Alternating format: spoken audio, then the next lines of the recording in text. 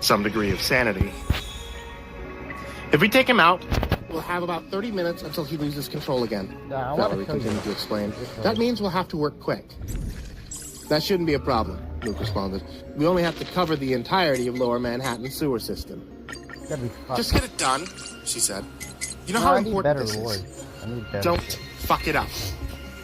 Luke rolled his eyes. You don't need to tell me that, all right? Focus on yourself. She shot him a glare before walking away. Jesus, Luke muttered, shaking his head before turning to me. But she's right. This is important, he said. It's also very dangerous. You've survived so far, but I really couldn't tell you what's about to happen next. If you want to back out now, that's fine. Your choice. With all that said, still coming with us? I already knew the question was nothing more than a polite gesture. I could tell I really didn't have an option at all. And if the world really was at stake here, then they needed all the help they could get. I nodded and shook his hand. In some strange way, it felt like my fate had been sealed from the very start regardless. We were headed into the sewers. We split up into 10 groups in order to cover more ground. I was with Luke and Armin, of course. The plan was simple in theory. We just had to locate where the robot aliens were being kept and eliminate them all. If he ran into Kane himself, then we needed to radio Valerie, lure him towards a rendezvous point, and shoot him with the last bullet. From there, we'd have to neutralize the remaining bots and organize a scrub of any trace of their existence. And if things became a little too overwhelming, we'd have to resort to unleashing Marcus. Fine. I didn't say it'd be easy, just straightforward. I can think of about 100 different ways this could go south, but nevertheless, this really was our one and only shot. As hard as I tried to mentally prepare myself for our descent into the murky tunnels, I still couldn't stop myself from gagging as we waded through the calf-deep river of who knows what. Luke and Armin weren't even trying to suppress their amusement at my discomfort. Is this funny? I asked. Does it smell good to you guys or something? We've been through a lot worse, Armin responded. This really ain't much in comparison. You want to hear some stories to pass the time while we search? Luke asked. I didn't take him up on the offer. I had to focus on not throwing up instead. Let's begin. After about 15 minutes of walking, we came across one of the creatures, which caused me to flinch as my light attached to my rifle illuminated it. Thankful it was dead. It also seemed to be different from what we encountered in Russia. More gruesome in appearance. It was about twice the size, so big that it nearly blocked the entire tunnel. It was also covered in what appeared to be boils. Large, pulsing spheres that were fighting for space across its torso. Luke walked forward cautiously before quickly turning away. His hand crept over his nose.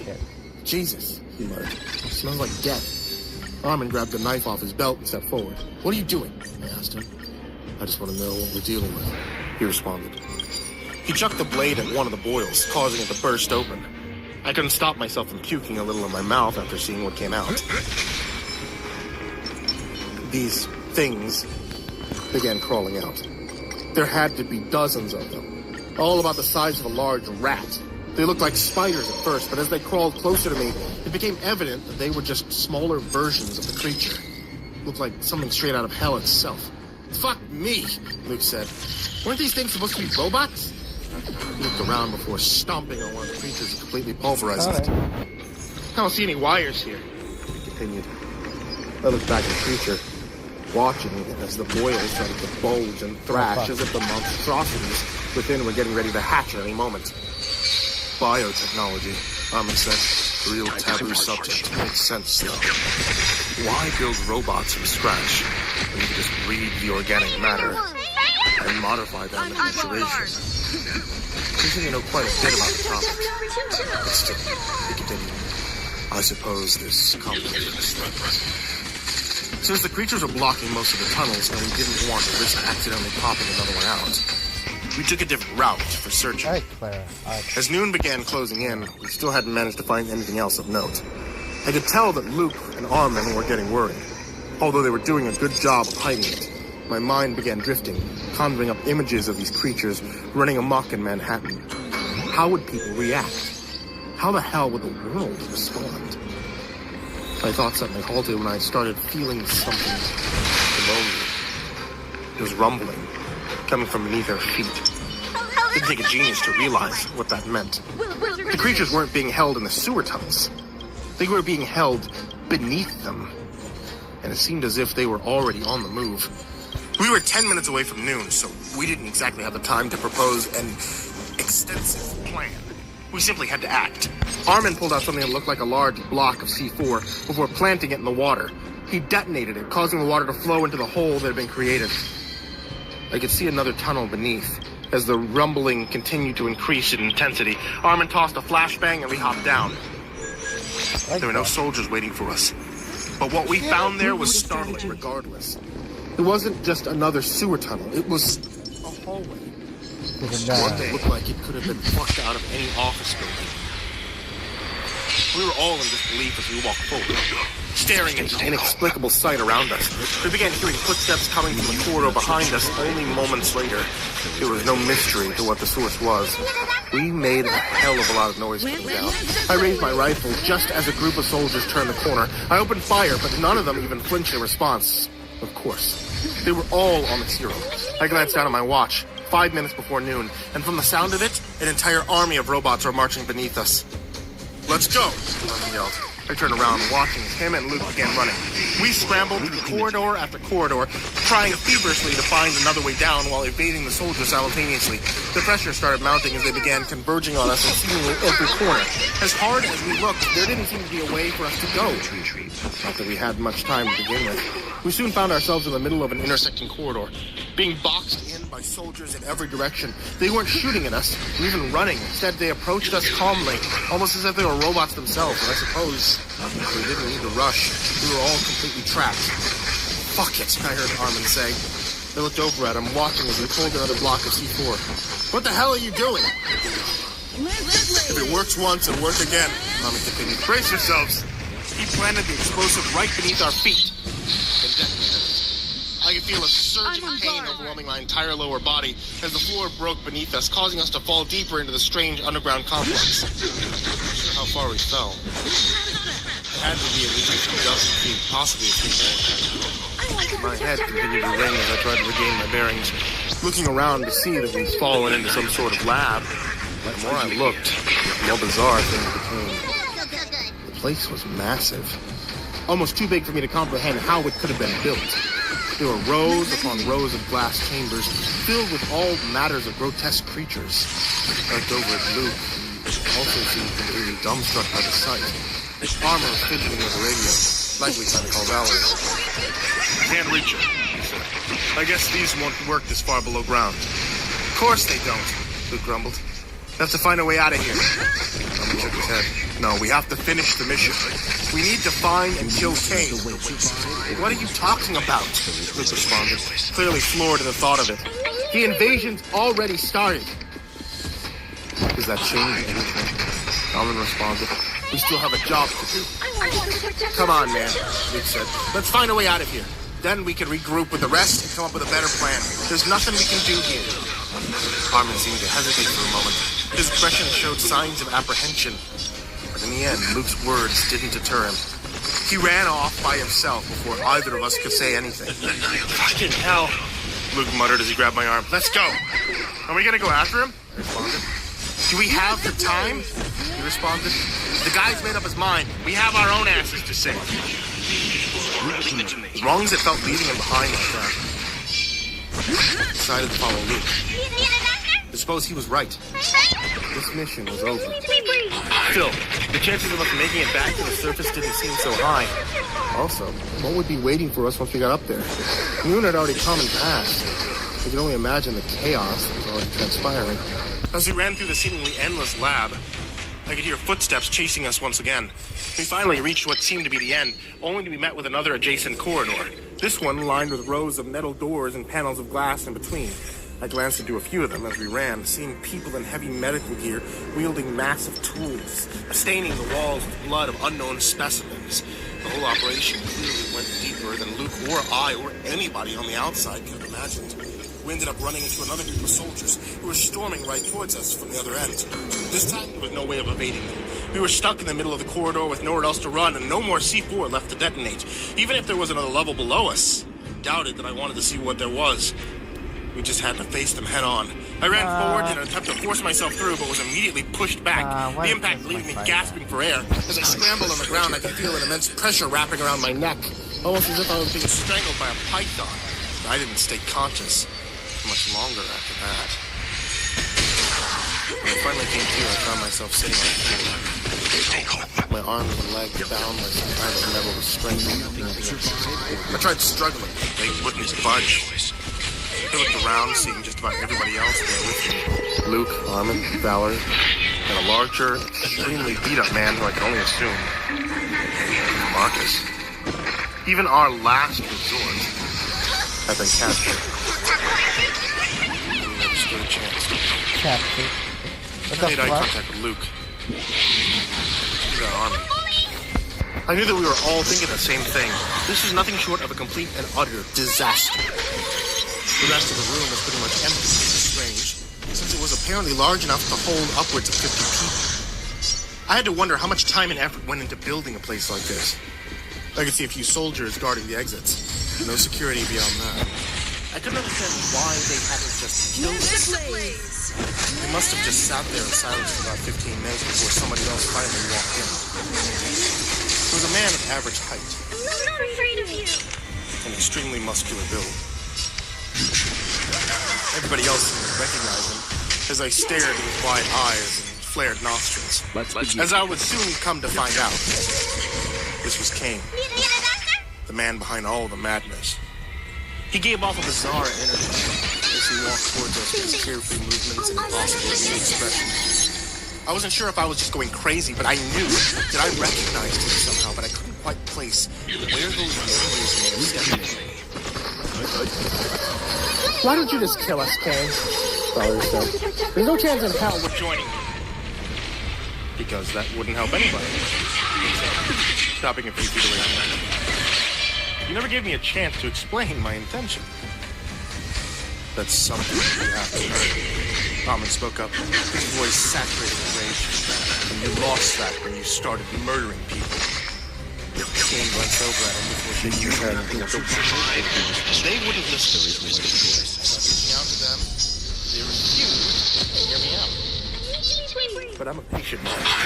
I'm willing to give everybody here another chance. I'll explain why all of this is necessary. Paused for a moment before clearing his throat. The first thing you need to know is, let's begin. I'm not from this time. I'm not from a time where everything was all right, where anything made any sense. I came from a time of strife, from a place of absolute horror. I'm from the future. So come on! Everybody shouted, fuck off! You expect us to believe something like that?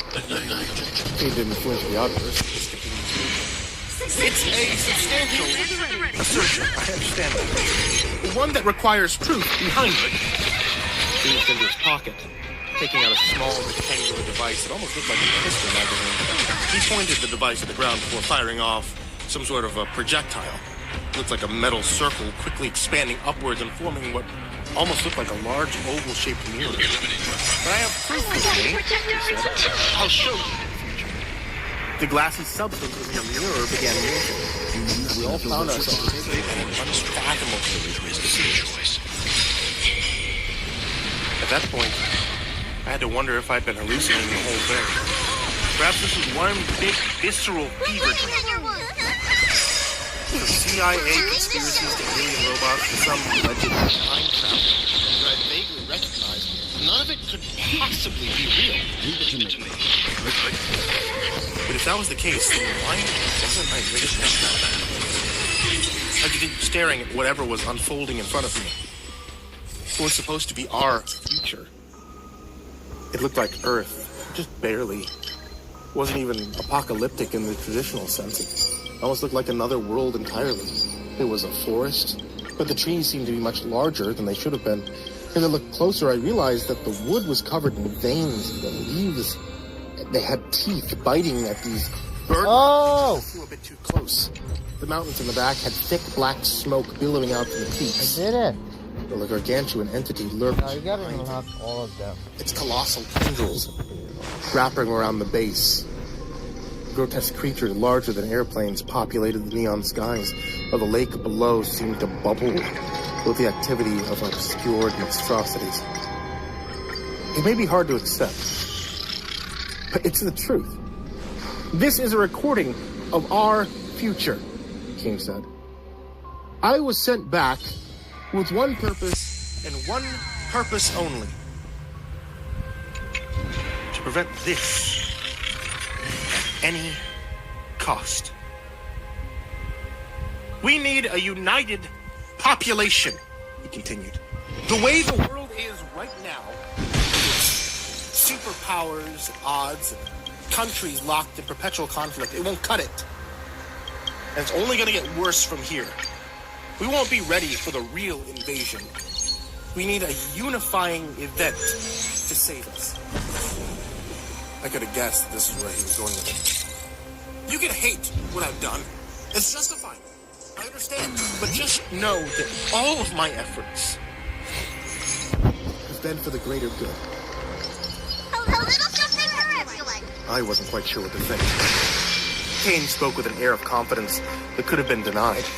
His words had conviction behind them, his tone unfaltering the entire way through. The evidence he was presenting was also undeniably significant. Was he right?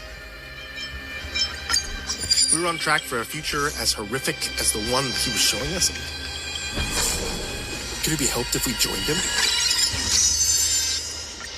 As convincing as it seemed to be, there was one thing that I couldn't shake, a feeling deep within my psyche that told me all of this was wrong, that the man standing in front of us was absolutely not to be trusted. Where had I recognized him from? On top of everything else, this was starting to drive me crazy. Kane began walking around, intently scanning our group, looking for a shift in attitude. Alright, let's fuck it up. I know it feels like I've betrayed you all. Fuck it. And I'm sorry for that. But there are some things that simply need to be done. Yeah. Soon enough, he made his way over to me and stopped. And he recognized me first. A new recruit, he said, looking down at me.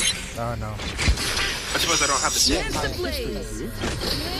everything your comrades has told you about me came from a noble place. But I'm just trying to save lives as we know it. For future generations. What do you think? Are you with me? I looked up, staring into his eyes directly for the first time, and that's when I figured out. I realized where I'd recognized him. It was unmistakable. One of his eyes had likely been injured in the past, leaving nothing but a milky white sight of it triggered a memory so repressed in the back of my mind that I hadn't thought about it in years. I nodded. Yeah, I'll join you. Kane got down on a knee, getting eye level with me. You're sure? Yeah. This is important. I want to fight for the future. He smiled. I could tell he hadn't recognized me at all. Thank you, my friend. Soon enough, you'll know that your decision of the weight behind was the right one. What the hell are you doing? I heard Armin say, this is a trap. He's not telling you the truth. I ignored him, continuing to look forward instead. Kane went ahead and loosened my restraint before holding his hand out to me. I accepted and he pulled me up to my feet, patting me on the back. Your descendants will thank you, he said. I stepped past him, walking towards a strange mirror world. Can I ask you a question? I said. Of course, Kane replied, walking over to me. Why can't you remember me? Before his expression could even register the confusion, I grabbed him by the neck and sent us both crashing into the mirror. He fell through, hitting the dirt as he did so. As I expected, he wasn't showing us a recording of the future at all. This was something else entirely. As we scrambled on the ground, I saw the device fly out of his pocket, landing on the ground and 2 feet away.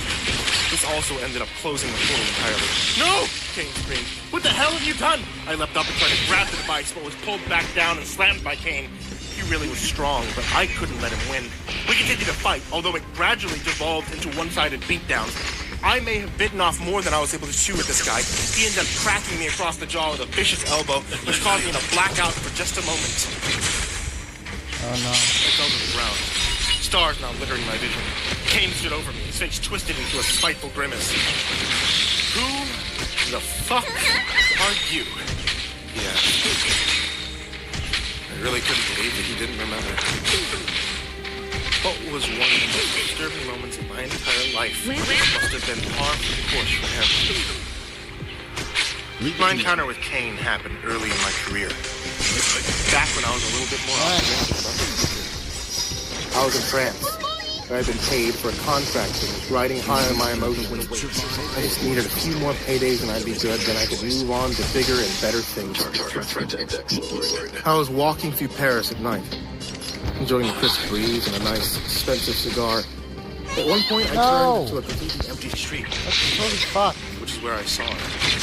Oh my god, bro. What the fuck, man? Okay. Walking by herself. At least abundant. Something that wouldn't have been a cause for concern on its own. Dude, that was a but trap, the details made man. it I quite know alarming. it. I fucking knew it, man. She seemed to be wearing nothing but a torn hospital gown, and her movements were frantic. Almost as if she wasn't quite sure that was where a she dumb was trap. going. That was a dumb trap. Fuck She that. soon spotted me and began running over. I backed up just a bit, unsure of what to expect from something like this. Perhaps she posed no physical threat to me, but any and all risk was better off avoided. In any case, I eased up as she got closer. She looked to be in extreme distress. She began speaking to me, her words coming out in a rapid and jumbled mess. My French wasn't great to begin with, so trying to decipher what she was saying proved to be quite the task. However, I could make out a few key phrases. Help me, please. Save my brother. She grabbed my arm and began pulling me, trying to get me to follow her. I was hesitant at first, but ultimately relented. That's bullshit. I knew that this could end horribly for me, but the idea of being the hero gave me hope of some kind of catharsis. Maybe I could wash away all the morally ambiguous things I'd done with one act of altruism. I really did think that this is how the world worked back then. Eventually, she led me to what must have been the most decrepit building in the darkest corner of Paris. A place that looked so uninviting to the most daring of ghost hunters avoided the wait. The basement. Looking up at me with teary eyes and a petrified expression. She really must have experienced something horrifying. He's in the basement, please hurry. And against my better judgment, I went in. The place looked like it must have been a store at one point, but I couldn't have been too sure. The smell of mold lingered in the dusty air as I walked, hand gripping my pistol as I searched for a door leading down. It didn't take me long to find it, and I began traversing down the rickety wooden steps, trying to make sure that I wouldn't get clocked in the back of the head with an axe once I got down. I ended up in a hallway. It felt strange, since it didn't seem to line up with the rest of the building's aesthetics. This place looked newer, relatively well-maintained, as if it was actually being used for something. I got to the end of the passage where a locked door was waiting for me. I went ahead and knocked it down, revealing an even stranger sight beyond. Another hallway, this time with metal doors, with windows on either side. At this point, I began tensing up. It felt like I was seeing something that I really wasn't supposed to.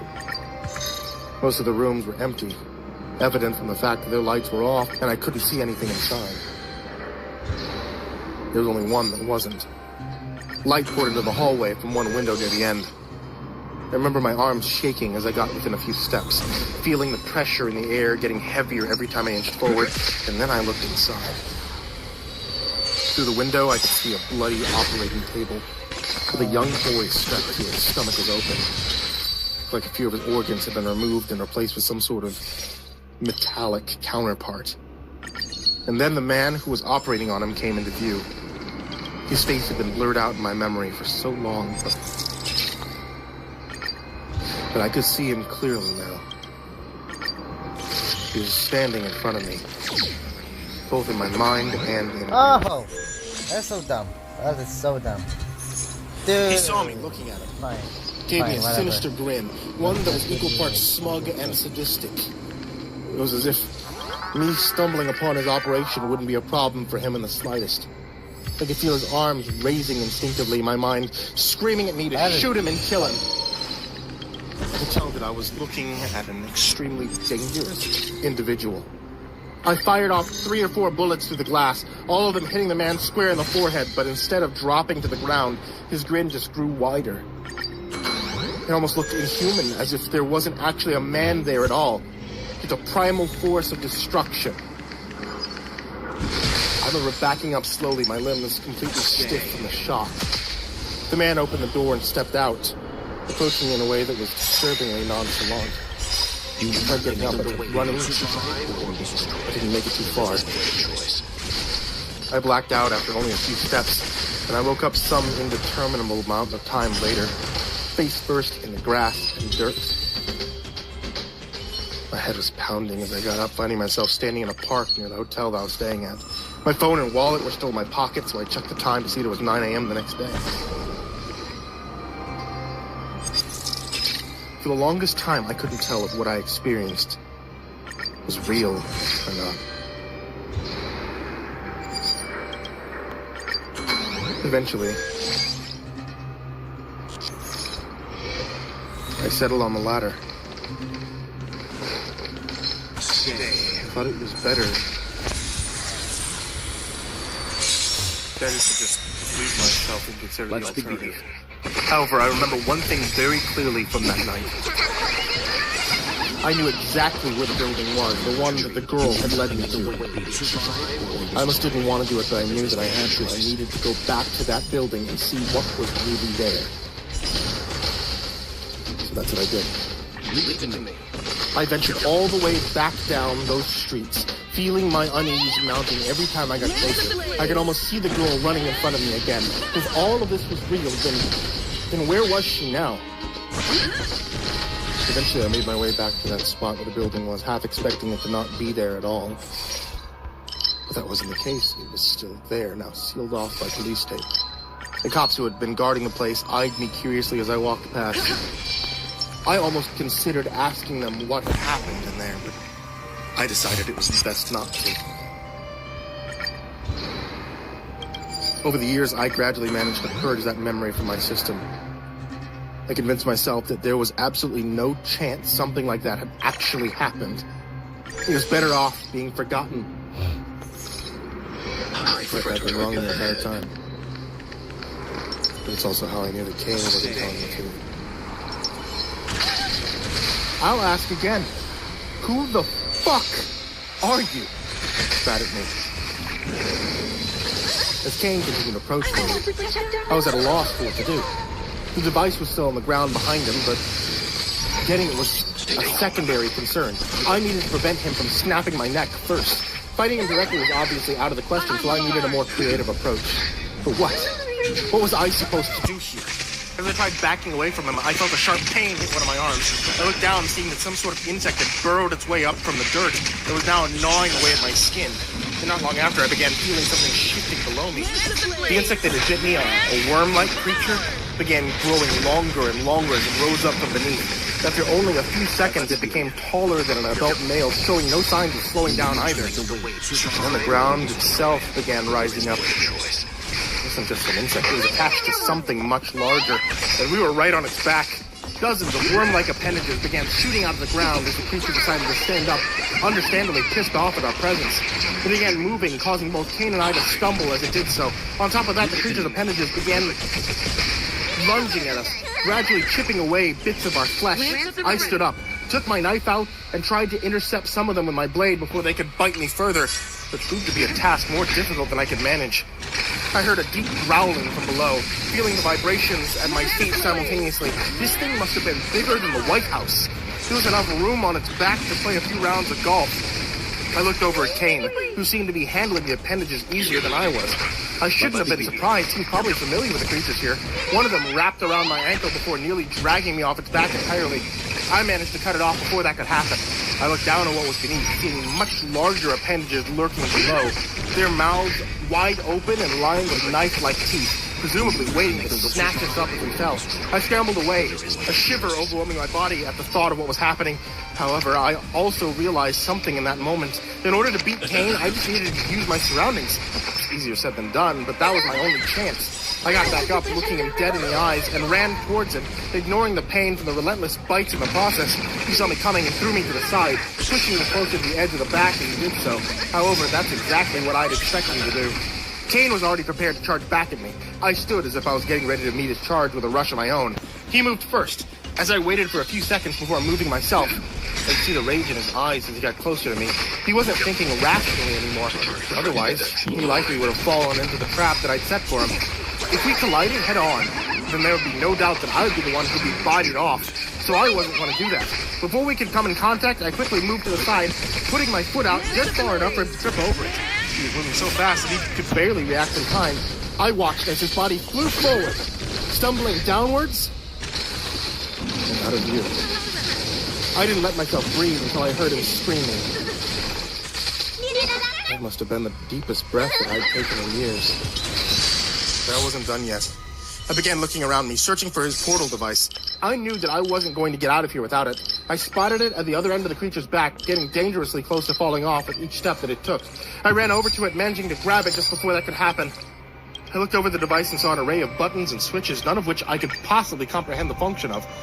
However, there was one button at the center that was clearly larger and more distinguished from the rest of them. When I pressed it, my mind began running down a list of things that might happen. There was no guarantee that this would take me back. This would even take me anywhere better.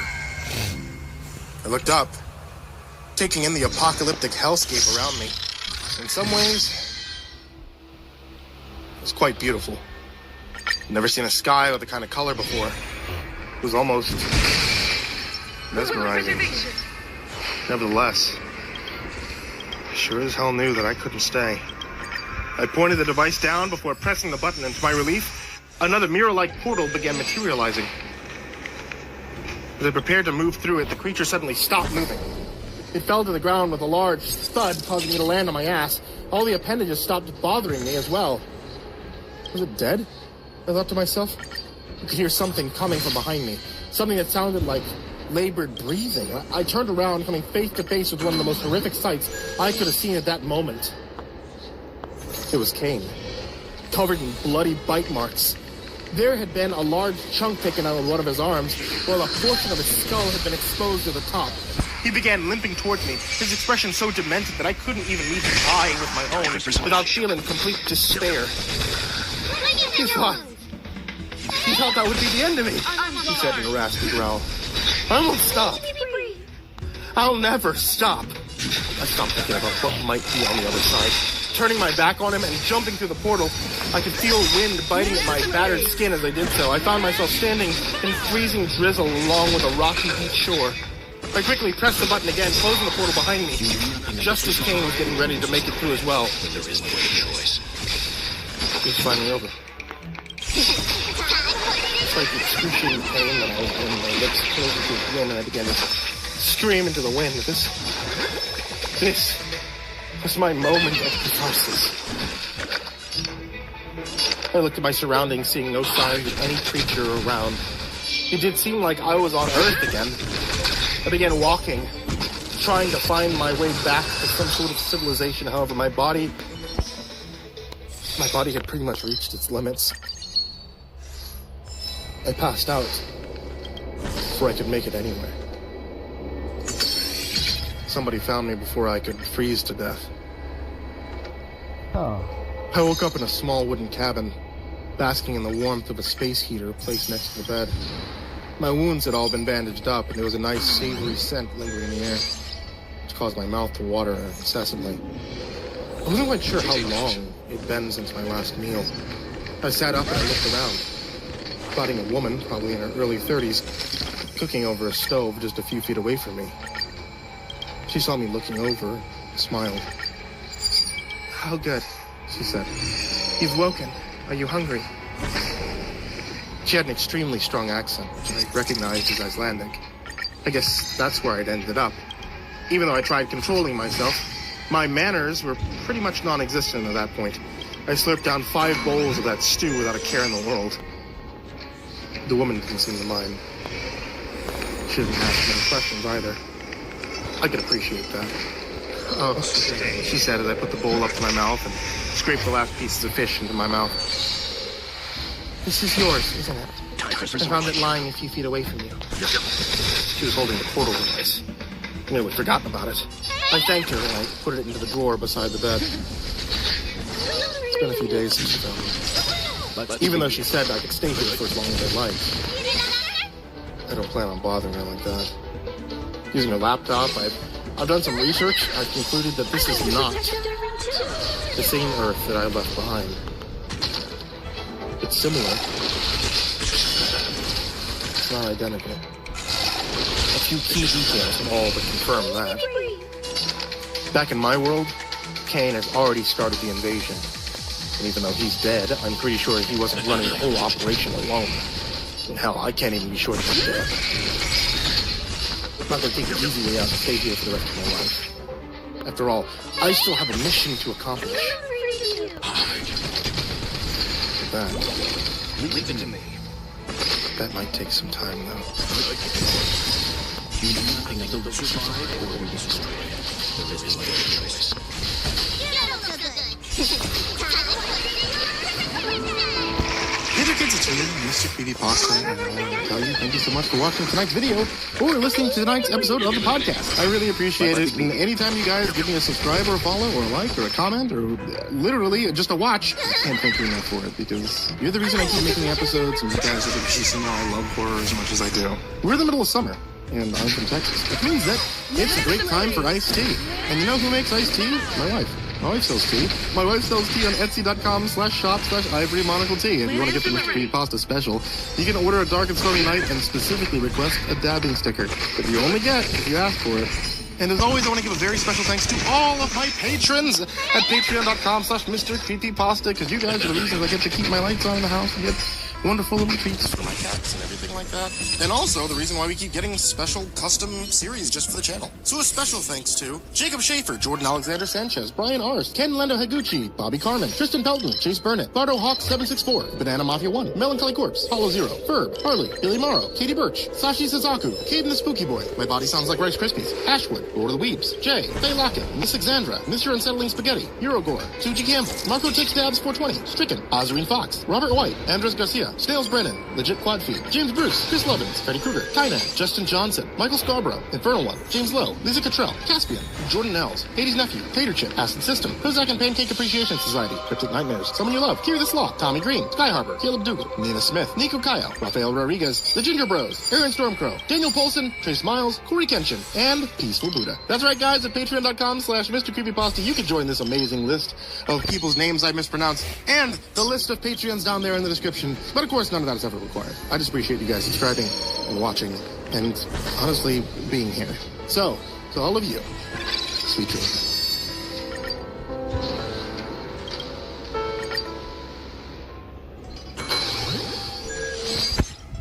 To my crotch. Just as we careened into the living room, a police car drifted by, its flashlights tracing all across the houses. I gently closed the door and peered out the window. It took me a moment to see it. But in the tree, in our front yard, a dark form was crouched on the thickest branch. I yanked the curtains down over the blinds. Faye and I remained awake the rest of the night until dawn. We heard footsteps on our roof and in the attic, but no voices. On 2 occasions, someone knocked gently on the front door, and once on the sliding glass door in the back. But we remained in the living room. We communicated only through pen and paper, and prevented each other from nodding off and dreaming about a scrapbook. Or about Christopher. Stay. The last thing she wrote was, got an idea. Explain tomorrow. Stay calm.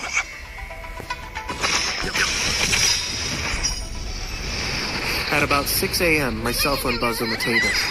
All had been quiet for a few hours now, and Faye and I were almost done with the second Lord of the Rings movies when I grabbed my phone. I was surprised to see that it was the ranger from Pikes Peak. His name is Greg, same as Faye's dad, so I just refer to him by title. We hadn't spoken in a while, and I immediately feared that his call was confirmation of the grim likelihood that Nathan was dead. He skipped all pleasantries and said, "You better sit down." A nauseous fear crept up my throat when he said that. I shook my head and replied, "Just tell me. Just tell me." Static began to form around my peripheral vision, which happens when I'm feeling faint. If it grows and covers my entire field of view, I'll pass out. The ranger cleared his throat and tried to speak with composure. I could hear in his voice that he'd been crying. He said we got a call from Nathan's relatives.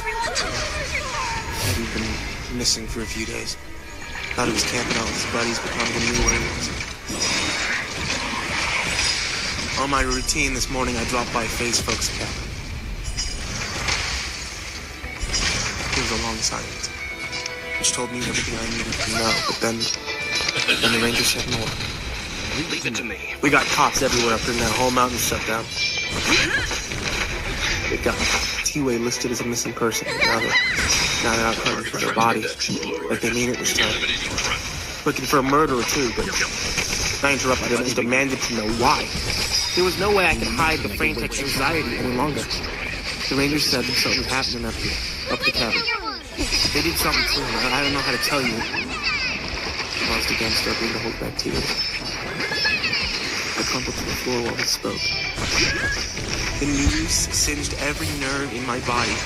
Pain radiated from my stomach across every limb. My scalp tingled. The static grew in my vision. You need to know, I said. The ranger insisted that the details were unnecessary, but I begged him. What I'm about to tell you is a paraphrasing of what the ranger said. Some of this info might change as the Denver coroner performed an official autopsy. But this is what we know. The bathroom window of the cabin had been forced open from the outside. But also the front door was unlocked and slightly open when the ranger arrived.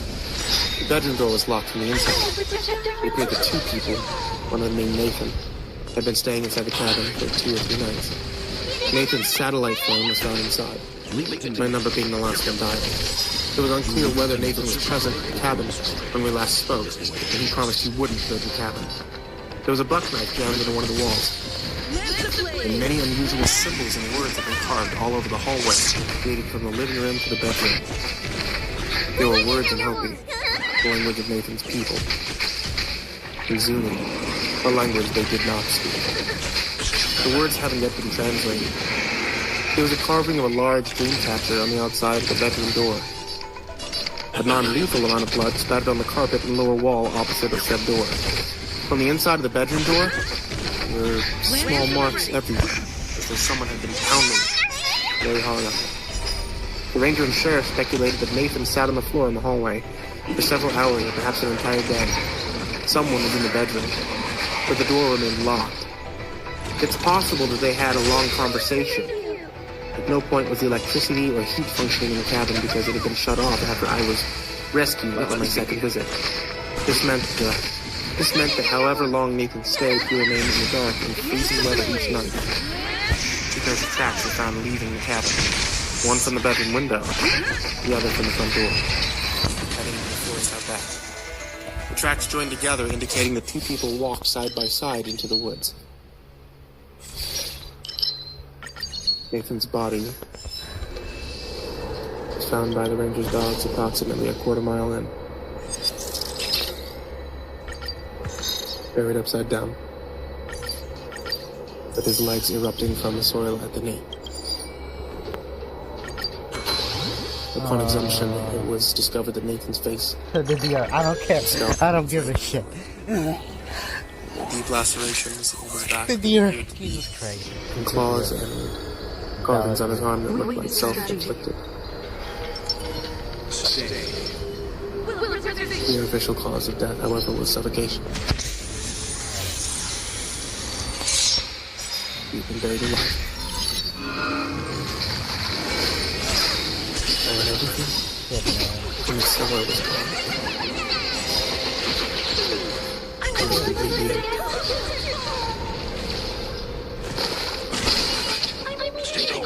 Yeah. I've never come so close to being that night. The guilt and horror I felt and feeling the Rangers' words are still ineffable.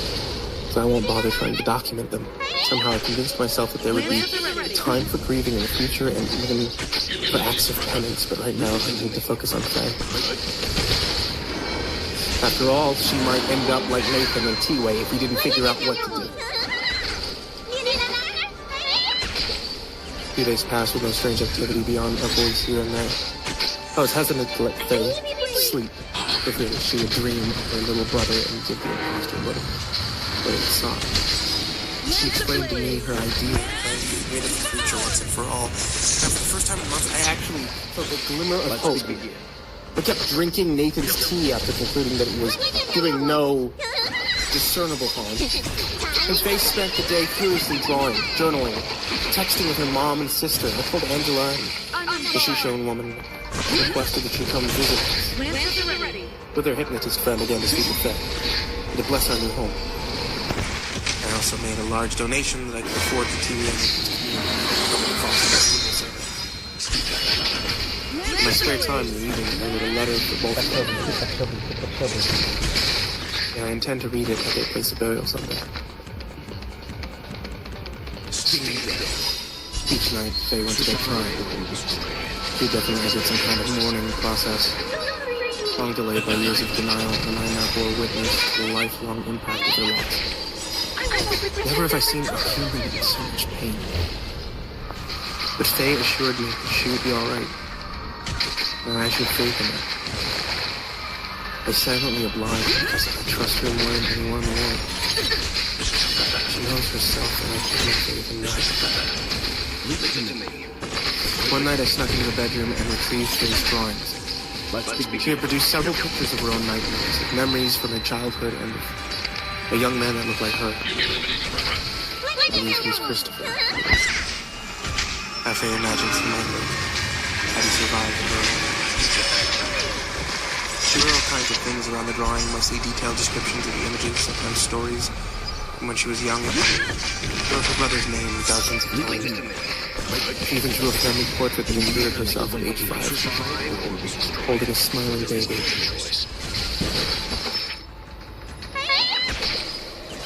On the 5th night, after the incident in the park, Angela and her hypnotist friend arrived.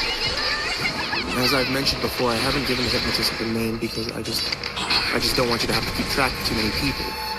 Faye informed our guests of what she believed she could do to get rid of the entity for good.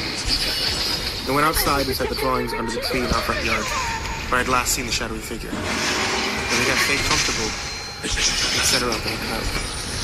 Unfortunately for us, Faye has the remarkable ability of being able to fall asleep any time and place. So all we had to do was dim the lights in the house. We made a pasta dish for everyone, and within half an hour, she was out cold. This time, she didn't drink Nathan's tea. For a long time, Angela, the hypnotist, and I sat at the kitchen table with coffee and ice cream.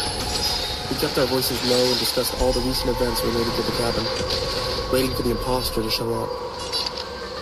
The hypnotist was especially interested in the dream catcher and wanted to know who made them. I told her I didn't have any idea, and that at first I thought the entity itself created it. After speaking with all of you seem to be a little bit more insightful than I am, I started to believe that someone was controlling the entity to do with her dream catcher. And then when I broke it, I realized that it was protected. She said, "Do you think it's possible one of her family members created it? Or the Ranger? Who trusts it?" Many people have speculated that T-Way and Nathan were not honest with me. Or not who they said they were. But I honestly hadn't considered the Ranger himself to be behind all of this. I could see that it was possible. They spoke a few times in her sleep. She laughed and said things like, "Can you help with that? How are you doing?" After she said the name of her boss, I realized she was dreaming about work. We waited until midnight. But by then, no activity had occurred, and no sounds were coming from outside. Angela woke Faye up and said, "We need to take a more direct approach." The two women propped Faye up hospital bed style and began to hum a beautiful song. Angela intermittently spoke in her native tongue and traced lines with her finger across Faye's forehead. The hypnotist occasionally raised her hands in the air and touched Faye's shoulders. After several minutes, my fiancée went in. Her head slumped back on the couch and her arms dangled to the floor. Finally, she opened her eyes, which were now rolled back in her head, and she began breathing rhythmically. Who are you? The hypnotist said. Who are you? She replied simply. Okay. Are you alone? I'm with you. Who else is here? Angela? Felix? Erica? Erica's her boss. The hypnotist corrected Faye and said, Erica isn't here. It's just us four. Faye looked puzzled for a moment and then said, okay. Let's begin. Angela joined the conversation and touched Faye's arm. He asked, the one who follows you, the one who calls out in the night, where is he now? Is he here? Faye's head craned from side to side with the water from her ears. Where is he? Faye sat motionless for what felt like a whole minute and then finally said, across the dark. The hypnotist then said, Faye, can you call out to him? Can you ask him to come here? She remained silent. The hypnotist asked again. Faye said forcefully, no. Angela said, honey, you can't get rid of him unless you bring him here. Faye began to whimper.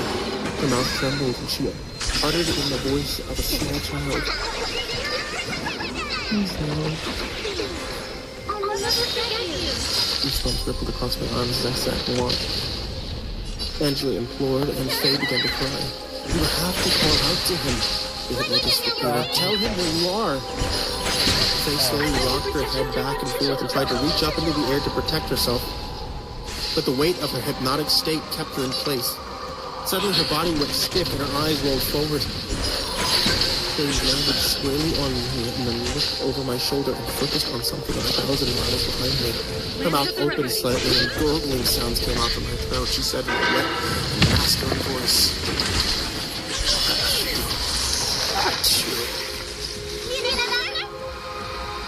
Faye leapt off the couch and shuddered as though she was trying to throw something off of her back. Her body stayed rigid as she turned and faced away from us. Every joint in her limbs popped with a sickening crack. She bent her head back and stared at the same place where the ceiling met the wall in front of her, and then tightly balled her fists. She again said,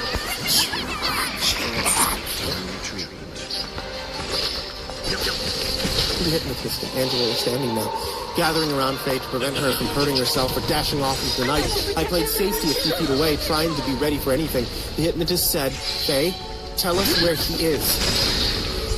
She breathed hard through gritted teeth, and then forced out the words, We all turned and looked behind us, down the dark hallway. The hypnotist wrapped her hand around Faye's forehead from behind and started whispering in her ear. I turned and quietly moved down the hall towards the bedroom. As I approached it, I could hear the sliding glass door clear and hallway. I stepped into our bedroom. A cold breeze was blowing into it. The glass door on the opposite wall was wide open. I looked around to make sure I wasn't about to get ambushed, and then approached the door. The bathroom light had a motion sensor that automatically activates when something moves. It was off, and the yard was dark. However, the far end of the yard was not the shape of a man. Right, man. Same people had seen the girl that made the dire mistake of chasing away. This time the figure was even larger than before. It appeared to stand roughly 7 feet tall. It faced away as always, and its head was cocked towards the moon. Its hands lay pressed against its sides, its face was bald, tightly clutching many pieces of paper from its drawing.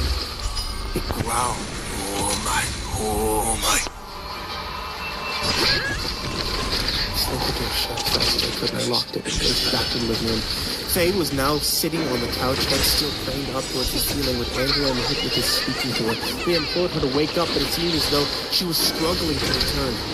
Outside, a voice howled. It sounded like a little girl crying out for her mother. Another voice erupted. Laura shouting, "Greg, we need to take her to a hospital!" Son of a So the two women clutched her tightly and begged her to wake up. The infant began to shriek in the yard, and then it slowly moved down the side of the house to the front door. There was a loud, slow knock, followed by more voices. The knock repeated over and over, and Becca's voice called out from beyond the door. "Hey, who are you? Help me. Please. Help." At last, Faye sucked in a huge breath and leaned back on the couch. Her head returned to normal positions, and she stood up, frantically trying to collect herself. The pounding on the door grew louder, and the voices began to overlap as though several people were standing in front of our house, crying out into the night. She said breathlessly, "It's you," and looked at me. With Faye's eyes, I saw uncertainty and terror of years of my mistake, but then a look of conviction fell over her face. The fear seemed to evaporate right off of it. A man began to cry just outside the door. It said in Greg's voice, "He's my child too, Laura. My son. Do you think the weekend in the goddamn mountains would make me forget?" His voice is so perfectly clear that I nearly believed he was on the other side of the door. "Don't you fucking dare!" shouted. "Don't let her forget!" Okay. Let her forget. It happened. This doesn't have to be her burden too. Faye burst into tears and wobbled to the door. She rested her face against it and reached for the knob. The shrieks of a baby echoed through the house, followed by the little girl saying, "What's your name? Can I see you? It's Faye. Faye." I watched my fiancé collapse onto the floor in despair. Angela and the hypnotist took a step forward, but Faye put her hand in the air to halt them. She sat on the ground, leaned back against the door, and brushed the strawberry locks out of her face. The door knocked again. My own voice followed it, saying, May I come in?" Oh my God, bro. It's freezing out here. Another storm's coming tonight. Okay.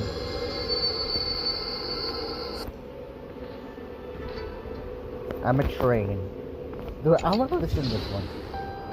Oh shit, not that big. I was jolted back to consciousness by a violent coughing fit caused by the unnaturally dry air around me. Drops of sweat had piled up and started trickling down my forehead. It was dark. Not a single ray of light to even make out. Oh hell no. My memory served little to help in recognizing my whereabouts, but upon fumbling around with my weak hands, I noticed I was sitting on a fabric-coated chair in a room that seemed to vibrate ever so slightly.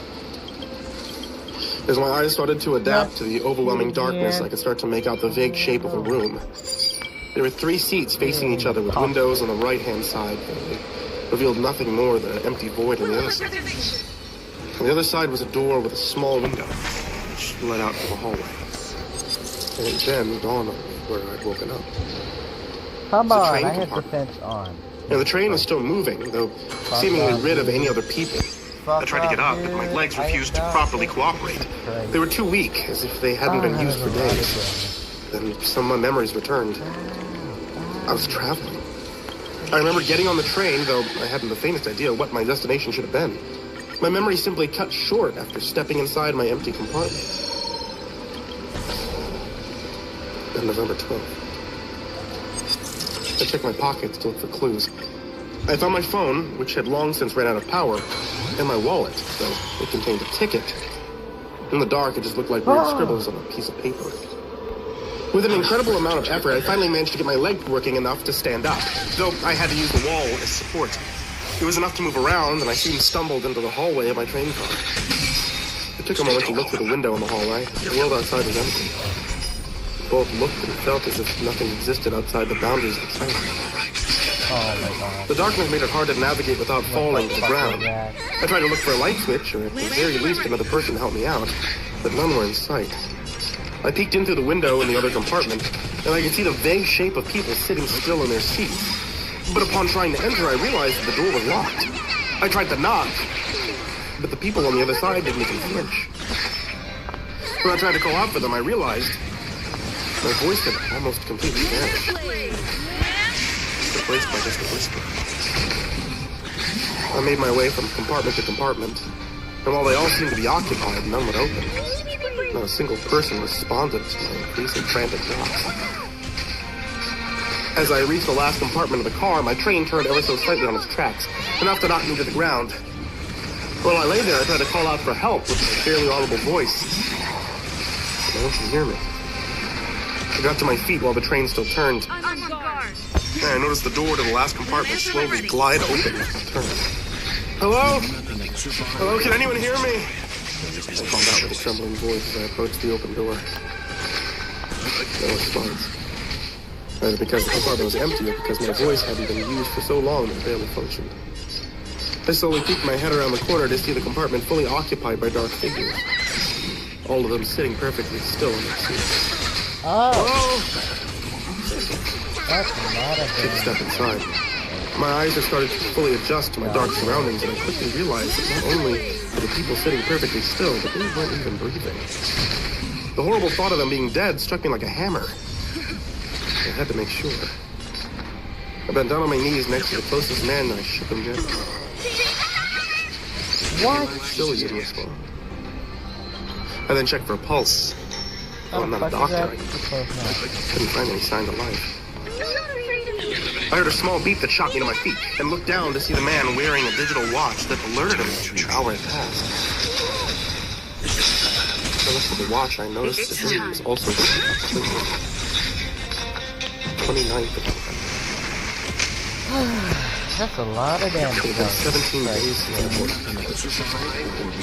With a trembling hand, I checked the rest of the people for signs of life. All of them. Beyond the shadow of a doubt. Panic arose in my body, both from the presence of dead people and from the realization that I'd been asleep on a moving train for more than 2 weeks. I collapsed to the ground in front of one of the dead passengers. She was an elderly woman, dressed elegantly, wide open, piercing blue eyes. I didn't want to stay in the compartment with them, but I was paralyzed by the lack of flow. I sat there, surrounded by 6 dead people, trying to contemplate my next step. The train was still moving, which clearly meant that someone had to be in control of it. A conductor, or at least someone with an idea as to what the hell was going on. So I decided that my best bet would be to make my way to the locomotive and pray that not everyone had died on the train. I'm prepared. All the while, these thoughts ran through my head. I couldn't take my eyes off the elderly lady. Something just felt off by their presence. Firstly, there wasn't any smell, meaning that they hadn't started to decompose. And secondly, all of them had their eyes open wider than I thought possible. Before I could consider the bizarre situation any further, the woman suddenly blinked. I shot to my feet in horror as she blinked again. I double-checked her pulse. Still nothing, yet her eyes kept blinking without any signs of life. In shock, I looked around to find the other 5 dead passengers were also blinking rapidly. Without checking them for life, I jumped out of the compartment and shut the door. I noticed a chunk of wood missing from it. Someone had kicked it in, leaving it unable to properly close. As I slowly backed away from the compartment, I glimpsed out through the windows into the empty void beyond. I humored the thought that we might be driving through a tunnel. But if so, how long could it possibly be? I stepped into the next train car. Unlike the previous one, it wasn't divided into compartments, but rather filled with rows of seats, split in the middle by a central passage. But like the compartments, each seat was occupied by a dead passenger, each blinking in response as I quickly passed the tunnel. I walked through 15 cars, each alternating by rows of seats and compartments. For like hours passed as I made my way towards the locomotive, and just as I was about to enter through a door marked first class, I shoved to the floor like someone holding a bright light in my face. Stay down! A deep voice shouted. Speechless, I could do nothing but comply with the man in front of me. Wait, you're not dead? The man asked. As he realized I was basically just a kid, barely in my 20s, he moved the light away from me and reached a hand out towards me. I'm sorry, I just heard someone moving around. Thought you were one of them, he said. He pointed to the lifeless people sitting idly by in their seats. Oh no. What's your name? That's a lot of damage, Jesus Christ. Jesus Christ. I'm Thomas. Yeah, I stuttered. kind of. As the shock of the bright light faded, I saw that the man was dressed in a police uniform. Well-built, bald. The name's John Hendricks, he said. And we better get out of here before these bastards wake up again. Bug power. You're not dead. Yeah, well, not exactly. It's like they're in hibernation. I looked at him in confusion. People in the hibernation? They aren't people, kid. Not anymore. As he spoke those words, he seemed surprised by something behind him. I was too slow, he said, oddly calm. I turned around to see the people moving their heads. All of them staring directly at us, their eyes now fixed and unblinking. We need to get out of here, John said, as he pulled my arm and dragged me through the door to another compartment there. Though far nicer than the one I'd woken up in. Oh no. All the doors were open and people were slowly piling out of each compartment into the hallway, staring at us with wide open eyes. We dove into the first available compartment and the officer pushed one of the people out of it and he locked the door. He sighed. Well, we'll be safe here for a bit. Hopefully. Hopefully they're just scouting.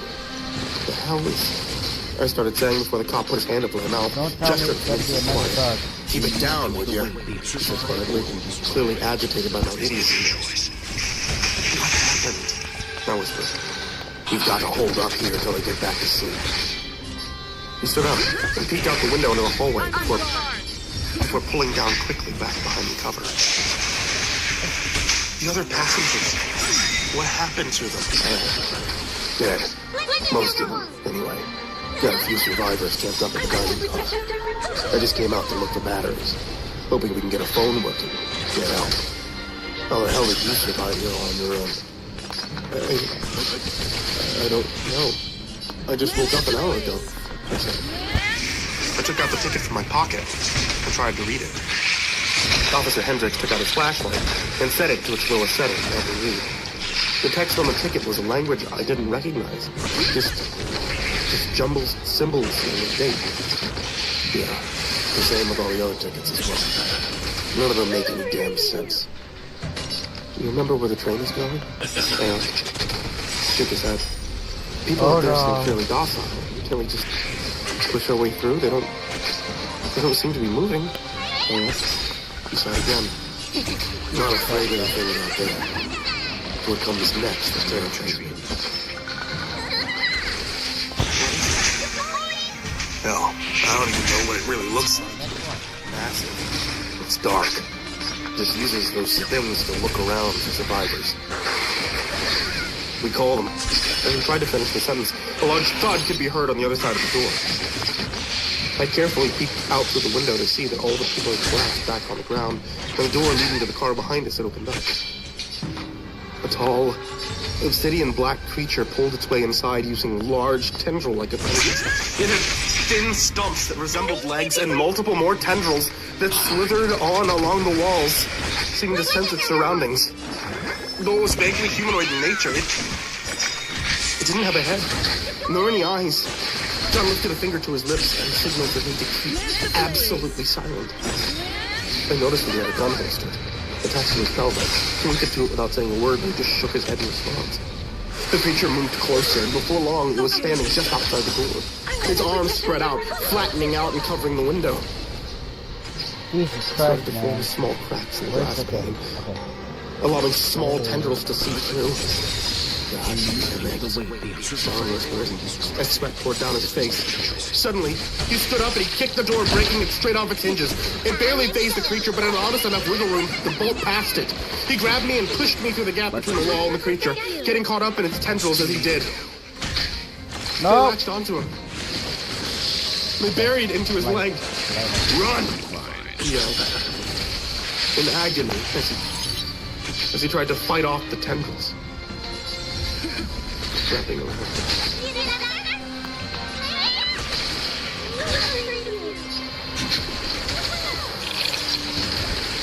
Still feeling weak, I fell onto the floor of the hallway as John desperately tried to get free from the rapidly developing tendrils around his leg. As their grip tightened, his service weapon, still in its holster, fell on the ground out of reach of him. What are you waiting for? Get the hell out of here! He yelled. Refusing his orders, I dove to the floor and grabbed his gun. With the absolute minimal amount of firearms knowledge that I possessed, I picked up the weapon and I started firing at the center of the creature, frantically pulling the trigger, and I didn't stop. I didn't stop until the excessively loud shots were replaced with silent clicks. Though the rounds barely phased the creature, it loosened its grip on John just enough for him to crawl away from certain death. I helped him to his bleeding feet, and together we rushed through into the next train car, where we pulled loose some chairs and used them as a poorly constructed blockade to slow down the creature. We continued through the car, repeatedly tipping over the dozens of corpses littering the floor. I took a peek back at the barricade to see the creature slowly seeping its way through a black fog before reforming itself into the other side. "Hurry up!" John yelled at me. The creature had almost fully formed by the time we got through to the next car. Unable to grab us, it quickly realized that we were out of reach, and in response, it split open its body down the middle, revealing rows of black teeth and multiple tendrils that resembled tongues. It let out a horrific, high-pitched shriek that shook the entire train, almost destroying my eardrums. The sound itself awakened the dead people strewn around the hallway. They lifted their heads and looked around until they fixated their eyes on us. It alerted the creature to our presence. It moved quickly, all the while its tendrils stretched impossibly far towards us in a hungry attempt at catching us. We were almost at the dining car where I fell back to the ground. A tendril had wrapped around my shoe, and John quickly grabbed my arm as I was pulled away. I screamed, and the door to the dining car shot open. Two men and a woman ran over and helped John pull me free from the tendril's grip. One of my shoes slid off in the process, allowing me to get away. We ran through the door, and I shut it behind us. But one of the men pulled a large metal rod through a makeshift lock. Both John and I lay wheezing on the floor from exhaustion as I tried to look around, observing my new surroundings. The car was full of booths, with a small bar all the way up front, covered in canned foods and bottled water. In the corner, I saw a few bags full of waste and empty food wrappings. The entire car was dimly lit up by a couple of rows of emergency lights on the ceiling, and it was clear they'd survived there for a couple of weeks already, but the four of them were all that remained. Didn't know. "What the hell happened to you, John?" a man in his 50s asked. "They must have seen me coming. I don't know how," John said, still out of breath. They kept looking at him in shock, not satisfied by his answer. "I didn't even use the flashlight until I saw Thomas here. And by then, we had already awoken." "So you waited until they went back to sleep?" the woman asked. "No, they'd already seen us, so we had to make a run for it. I came back as quickly as I could." His last sentence shut everyone up. And John stared confused. "John? You were gone for 2 days." She finally said. "Don't be ridiculous. I was gone for a couple of hours at most." She pulled out a digital watch and showed John the time and date. "December 1st. She said quietly. "That's..." John trailed off, speechless, but he continued. "How do they see you anyway?" "Not exactly observant, someone who Oh my god. "I don't know, Frank. You think I did it on purpose?" I thought back to the old lady I'd seen in the first compartment, and realized John hadn't been discovered at all. I was the one who thought. Oh, I hate this. Hate that thing, man. Explodes bullshit. I can't use my We're in stick. another goddamn dimension or some shit. No need for ranks or titles. Jesus Christ. I tried to confess again, but the woman noticed John. Oh my god, that's bullshit, man. You're bleeding. Not I'll use a butt. Nothing. Bullshit. Sentinel got a hold of my leg. Don't worry, I'm fine. Sit down. What? John sat down, and the woman That pulled is up his trouser leg bullshit. to reveal deep gashes in I his will calf. choke that shit, alright? You need stitches. Give me the med kit, will you? She said as she pointed to Frank. Edward While she did her best to Baker. fix up John's leg, I got a better look at the door. They reinforced it with pieces of metal around the edges, also covering the windows, preventing the creature from seeping through the cracks. And its surveyors seeing through it. Heal, On the wall yeah, beside the door, someone had everybody's etched high, lines, Jesus Christ. marking each past day. 19 lines for 19 days, passed on a train that never Oh my stops. god, bro. The oldest man, Frank, came over to me, looking as suspicious as ever. "Who are you?" he asked firmly. "Thomas," I replied. "You want to tell us how the hell you survived 19 days out on your own, without food or water?" I couldn't answer his question. To me, only a few hours had passed, and though I felt thirsty from fleeing, I wasn't even close to parched. A bullet? I don't know. I hate that thing. What do you mean you don't know? How can you not know? That's bullshit. Agitated. Give him a break. If I hadn't left your bag behind, I wouldn't have even had to go out and risk my life. John is Fuck you. an asshole. He was placed in the group. Hey, The other younger that is guy came up to bullshit, me and man. reached out his hand. I'm Philip. That's Mia, he said as he pointed to the woman fixing up John. And lastly, that's Frank. Don't pay him any attention. He's a pain in the ass 90% of the time. Yeah, whatever, Frank interrupted. You get the batteries at least? Of course I did, twat. They're in the bag. John said. I just stood there trying to get a grasp on the situation, barely responding to the other's questions. Don't worry about it, Thomas, Mia said as she noticed the absolutely baffled expression on my face. Huh? None of us remember what happened. We all just woke up at different times on the train and had the idea to make our way here. It's safe, mostly, and the Sentinels keep us from going out very often. You're lucky John found you. Sentinels? The thing that chased us, John explained. A bright light penetrated the otherwise gloomy car. As Frank booted up his phone, using one of the battery packs. Without hesitation, he attempted to dial a number. Put it on speaker if you're trying to call someone, John said, still waiting for Mia to finish bandaging his leg. No one responded on the other end, but no sooner had Frank lowered his phone to input another number before it started ringing. Block caller ID. For a few moments, he just held the phone in shock before he resigned his senses and answered. Hello? Use abundance. Or not. No response. Hello? Can anyone hear us? Okay, I love that, dude. We listened intently to the emptiness on the other side of the line. A minute passed without anyone speaking. Bullshit. There's no one That's there. bullshit, man. Before any of us could respond, the phone started emitting repetitive beeping sounds that continued for almost a full minute. None of us dared to Alright, speak I up got while we you. listened, and once it was finished, the call ended on its own, and Frank What the? I'm just looked around at us wearing a confused expression. The hell was that? Don asked. No clue, just a bunch of beeps. Destination Vienna, 108 hours. Do not get off the train, I said. What? It was a Morse code. I learned it as a kid, secretly communicating in class. You know, I know it was dumb. I was a geek, but I'm absolutely sure that's what the message said. They looked at each other for a few moments, still visibly confused. Then back at me. Vienna, what does that mean? Forget it. Our next station. We can do that. Just gonna stay here. We have enough provisions for 2 weeks, John said. So that's it? We just sit here in the dark for another 4 days? My gosh. A small argument ensued, and while they discussed what we do at the train station, I took a moment to look out the window. The vast emptiness was horrifying on its own. I wondered how far the darkness reached. If it had an end, or if anything lived in the void. A part of me felt dead as I pondered these questions, as if the train was nothing more than a mere figment of my decaying mind, but the pain was ever too real. The tiredness felt too overwhelming for the world to be fake. I took out my phone, grabbed one of the battery packs, and plugged it in. The others were too busy discussing to notice me wasting power, but I just needed to write down some of my thoughts over text. Ready to send if we happen to get a signal. I sent it to my dad, hoping that he'd share the story should I not make it back. While I patiently waited for the text to go through, I kept staring into the dark. Some parts were blacker than the surroundings. And then I noticed they weren't just patches that contrasted with the rest of the environment, but moving things, almost Vantablack, but like a shadow. A shadow moving through the night. It glided in the air alongside the train, quietly looming by with its eyeless body. It was a sentinel. Guys, I said quietly. They kept arguing. Guys, there's a sentinel outside, I said much louder.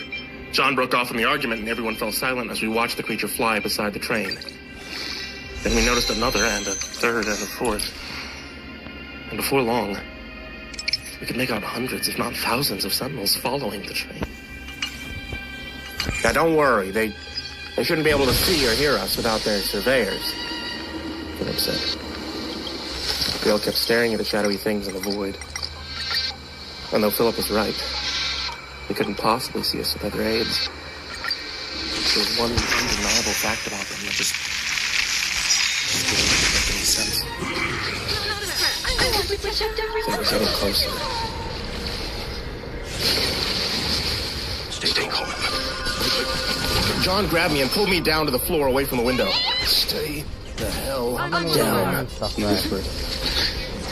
While we lay there, Frank and Philip rushed to cover up the windows with whatever debris and furniture they could get loose from the floor. Do they know we're here? He asked. Doesn't matter.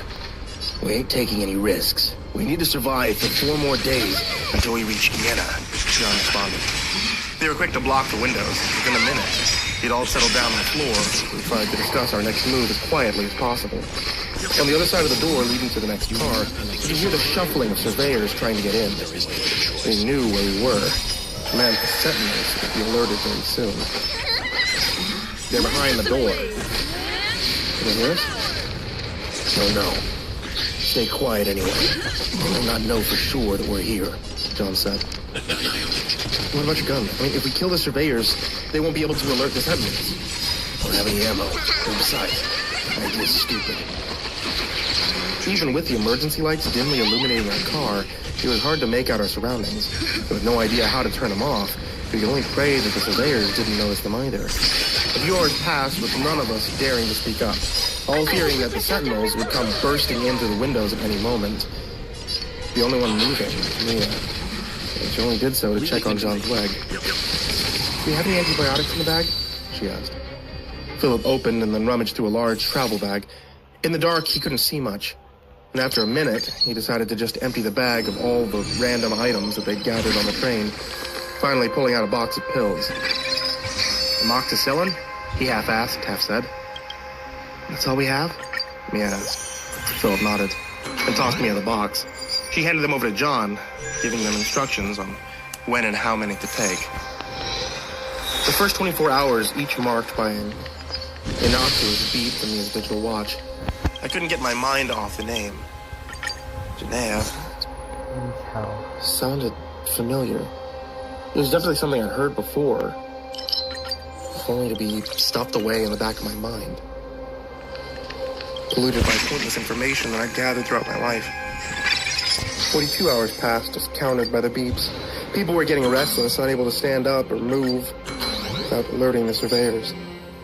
We still hadn't made a decision whether to stay on the train as we reached Garena or to bail and try our luck out somewhere else. Are we really going to listen to some cryptic message? Like, I don't want to be all pessimistic, but why should we trust them? They're telling us to stay on the train. Do you mean as it stops? Or now while it's heading there? Stay calm. Doesn't matter. Shouldn't we just do the exact opposite of what they're telling us? No.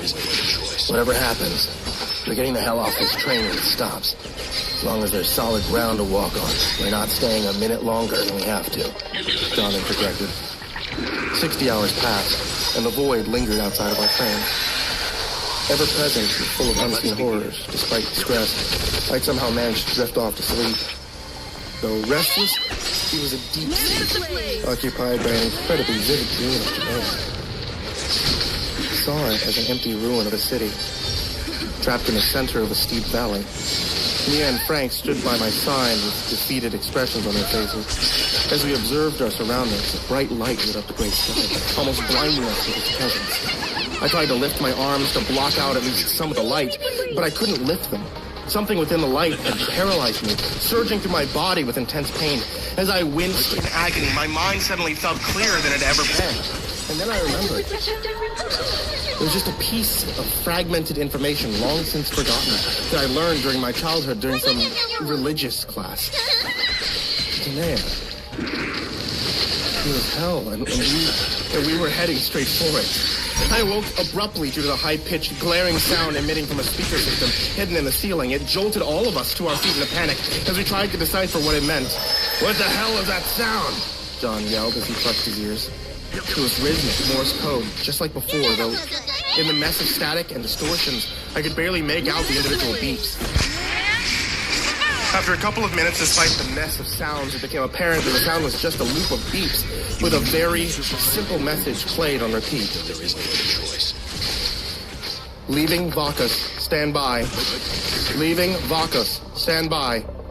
Leaving Vacus, stand by. Leaving Vacus, stand by. was incredibly loud, vibrating enough to loosen the already fragile barricade in front of the door and windows. On the other side, the surveyors were trying to break through, and with a final push, the doors gave. Dozens of them flooded into the broken barricade, stumbling over each other in the process. All the while, they kept their eyes fixated on each of us, non-blinking, full of agony.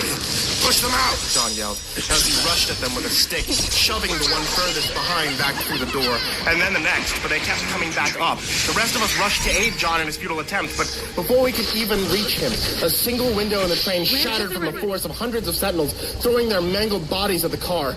Covered in shards of broken glass, I fell to the ground alongside Frank, who tried to use me for balance. A piece of glass cut my left eye, temporarily blinding me from pain. As I got the piece of glass out, I saw sentinels digging their way through the broken windows, turning a viscous fog and pouring in through each crack in our barricade, reforming themselves on the other side, just like before. It was hopeless, and all we could do was to stand there in frozen panic, unable to think of any plausible escape. Mia and Philip had sought cover in one of the corners, where they sat embracing each other, while John charged at the sentinel wielding nothing more than a kitchen knife. As the mix of sentinels and surveyors came at us, the alarm kept blaring, and I prepared for my quickly approaching demise. Leaving Vasquez, stand by. Suddenly, an impossibly bright light filled the entire void, instantly turning the sentinels to mere filaments of darkness lingering in the air.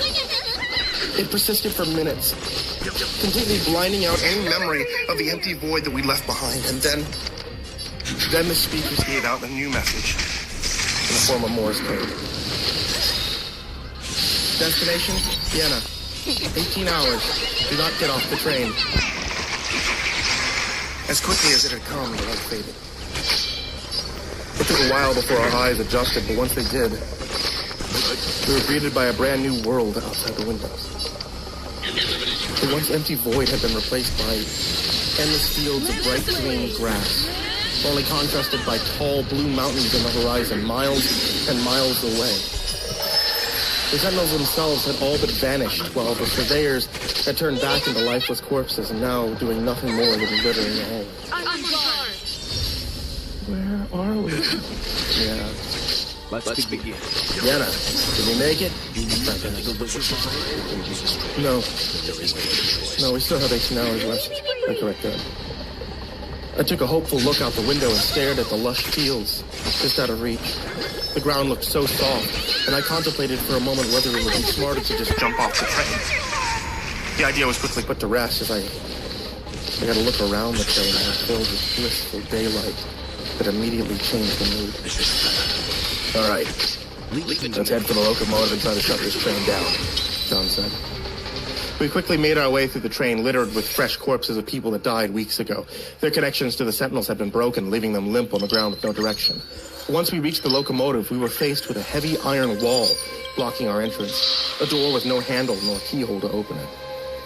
Great, now what? Frank asked. Maybe we can climb out of one of the windows. Get there from the outside, John suggested.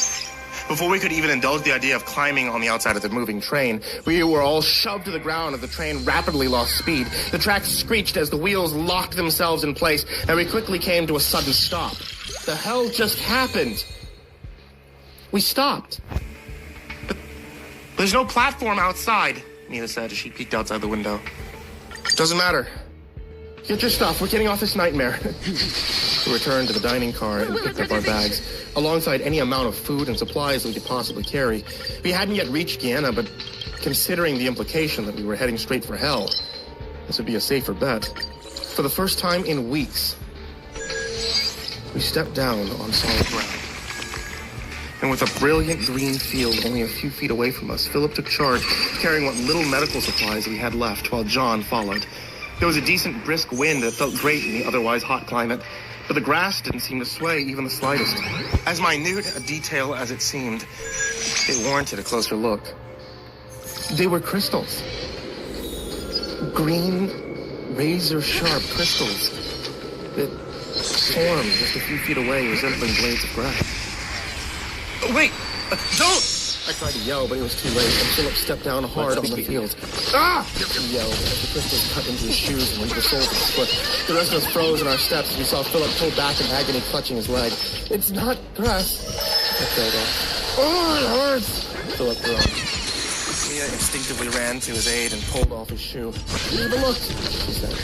I'm not afraid of you. There were green crystals embedded deep in his soul. covered in jagged edges, making it almost impossible to pull out without causing more damage. I gotta get you back on the... Leave it to me. The crystal was Spreading. with tiny shards breaking off and bedding themselves in Philip's skin, tearing through it as it grew. What is happening? Philip stuttered. Though the growth was slow at first, it quickly sped up, covering his entire foot within a minute, before proceeding up his leg. Get him off me! He yelled in pain as Mia reached out to try to rip them off, but John stopped before she could touch them. Wait! You'll get them on you too! John yelled. He pulled out his knife and got ready to peel the shards off Philip, but the crystal simply cut through the knife like butter, spreading onto that as well. In shock, John stumbled backward and dropped his knife. Mia once again tried to run over and help him, but we all held her back. All we could do was stare at Philip as the crystals dug their way into his body. His bones audibly cracking, his skin rupturing as they continued spreading. He just lay there screaming in agony until the crystals got to his lungs, and before long, his entire body. Before we could process or mourn our loss, the crystals started spreading along the ground, slowly making their way towards us. Back on the train! John screamed.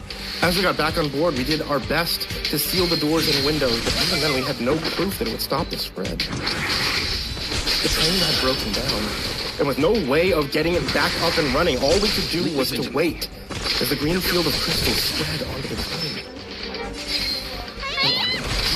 It's time.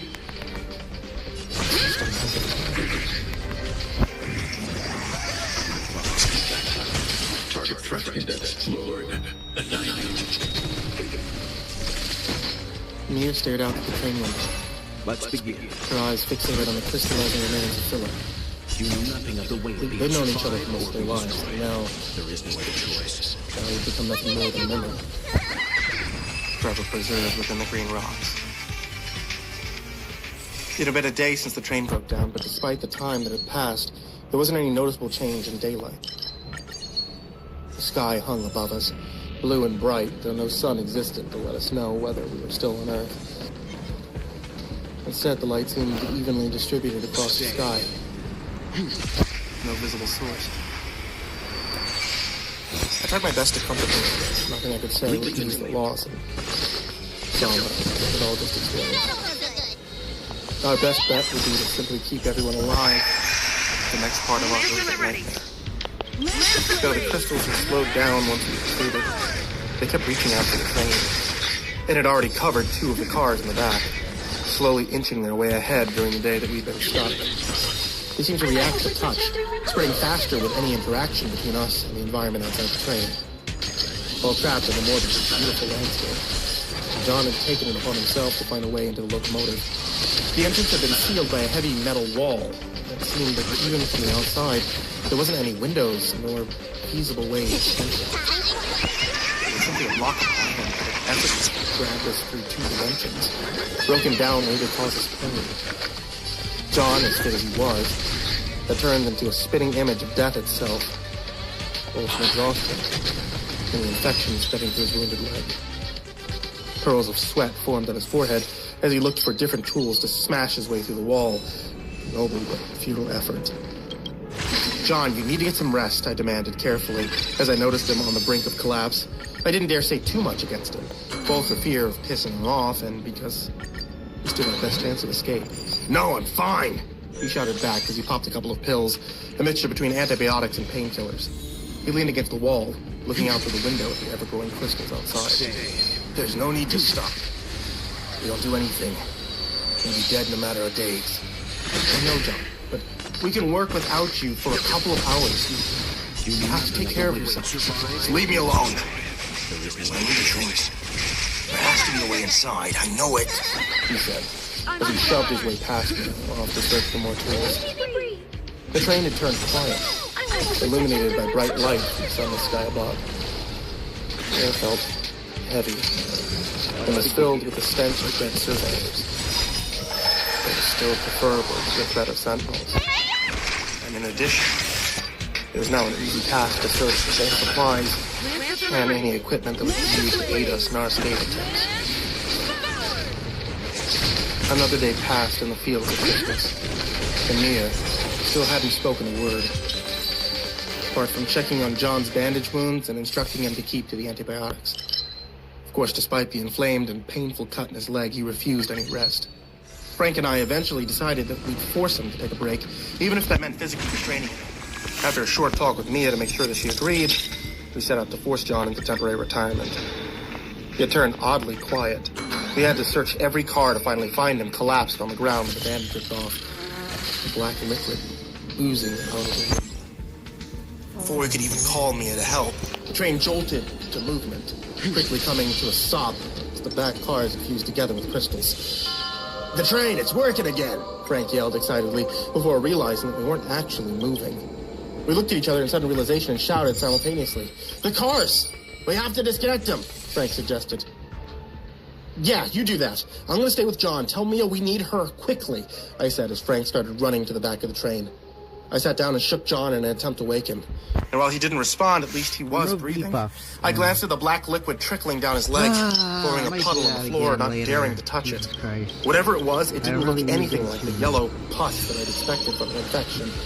Mia came running to my aid, checking on his pulse and breathing. "He's burning up," Mia said. Suddenly the train broke loose, and we started moving away from the green fields of infectious crystals. Frank joined us with as many supplies as he could carry from the back cars, trying not to leave food or medication behind. "Can't believe we're moving again," Frank said gleefully as he returned to us, showing little concern for John's deteriorating state. Near the front of the car, there was a sleeping car, which we cleaned out and put John to rest. Moving the mountain of a man was a tough challenge on its own. It was nothing next to the challenge of keeping him alive from sepsis as the infection spread in his bloodstream. Mia took on the task of watching John, making sure he drank and fed him his antibiotics while the train moved closer to Garena. It would only be a matter of hours until we reached our final destination, and I had yet to tell the others what the place truly was. While Frank was busy trying to contact the outside world, using one of the few battery packs still working, I approached Mia to tell her the pitiful truth about the journey. I sat down and I glimpsed out the window, watching the landscape change as we quickly passed by. The infinite green fields that had taken form started to give way to solid rock, gray and continuous, with scanty cracks breaking its perfect surface. Tall structures extended from the cracks, looking like red tree stems, covered in vines and arteries, pulsing and twitching in response to our passing. At the top, they broke up into bubbles filled with swishing black goo, similar to what it used in John's room. Red forests, reeking with rotting flesh, growing in density as we kept moving closer to literal hell. Every now and then, creatures would emerge from the densest parts of the structure. Bizarre beings vaguely resembling horses with long bodies and impossibly thin legs, stretching at least 15 feet away. Oh my God. And eyes that were pitch black. Sunken things, far too large for their heads. But a dozen of them had gotten an inkling to our presence and galloped elegantly along our moving train, keeping up the pace. "Mia, I have to tell you something," I said carefully. She didn't respond. She just kept staring at the creatures that were following us. We never got too close, probably only curious as to what and who we were. "We're not gonna make it, are we?" she said, without a hint of emotion in her voice. "What do you mean?" "Naya, I know the name. It means hell." Stay calm. The red forest outside kept getting closer, forcing the creatures to break off as the trees grew taller. The sky darkened. "I'm sorry. I should have told you earlier I didn't want us to give up," she said. I kept my mouth shut. She'd been struggling with the same information as me, yet she kept helping me. It wouldn't make sense for me to confess that I already knew as well. "I'm sorry about Philip," after a minute of silence. "I would have wanted us to be I took the watch only to notice the seconds ticked slower than normal. According to the time, we were only an hour away from Garena. Every watch hadn't slowed down, and there was no way to tell how far away we really were. So what do we do? Can we get that? I nodded. I don't know. Now we have to. She was cut off by John, started to shake violently, screaming in agony without fully regaining consciousness. At first, it looked like a seizure, but once we saw his leg, we realized it wasn't anything that could possibly be explained by modern medicine. His leg had torn open completely, and black tendrils stretched out, wriggling around in the air as if searching for something. The obsidian black appendage looked exactly like the flesh of the Sentinels.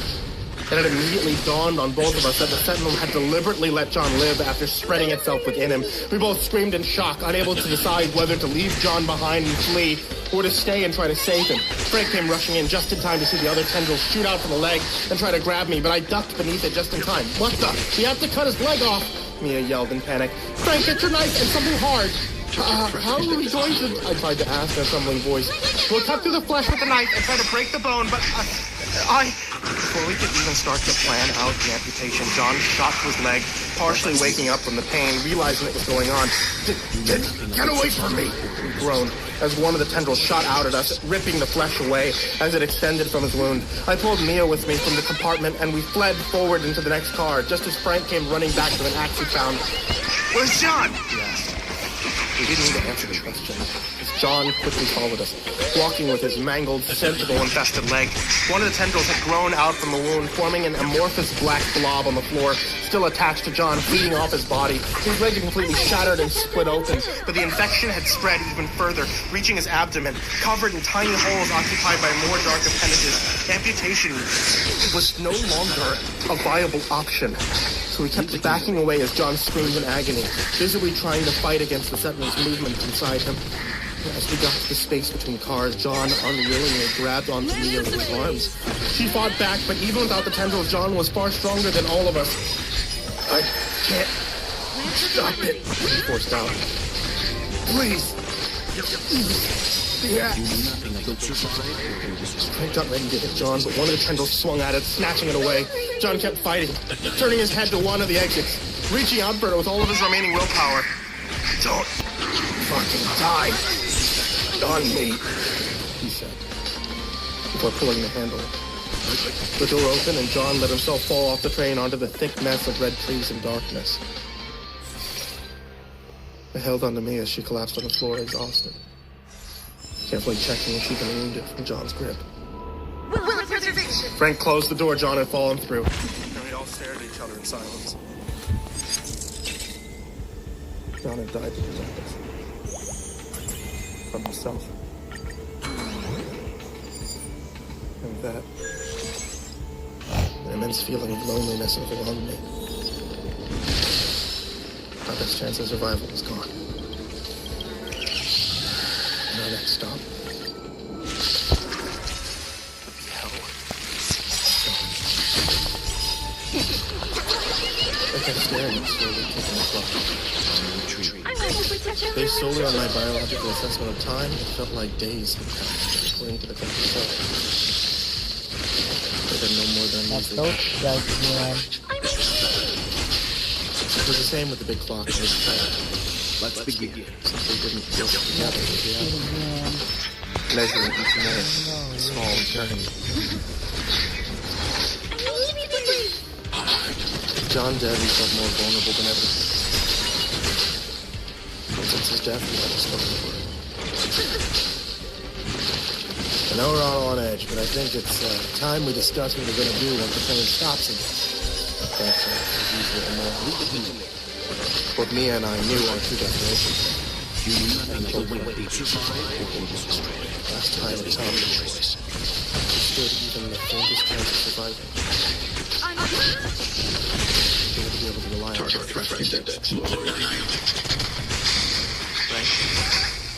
Let's begin to tell you something. His eyes narrowed in suspicion at my obviously guilty tone. Tell me what? My destination? Yeah. I'm fine. Well, I tell her. Yeah, what about it?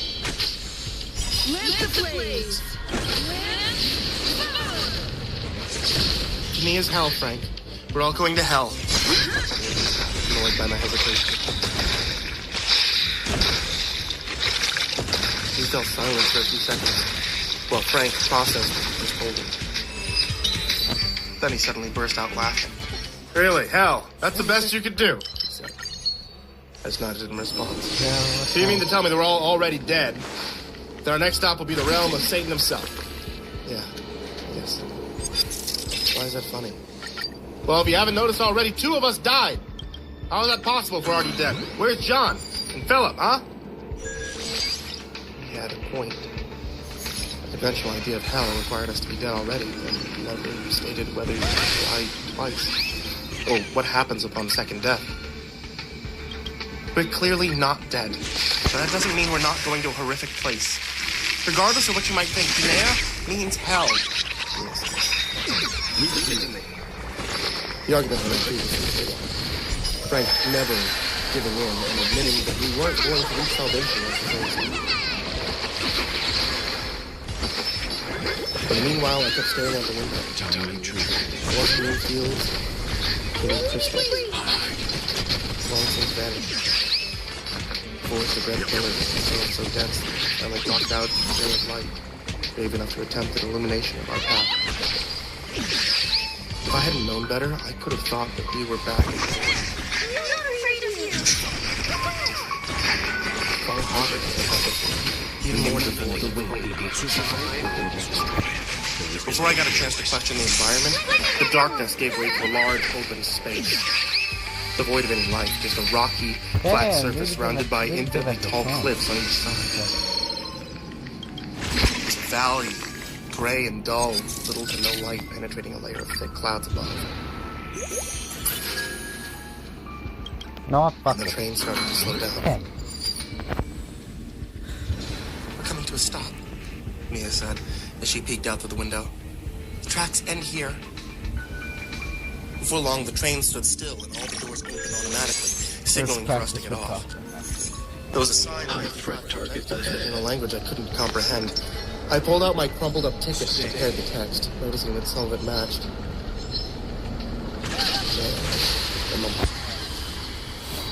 So what now? Get off the train, wander the wasteland? Stay calm. Sit here with the last of our supplies waiting for hunger. We never got the chance to make a decision before the train simply started disintegrating around our feet. First, the windows turned to sand, then the seats rotted away as if it took 1,000 years of time. And finally, the floor started to crack, causing us to plummet into the ground. I groaned in pain as I landed. Really twisted the ankle. The others landed slightly more elegantly. Mia and Frank helped me to my feet as we witnessed the last chunks of the train just vanish. And off the tracks, the platform. Situated on a bridge. There was a clear view of us around. It was city, used to be. Now nothing more than ruins of previously inhabited places. Tall cliffs stood around the city too steep to climb. They masked Jesus Christ, man. What? One shot? We were in the shadows. Blue was lost.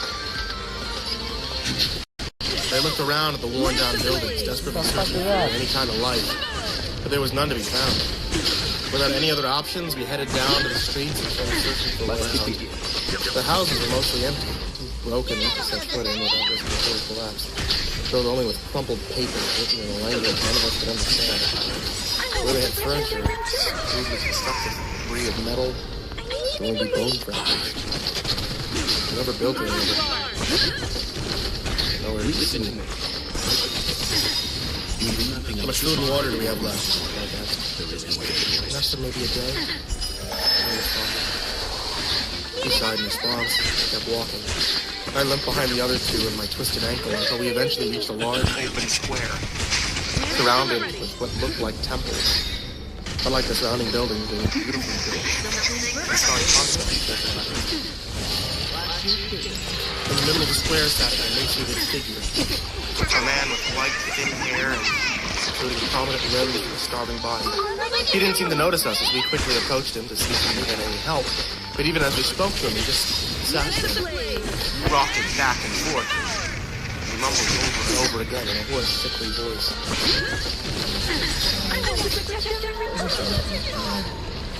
I just want to die.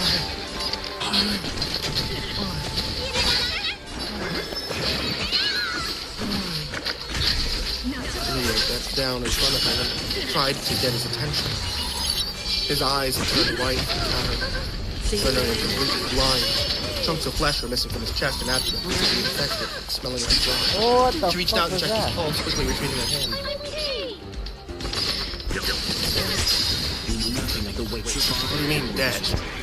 He's clearly living, talking, and everything. Look at him.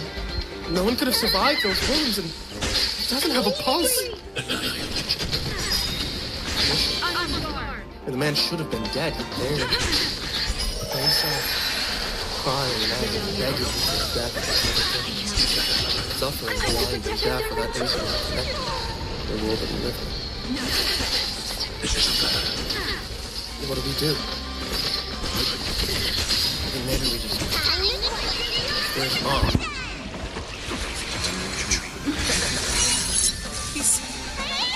Stop and realizing that the voice See you later.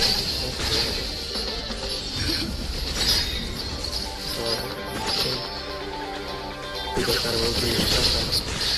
He wants to die. The least we can do is to he said. This time he pulled John's knife out of his back. For the door. I nodded in return. You guys better look away. Frank said. He bent down behind the suffering man and whispered. He saw it. nothing of the weight of He quickly slid in the man's throat. There is no other choice. All of our surprises, a drop of blood poured out from the newly formed wound. Instead, the man just fell to the ground, garbled, incomprehensible. A whole minute passed. And another. But the man refused to die. The city wouldn't let him, and rather than freeing him, we just put him into a whole other level of misery, taking away his voice and his ability to beg for death. Let's begin. Instead, it doesn't realize what he'd done. With that, as if a veil had been lifted from our blind eyes, we finally saw the empty city for what it truly was. Rather than the desolate ruins that we'd met as we entered, we saw a fully populated city, filled to the brim with suffering inhabitants, each mutilated in various degrees. Most of them were blind with their eyes either ripped out or turned to coal, and those unfortunate enough to see had their limbs removed and their organs torn out to the street, unable to do anything to end their miserable existence. As the horrific realization hit us, the ground below us started to move. The city had finally noticed our unwelcome presence, and it reacted violently by pulling itself apart, creating a gaping chasm in the middle of the square that swallowed anyone unlucky enough to be in the way. What's happening? Frank asked in panic. I don't know, but let's get out of here, I yelled in response. The chasm quickly widened, revealing a massive hole extending down into a dark abyss, with spikes and black tendrils extending from the burning walls beneath us. With my sprained ankle, I couldn't keep up with the others, and spilled to the ground as it shook violently. Thomas! She yelled, as she rushed to my aid, Frank continuing to flee towards the alleys. She pulled me up just in time to avoid being swallowed by the ground. We headed after Frank, who started running down one of the alleys, seemingly devoid of any people. As we entered the alley, the concrete walls started moving vigorously. Frank, wait! I yelled, but he didn't hear me. By the time he noticed the walls, it was already too late, and the hundreds of spikes shot out from the walls, morphing out from the concrete. Frank dodged the first one as he tried to retreat back towards us, and for a moment it seemed like he was in the clear before one final spike emerged and penetrated straight through Frank's abdomen. With the mortal wound, the wall fell silent. Frank collapsed to the ground, holding onto his guts, unable to scream from the intense pain. Frank! Nothing of the weight of Simultaneously, as he rushed to his mangled body. He lay there in shock, his eyes darting frantically back and forth between us, too waiting to move. He didn't even realize the severity of his injury. We had tried our best to stop the bleeding by applying pressure, but it hardly slowed down the incessant flow of crimson blood. Okay, I'm okay. I'm okay. I'll be alright. Frank kept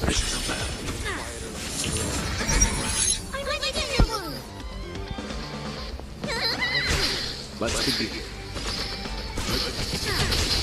They bled out too fast to accept his ultimate demise.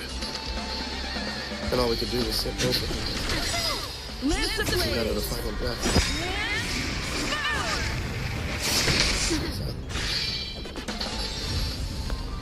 The ground started moving again, not to attach us, but to swallow Frank, to fuse his limp body with the concrete beneath him. Within seconds, he vanished and became one with the city of Japan. Before we could get the chance to catch our breath, the wall started moving again. With my injured leg, I knew that I stood no chance to escape, and Mia didn't have to die with me. Mia, get out of here, I yelled, as spikes formed around us, reaching out to destroy our vulnerable bodies. Out of nowhere, a dark rumble sounded alongside a bright light, and the ground came to a standstill. An old man emerged from the alley wearing a worn-out but perfect steam and a cane. The sound shook us, and I grabbed my ear, futilely trying to block out, but it barely helped. Zoning out. Lance at the ready. It's with me.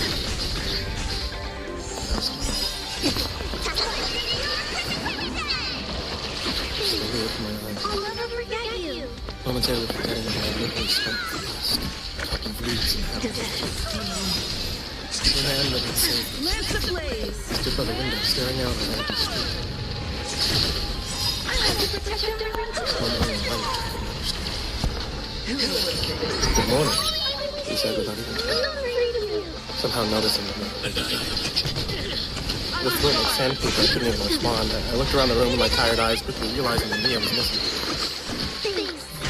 Where is she? Don't worry about her, Thomas. She's resting in the chamber. Infection fades. Lance at the ready. I pushed myself into a sitting position, noticing the glass filled with a murky brown liquid in the vessel. Infection. As I expected to arrive. It's the closest translation I could come up with. Everyone touched by the void seems to break. Their souls running out of their nose. Yes. He turned and went towards me, revealing a mangled leg, kept up by his cane made of bone, and a bright green crystal. Exactly like the ones from the fields of the past. Everyone except for you, Tom.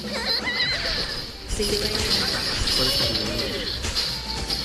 Woodman could answer a loud, brief scream could be heard from one of the other rooms, one sealed by a heavy metal door smooth and noise. Fuck you. Without an answer, he limped over and touched the door with his cane. It morphed into an opening which he walked Forward again. and a promptly closed himself off.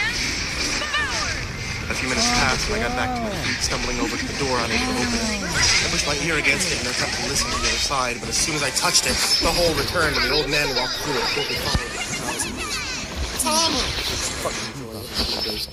Bullshit, man. One shot. The three of us sat down and See you later.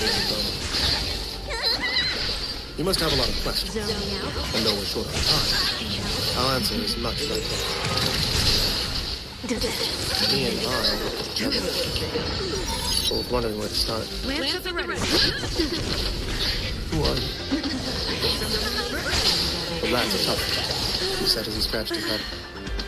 I'm what you could call a guardian. And like job, It's one shot. What the fuck was that? Jesus preventing any unfortunate souls from accidentally slipping through dimensions and ending up fuck with was the that? rest of eternity One here. shot. It's one shot. Bullshit. For my time, I don't know who or what I was. I believe I used to be human, but it's been so long that any memory before this place as long as that's been wiped out. He paused and looked at an untouched glass. Fine, bedside debuff. table. Debuff. Okay, debuff. Drink it. Debuff. Number that Exactly. one. You be number that one. That's the dumbest thing I've seen. Without questioning him, I drank the liquid out of some strange compulsion. It tasted like piss, but it immediately revitalized me, as if I had returned back home and recovered from the ordeals in hell. How did we get here, then? Mia asked. The man looked at the floor with a shameful expression on his face. That's my fault. For millennia, I've kept this place safe. But even I have aged, and eventually Fine, will debuff. perish like all Debuff things mode. Number that one. Bullshit. I hate that thing. And the people that are already here? Like the one Mia trailed off. They came during the time between the last guardian and myself, when there was nothing here to keep the gates between our worlds closed. Those who meet an untimely death, or narrowly avoid, unable to process or accept it. They all come here. I tried to help the ones. Oh, debuff, no, but that what? That is the dumbest thing I should have. Not like you two. Not like us. No. You two still have a chance at escape. Debuff this time, alright? With that, the man shot out from his chair and started gathering a bunch of papers. Filled to the brim with drawings and hardly intangible text in a strange language. Okay, Take these, debuff, he man. said, I have as he put the nothing. bag of papers in my hand. How can I We left the house and carefully ventured into the dark streets. With a sky so riddled with thick clouds that even if one shot that's bullshit, we'd right into the ruins of Garena. The street was mostly empty. A few suffering lost souls wandering curious to our sudden presence. That's dumb, man. They That's started dumb to as follow fuck, us. alright? They kept a safe distance. Ah, Don't pay them any attention. They won't bother with us until we get closer to the light. We guided our way through twisting and turning streets, eventually giving way to a vast, barren field riddled with mutilated bodies of lost souls. Without hesitating, the man started walking into the piles of dead, faster than the both of us, despite his mangled leg. Ahead of us, miles and miles in the distance, lay massive cliffs stretched straight up into the sky, obscured at the top by storm clouds. Then as we touched the cold ground with our feet, a dim light appeared by the base of the cliffs, shooting through the air. What is that? I asked. Your way out. It's a cave that serves as a doorway between our worlds. I've tried to close it, but I'm too weak. Now it will at least serve some purpose. As we passed the dead, some of them awoke. Albeit too weak to rise, they stared us down, shrieking unintangible words of agony. The Guardian tapped the ground with his fist facing down, and the dead fell silent once more. He fell to his knees as he lifted the cane, unable to support himself without his help. What happened to your leg? I finally looked up the courage to ask.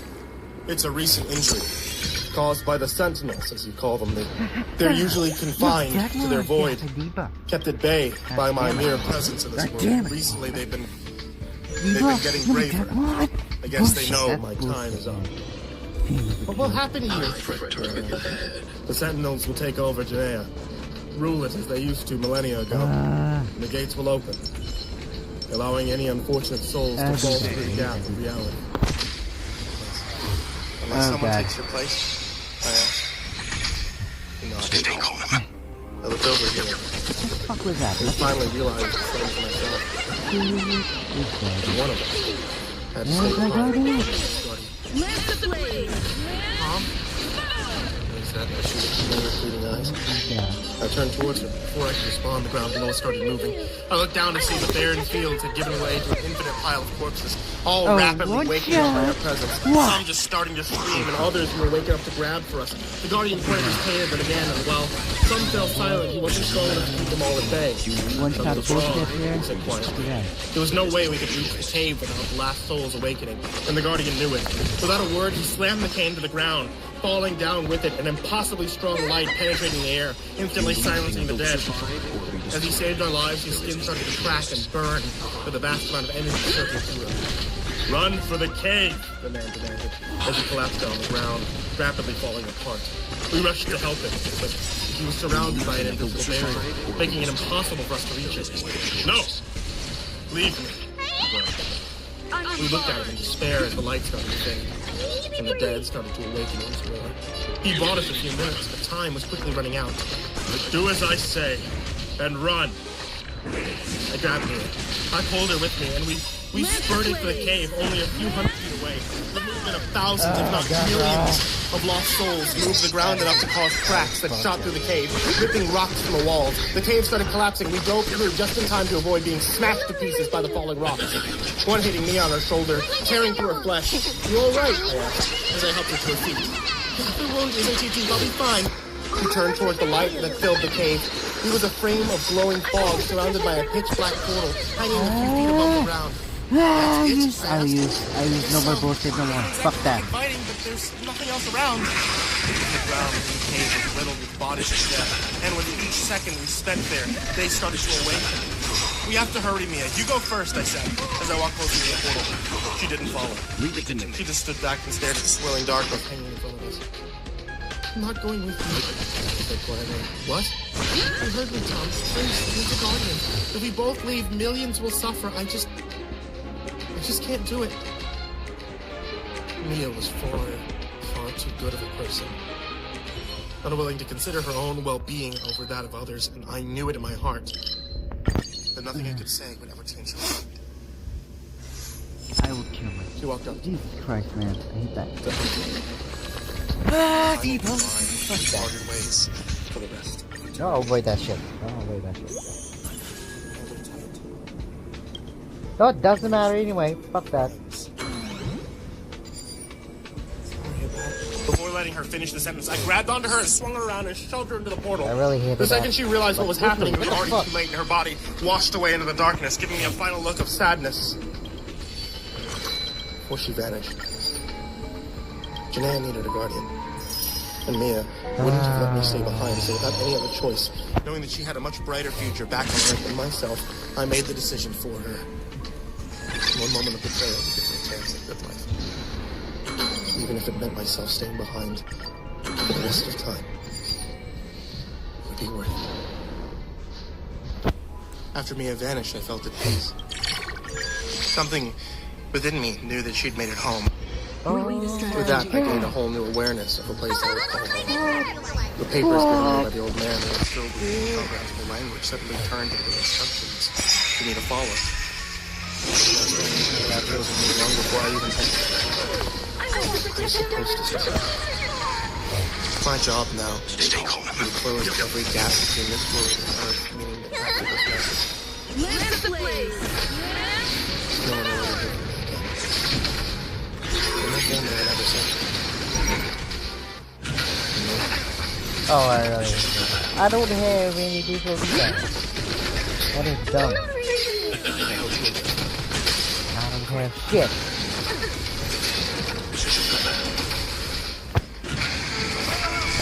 Hey there kids, it's me, Mr. Creepypasta, and I wanted to give you a big thank you for watching tonight's video. And I only say video if you guys are watching on YouTube, because otherwise, on Spotify, or on Apple's podcasting, or on Google podcasting, or wherever you guys get podcasts. So now, How does that not work, actually? You don't break for the... Okay, that's dumb. a mixed tea shop and get a blend, including Creepypasta blend, and it's etsy.com/shop/ivory-monocle.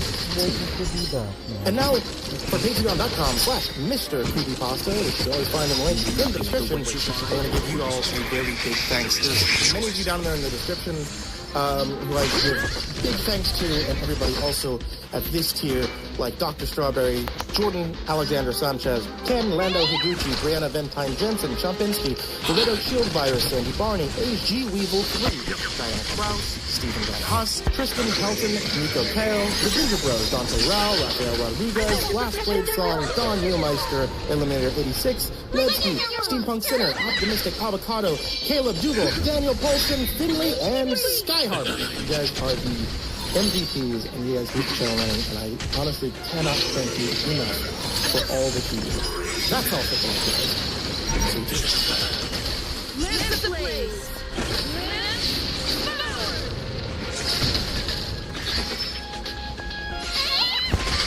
For around 2 years now, I've worked as a low-res security guard at St. Daniel's Mental Hospital facility downtown.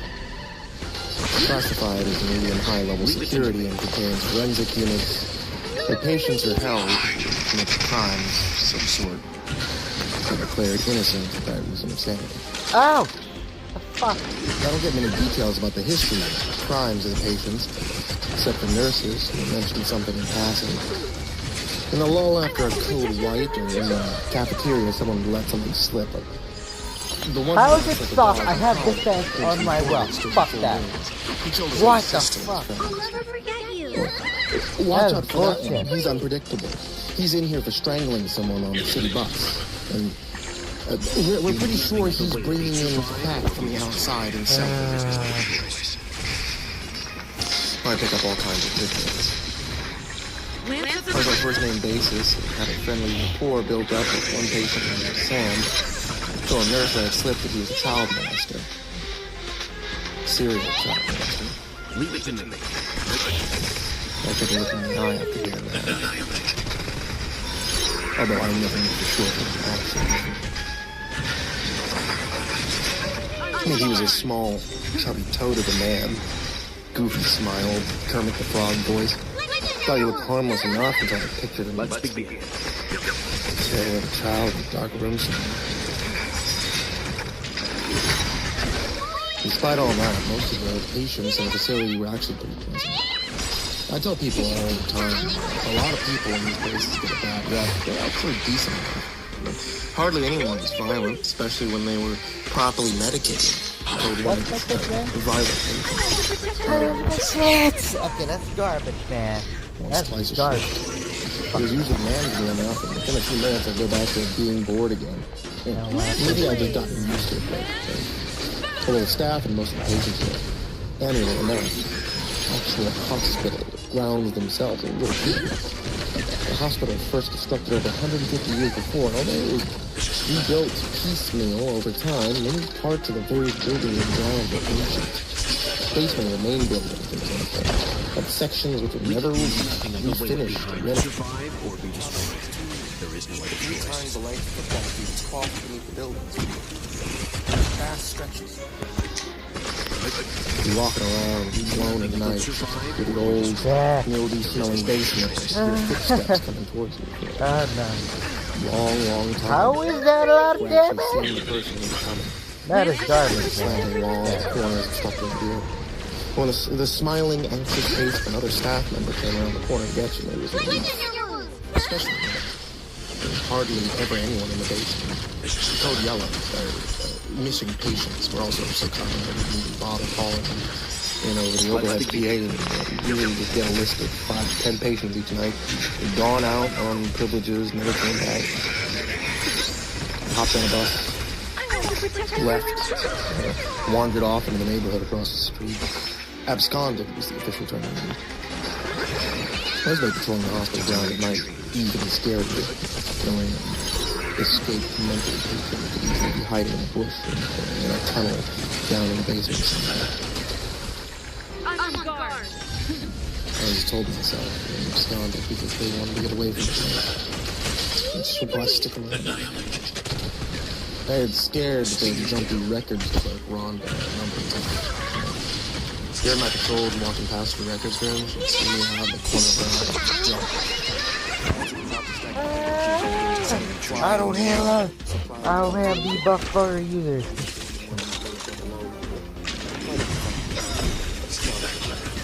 You know nothing of the word survive or be Jump destroyed. whenever There is no other choice. said hello. The worst part of the basement is the patrols. The really old sections, the far west end, away from everything. You know nothing of the word survive or be destroyed. There is no other choice. So isolated. There ain't no reason for anyone to go down there. There's a small alcove at the end there. There are heavy old wooden doors. You want to walk down a short 5-step staircase to get down to the alcove. It's like a lobby, a waiting room for whatever was behind the doors. Whenever I'd walk past the alcove, my spine would break into goosebumps. My whole body would tell me to get away. A patrol check machine was at the top of the stairs, just outside this creepy little vestibule. Patrol check machine was essentially what it sounded like. It was a machine that would scan a swipe card against rounds. This way, the company knew that you were doing the job. You were walking around the hospital grounds doing the patrol, not just sitting in the office watching porno and reruns of The Office, as some night guards had been known to do. Well, the patrol check machines were scattered all over the grounds twice per shift. You had to visit all of them, about an hour and a half, depending on what you're into during your route. You'd punch in all the machines, and one pudgy old guard named Doug would just drive around in his car, hop out, punch in at each machine, and drive to the next one. He did this while he was training. Oh, I have nothing. He told me not to do this, since it's not allowed. I explored the hospital by myself when I started on my own, and I discovered 95% of the hospital was unchecked during his strangely absent patrol routes. And one day when I went to go punch in the office check machine, I thought I heard something from down the stairs, behind the doors. Sounded like a small child crying. I went down the stairs, I looked at the door handles. 2-inch thick chain was wrapped around them. Padlocks were dusty. Lock was laced with spider webs. I yanked on it, briskly. It was locked tight. My hands came away covered in gray dust and spider webs. No one had been in or out of that room for a very, very long time. I listened closely, thinking maybe there'd been old pipes creaking, or an alarm time, something like that. Put my ear up to the thick wooden door. It was good. The unmistakable sniffing sounds of a young child crying. Kind of like a little girl. Hello? I called to the door, timidly frightened of what I might hear called out to me. Hello? Yeah, I'm here. I'm a security guard for the hospital. Are you okay? How did you get in there? I don't know. She began speaking quickly and unintelligibly before becoming understandable again. Look at the door. I can't see anything. It's so dark in here. I feel from my daddy. The child was in a sniffing time. I felt terrible for a minute. Someone had probably come to visit a relative. Left her alone. She wandered off to explore the mental hospital on her own. Then I remember we were in the middle of a pandemic. You know, there were no visitors allowed in the hospital to decrease the chance of an outbreak. Leave it to me. She must have gotten in through a back tunnel somewhere. It was like the cleaners around this place. Hidden tunnels were just a matter of course. I seem to find a different mysterious old section of the hospital every day. Inside tunnels branched off in so many different directions it was nearly impossible to explore them all. Some were so dark, dusty, and cobweb covered that it was obvious no one had explored them for years. The place was so massive, it seemed like there was no end to the ancient and unusual sections that were no longer used, especially down in the basement. People in town called the hospital the sanatorium, and its mysterious tunnels had been the source of local rumors and legends for years. All right, I'm gonna get you out of there, kid. Just hang on for a moment. Can you do that for me? I paused and I waited for her to answer back. She didn't. Hey, my name's Jordan, I said, softening my tone. What's yours? There was no response for a few minutes. Then the voice answered back. Samantha. Was all she would say. I looked at the key ring I had attached to my belt. It was a smaller ring, not the big one that had every conceivable key on it. This one had a copy of the Grandmaster key, which opened basically every door on the premises aside from a few seldom used ones. Padlocks were an exception. These were not often opened. Locked off old, closed-off sections. Locked this door where we were not expected to go on our rounds. So only the supervisor's ring held the keys for these locks. Now, behind these particular wooden doors was an old room, which had been used for electroshock therapy for pediatric patients way back in the day. When those things would be closed up forever in the 1970s. Knowing I didn't have the right key for this lock, I pulled out my radio, called for the supervisor. Nothing came back. In the basement, the radio signal was terrible, and an old walkie-talkie that rangers. Hey, I'm gonna go upstairs to get help, Samantha.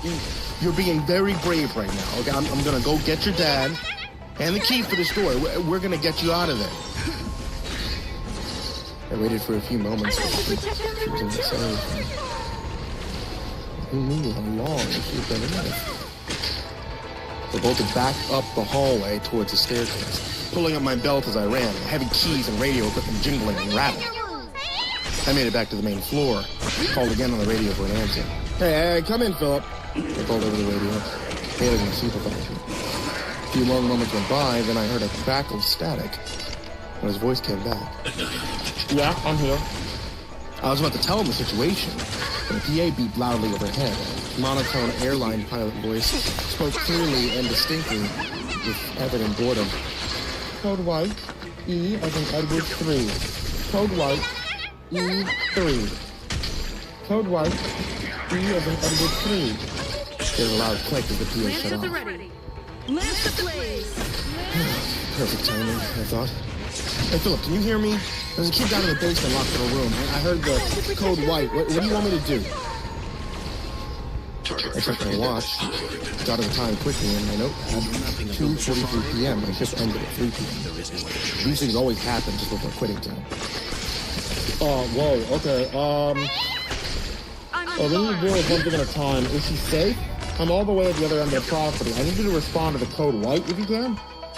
He didn't say what you were both thinking.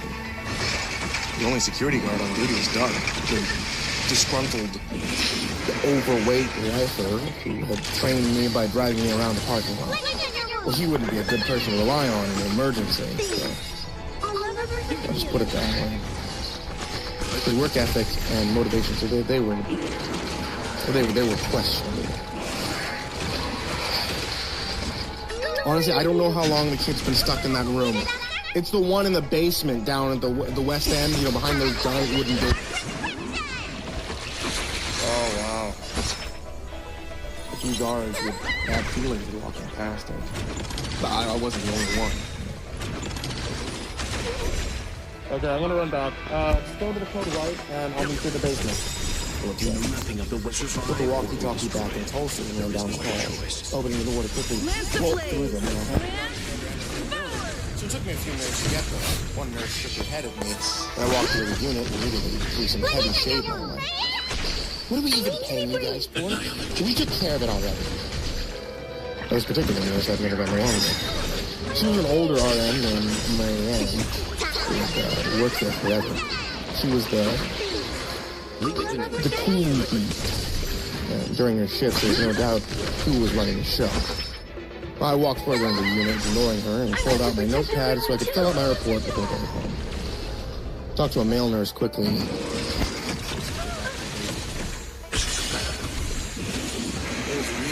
looking at the window. I was freaking out, screaming, throwing his pudding at the wall.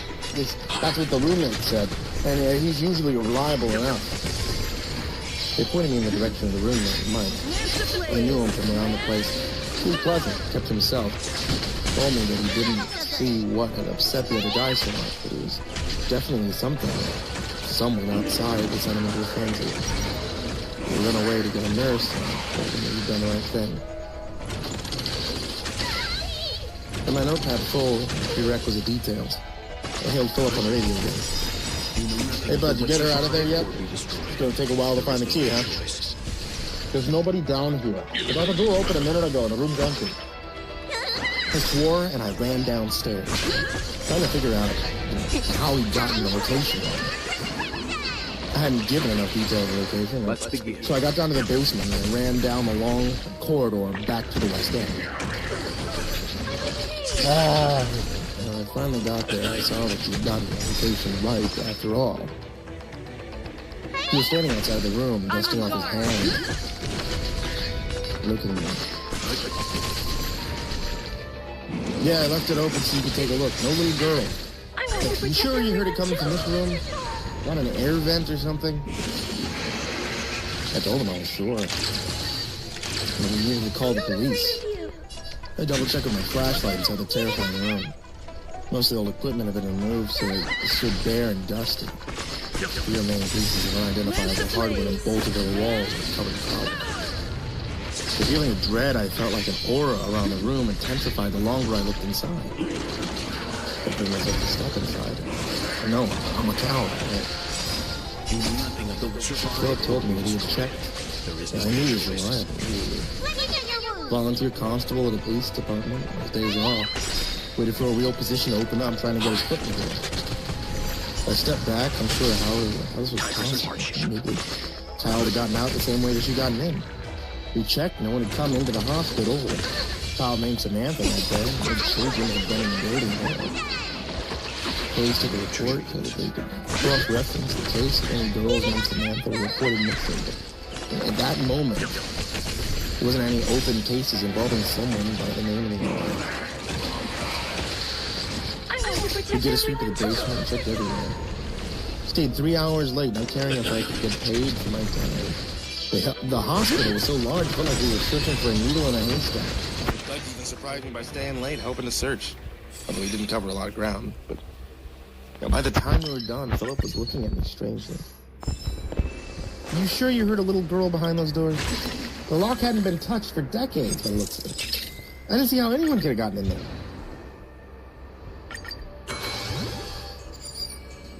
I left work dejected.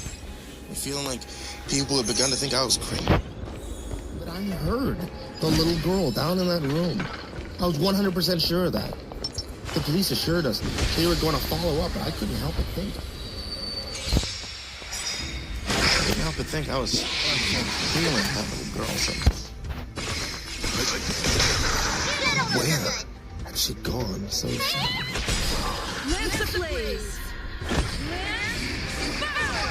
After the mysterious events in the basement tunnels, I had a couple days off. Then I had to switch over to the night shift, as we all did every 2 weeks. The lack of sleep and changeover always plays havoc with my circadian rhythm, and my brain always felt fuzzy and wrong for a few days every time I switched from days to nights. So I'm back again. On my days off, I'd be plagued by headaches that started as a dull ache behind my eye. A gnawing migraine that forced me into darkened rooms to sit alone with my thoughts until I fell asleep. It was 3 a.m. on my second night shift when the phone rang at the switchboard office. It was so quiet I could hear her pick up the phone and answer. Switchboard, Lisa speaking. Hello? Lance at the ready. Hello? I need to be... Anyone there? She came back to the security office and I put down my pen. I had been working on a Sudoku puzzle that seemed more like a hard difficulty than a medium. It had only gotten one number down. That was weird, she said, popping her head in. What's that? Someone just called from the old trades building, but they didn't say anything. The trades building was one of the outbuildings that wasn't connected to the main hospital. Like many of those, it was old and in disrepair, no longer used for its intended purpose. It was now more of an overflow storage space with a couple of usable workshops than the repairman seldom used. I'll go check it out, I said, not relishing the prospect of walking out there by myself. The only other guard who wasn't locked in a control booth was Doug. We were on break, so I didn't want to wake him. It was against our local custom. I walked out to the trades building in the brisk night air. It took a while to get out there, and I admired the stars as I walked. It was full moon. Bats were flying through the air above and hunting for bugs. I watched them, surprised at their numbers. When I got to the trades building, I looked at the window closest to me and thought I saw movement inside. I pulled out my walkie-talkie and called into the switchboard office, telling her to wake up Doug. Stand by to call the police as well. I think I saw movement in the building. Be careful, Jordan. If there's somebody in there, it's probably better if you just wait for the police. Could be a burglar. I want to check it out from outside, see if I can see anything. I walked up to the building and started testing doors to see if they were locked. I walked around the perimeter, putting my face up to the glass and looking inside. It appeared empty. I pulled up my radio and called back to the office saying I was going to check inside the building. It looked unoccupied. Lisa told me the police were on their way and to be careful. She hadn't seen Doug in the break room, but he would have heard us on the radio by now, so he probably started walking out to the trades building. I unlocked the side door and walked in. I used my flashlight to see as I walked from room to room, looking inside. I thought I heard something from the room ahead of me, to the right. I walked forward, trying not to panic. I walked into the room and looked around. It was filled with welding equipment. The door suddenly slammed shut behind me. I turned around, startled, my heart suddenly jumping into my throat. You knew nothing of the weight, but survive or be destroyed. I didn't even have time to complete the thought before something to my right caught my eye. There was a body on the ground. Lance at the ready. With a pool of fresh, bright blood surrounding me. I couldn't see where all the blood was coming from, but there was a lot of it. As I looked closer, I saw that she was far from beyond my help. I recognized her face, too. It was Rhonda, the records clerk who worked in the basement. I couldn't imagine it, but as I stood there staring at her body, my jaw gave. I thought, I heard the soft faithful laugh of a small girl from somewhere distant. It somehow echoing in the room. The police arrived a few minutes later. After I called in the office to report what I discovered, Doug waddled up to the scene about 10 minutes after the police arrived, looking sleepy, asking what he had missed. I told him, and he did a double take, blinking his eyes and looking suddenly wide awake. Rhonda? Seriously? He was really shaken for a moment.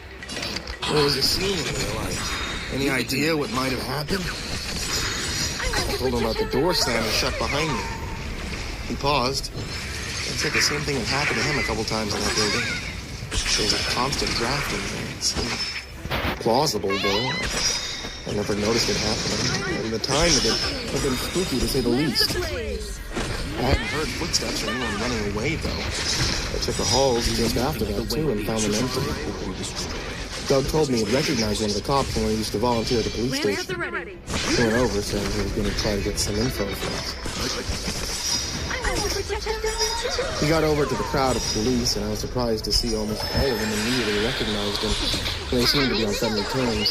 He chatted with them jovially, and I was surprised to see him looking so animated in conversation. He had always been a bit of a grouch in my experience, who kept to himself mostly and didn't talk much. The longer he stayed and talked with them, the more I began to realize he had no intention of coming back to talk to me. He seemed to have forgotten I was there. I walked back towards the hospital, slightly embarrassed and annoyed with him. A couple days later, it was like the whole incident had been forgotten. The death had been ruled as suicide, though the circumstances seemed more than suspicious to me. My story about the door slamming shut behind me, for instance, had been written off as a drafty building, which Doug had suggested. For good measure, the entire hospital grounds had been swept by police search parties. At least that's what they said. I could notice the old cobwebs remained untouched, and long sections of derelict metal. Obviously, the police hadn't ventured. It was understandable. The place was too massive to do a proper search. Too many areas were locked off and dangerous due to old and decaying construction. Another unsettling development was that Sam, the toady pedophile man, he had absconded and not been seen for days.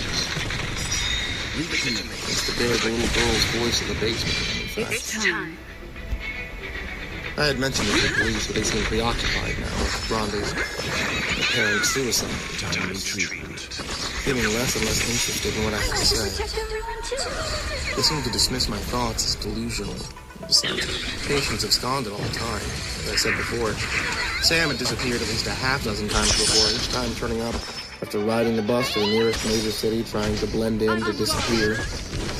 The cops are always on the lookout for him. He's usually found relatively quickly. I mentioned to Philip, the supervisor, that Sam is missing. I wondered if that could have something to do with the little girl in the basement. I said the police had to search the tunnel properly and should still be down there. Do you want to go down there and search those tunnels? Because I can give you a flashlight, but I'm sure as hell not going with you. It's not that thing. I'd never seen him angry with a coworker before. He's one of the nicest people I know in the hospital. I tried to ask him if I'd done something wrong, but he just huffed and walked away. As if it was a stupid question. Despite the tension between Philip and I, it was a matter of training the new hire who had just joined the team. Timely treatment. He was in the room during the exchange between Philip and me, sitting there awkwardly. His name was Matt. He looked to be in his early 20s. His longish brown hair was slicked back with far too much hair gel. He looked a bit white in the face. There'd been a lot of action around here lately, I had a feeling that he wouldn't last long. Sorry about that, Matt, I said. Usually this place is a lot tamer, really. Uh-huh, he said, looking unconvinced. Well, let's go out for patrol. I think you'll see this place isn't so bad. Our first patrol was uneventful. The sun had faded behind the horizon, but we still had enough daylight to finish walking. The deer again. The deer. As The we walked deer. past an old house on the outer edge of the property, Matt pointed and asked, what's that building? That's Century Manor. I told I him. think Copper. That's where the patients lived, over 100 years ago. Back in the day when the mental patients had to grow their own food, cook their own meals, pay the hospitals overhead costs with their labor, making clothes, tickets for sale to the markets in the city. How do you know all this stuff? Yeah.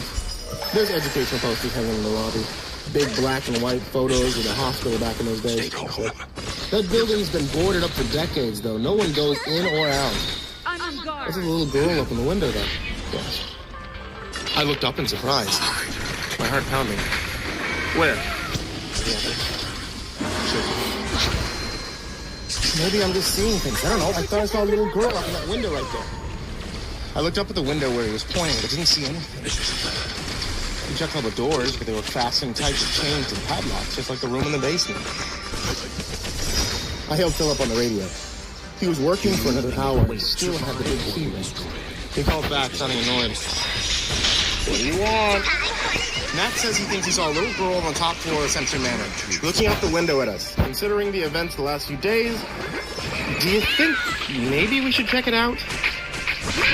I'll call the police. They can check it out. Just come back to the office when you get a chance. I need to trade key sets with you so I can go home. The nightly ritual was for the supervisor to give the big key ring to the night guard, so out of the case of emergency. The small set of keys would be locked in a drawer for safekeeping. I wished I could stay to check the house with the police. Who knew how long it would take for them to come? I called up to the window a few times, seeing if I could get the girl to come back. It didn't. We hung around as long as we could, then finished our patrol and made our way back to the office. Philip gave me the bigger set of keys, saying the police had been to the house and checked it out right after we left. It was empty, of course. I looked even more pissed off now than before, as if my actions were somehow jeopardizing his future career with the police force. I resolved to check all the doors and windows of Century Manor when I got back out for our late night patrol. If there was a window or a door open, any other secret way in, we'd find it. I considered I could just use the key and the big ring, but was worried about going into the house. It was condemned and falling apart.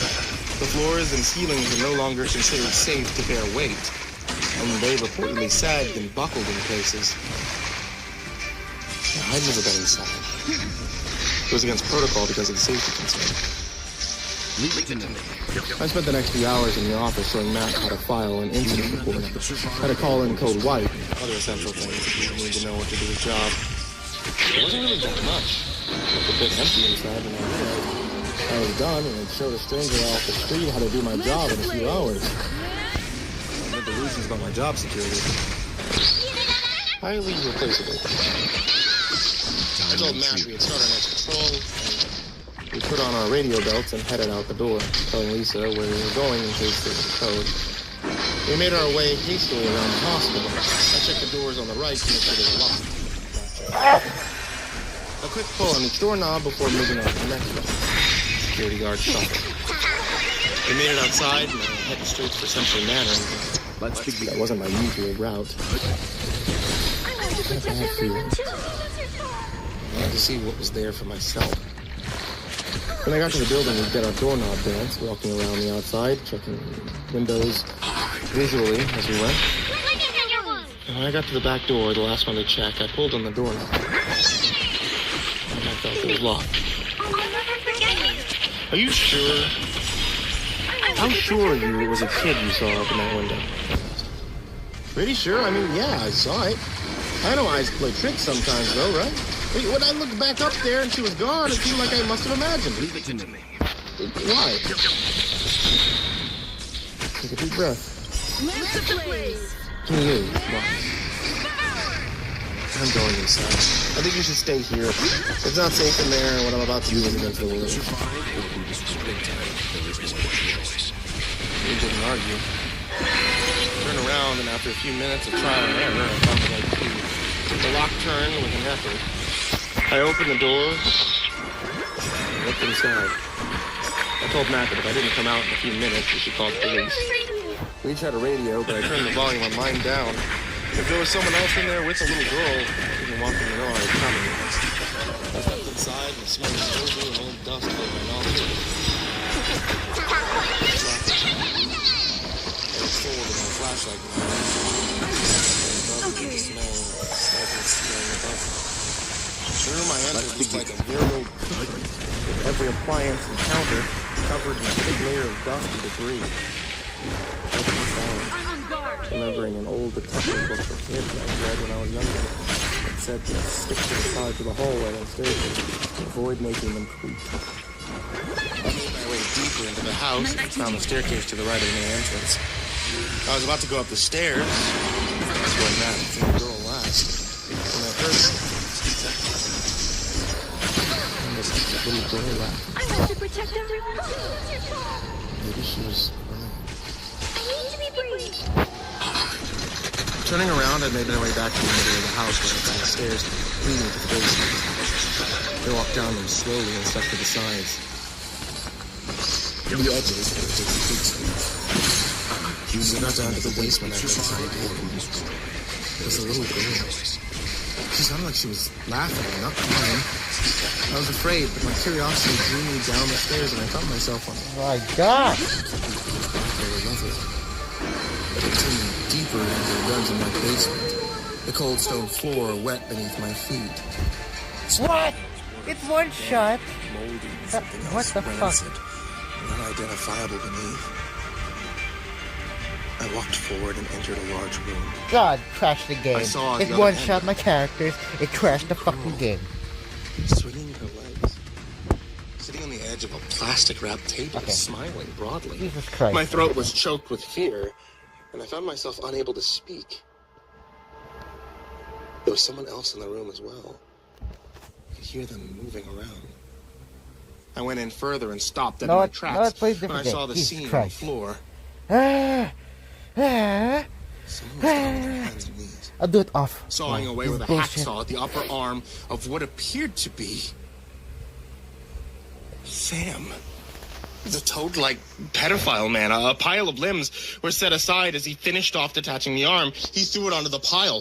The floor was covered with tarps and plastic sheets, as were the walls and everything in the area. Blood spatters stood out stark red against the white and blue background of plastic. Daddy, look!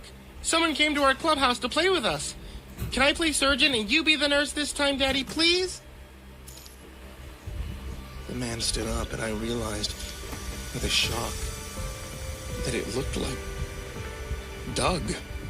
His face obscured mostly by shadows. Of course, fucking Doug. No wonder everyone had been treating me so strangely. Doug was a lunatic who had been gaslighting them all behind my back, telling them that I was bonkers, that I had been acting really weird, and maybe I should see someone, a professional someone. He had talked to the cops in Phillip and had convinced them of his bullshit door slamming must have been the goddamn wind story of his Rhonda suicide theory. Who knew what other lies he could have been feeding them? I looked around and noticed the windows down here had all been boarded up so no one could see in from the outside. He must have made a key from the big key ring when he was alone in the night shift so he could come and go as he pleased. Before Doug could do anything, I ran out of there as fast as I could to the sound of Samantha giggling behind me. They didn't even try to chase me. They just let me go. I ran outside and I pulled Matt away from the house. Taking out my phone and dialing 911, it took 3 attempts. My hands were shaking so badly. The cops came in record time as I watched the back of the house and Matt watched the front. We called into the switchboard and asked them to send additional staff for backup support. And by the time the police arrived, there was a crowd of 20 nurses, security guards, healthcare aides, and myself standing outside the old house with more arriving by the minute. My story had gotten around to everyone. They all knew there was a killer inside. Thing is, the police went in SWAT style. They came out 20 minutes later shaking their heads. There was no one in the basement or anywhere in the house. The place was dangerous with the ceilings looking ready to cave any second, so they didn't spend more than an hour inside searching. Each one who came out had a strange look on their face for me, and I heard them talking softly to each other with their backs turned to me, glancing my way occasionally, trying not to point. The whole time I kept thinking that they must have found something down there, a bloody hacksaw, severed finger, something. Staff members had started heading back to the hospital, shaking their heads and whispering to each other. Matt said he hadn't seen anything. There was a possible sighting of a girl on the second floor earlier, saying that he hadn't been sure what he'd seen.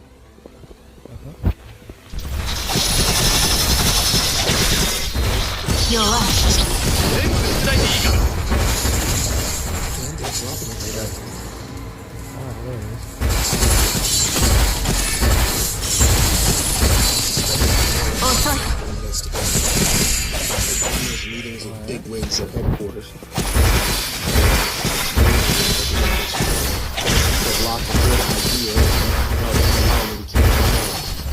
They suggested I go see a psychiatrist.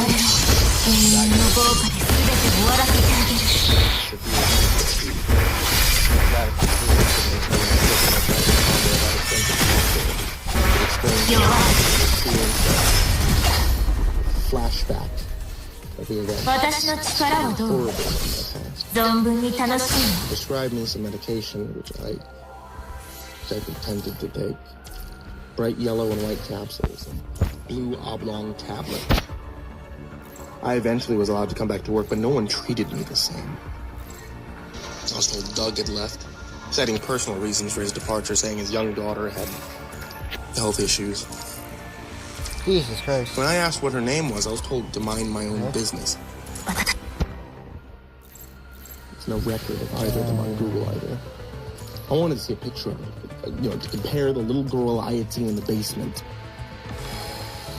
One day shortly after I returned from my suspension, another security guard, wise older man, who had been a chemistry professor back then, said something.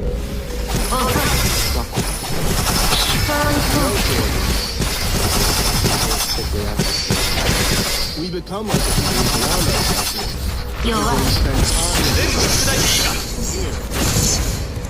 surrounded by mental patients.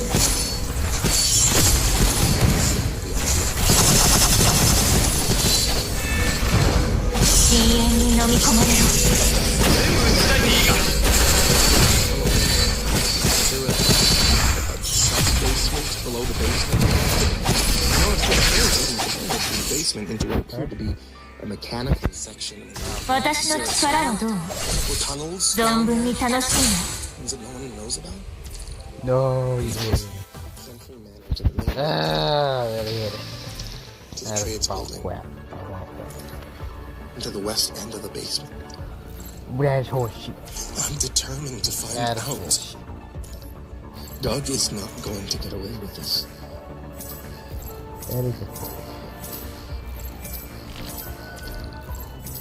Things haven't been going well at work since the incident at Century Manor. I've been transferred from my post on patrol duty, and I've been reassigned to the access control booth for one of the maximum security wings. Jesus I was told to sit in a glass box about 15 feet by 8 feet, push buttons which engage and disengage magnetic locks, opening doors and allowing access to the unit. The dozens of monitors in front of me show staff coming and going, looking up impatiently at the cameras, waiting for me to hit 5, then 4, then 3, which unlocks the corresponding doors. There are 5 thick steel doors to get through the entrance. To get through each door, the previous one has to be properly closed first. They never close right, so people get stuck. Then they give impatient looks at the camera, and I have to smile politely and say, check the door behind you. I have to get closed properly into my decades-old intercom system. I'm locked in my booth, so all I can do is watch as they struggle to comprehend my garbled instructions. The staff on the unit were nice enough at first, saying, hi, good morning, as they come in for their shift. I'd smile back and wave and buzz them through the doors. It was only hours before I had become a background fixture in my booth, and people would walk through the doors and pass without glancing at me, expecting the doors to open as if by magic. Doctors and nurses passed through, chins in the air, ignoring my desperate attempts at pleasant conversation and rapport building. And what can I say? Poor Billy. I have a complex. I really need people to like me. It's a sickness. But still, I don't mind it at first. I was locked in the most secure part of the hospital, so I felt totally safe, at least. Doug was still on the loose, and the police were in his back pocket, as was Philip, my supervisor. Although Doug no longer worked at the hospital, I knew he wasn't far away. For all I knew, he and his demented daughter lived beneath the hospital in an undiscovered tunnel system somewhere. I mean, why else would Samantha have called that room in the old manor their clubhouse? I shuddered thinking back to the bloodbath in the basement. And how else could they have disappeared with all the exits covered?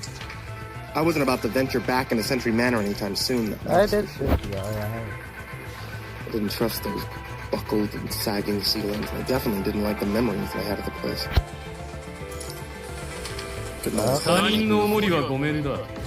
As we would switch out with the old patrol officer each day for a couple of hours to do a quick patrol and take a few lunch breaks. I enjoyed getting out in the fresh air.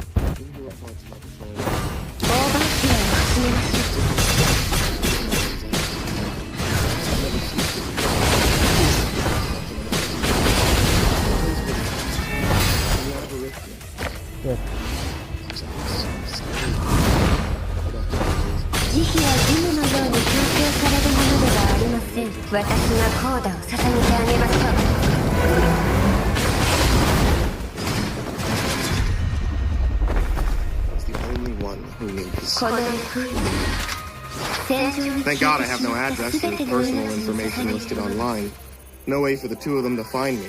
Still, last night I could have swore I'd heard the high and malicious laugh of a familiar little girl from outside my apartment. Down below on the street level. I looked outside. It was unnerving to say the least. Oh shit. One happy accident that came from my reassignment to the control booth outside E3 was that it had led to the discovery of a way to the substation. See, I'd always it had been my first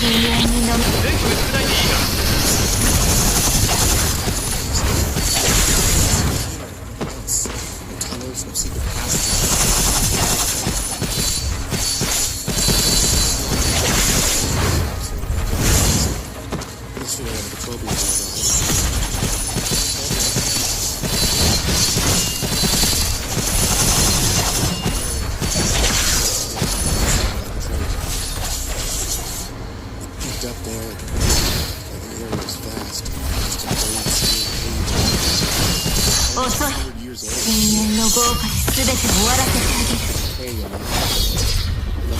Therapy room where I first met Samantha. Maybe that old elevator accessed areas no longer accessible by stairs or the more modern elevators in the building. It was worth a shot. I asked the repair guy about it and he shrugged, saying that could be a it rule. wasn't working. It locked up for as long as he could remember. A padlock and chain. I resolved to give in there somehow. 80%. An opportunity presented itself quickly enough when Matt, the new guard, came to relieve me for a break. He had already been entrusted with the big key ring and passed it off to me so I could get where I needed to go for my break. Actually. I had a flash of inspiration. I told him I was going to go up to the roof for a smoke, even though I'm not a smoker. He didn't know that. He was passing the keys, so I'd have a good break. I climbed up the ladder, found the key for the rusty padlock after trying a dozen different ones. I opened up the lock and unwound the heavy chain from outside the elevator, which held it closed. With a large, flathead screwdriver that a repairman had left, I managed to pry open the doors slightly. It took all my effort. They were heavy. They were rusted. Seized. But I managed to pull them open all the way. Took a deep breath. Got in. The lever to the left of the door was ancient, pitted and rusting, but had an additional level on it, one that I hadn't seen in the other elevators in the building. Below B1 was B2, a sub-basement, just as I had suspected. The legendary underground tunnels of the sanatorium, the source of the haunted stories which were passed off around town as myths, urban legends. I hesitated for a minute. I wasn't just curious to see what was down there. I needed to see what was down there. But my arm wouldn't pull the lever. The deep down lizard part of my brain was telling me to leave, to run, to never come back to this place. And I found myself walking out of the elevator, but then against my better judgment, all rational common sense, ignored my fears and got back in. I had to see what was down there for myself. I pulled the dingy bronze lever downwards. Decades of thick spiderwebs stretched and tore as they came with it. The steel cage shook and heaved, setting me off balance into the steel bars behind me. With an alarming squeal, it began to descend. Gradually, the sound faded, and the car shook and rattled its way down. I could see through the steel bar as I dropped down into the darkness. I pulled out my flashlight, turned it on. After a minute, the car stopped and I let out my breath. Oh, God, no. As I inhaled, I immediately regretted going down there. The smell was horrible. Like the smell in the basement of Century Manor, but worse.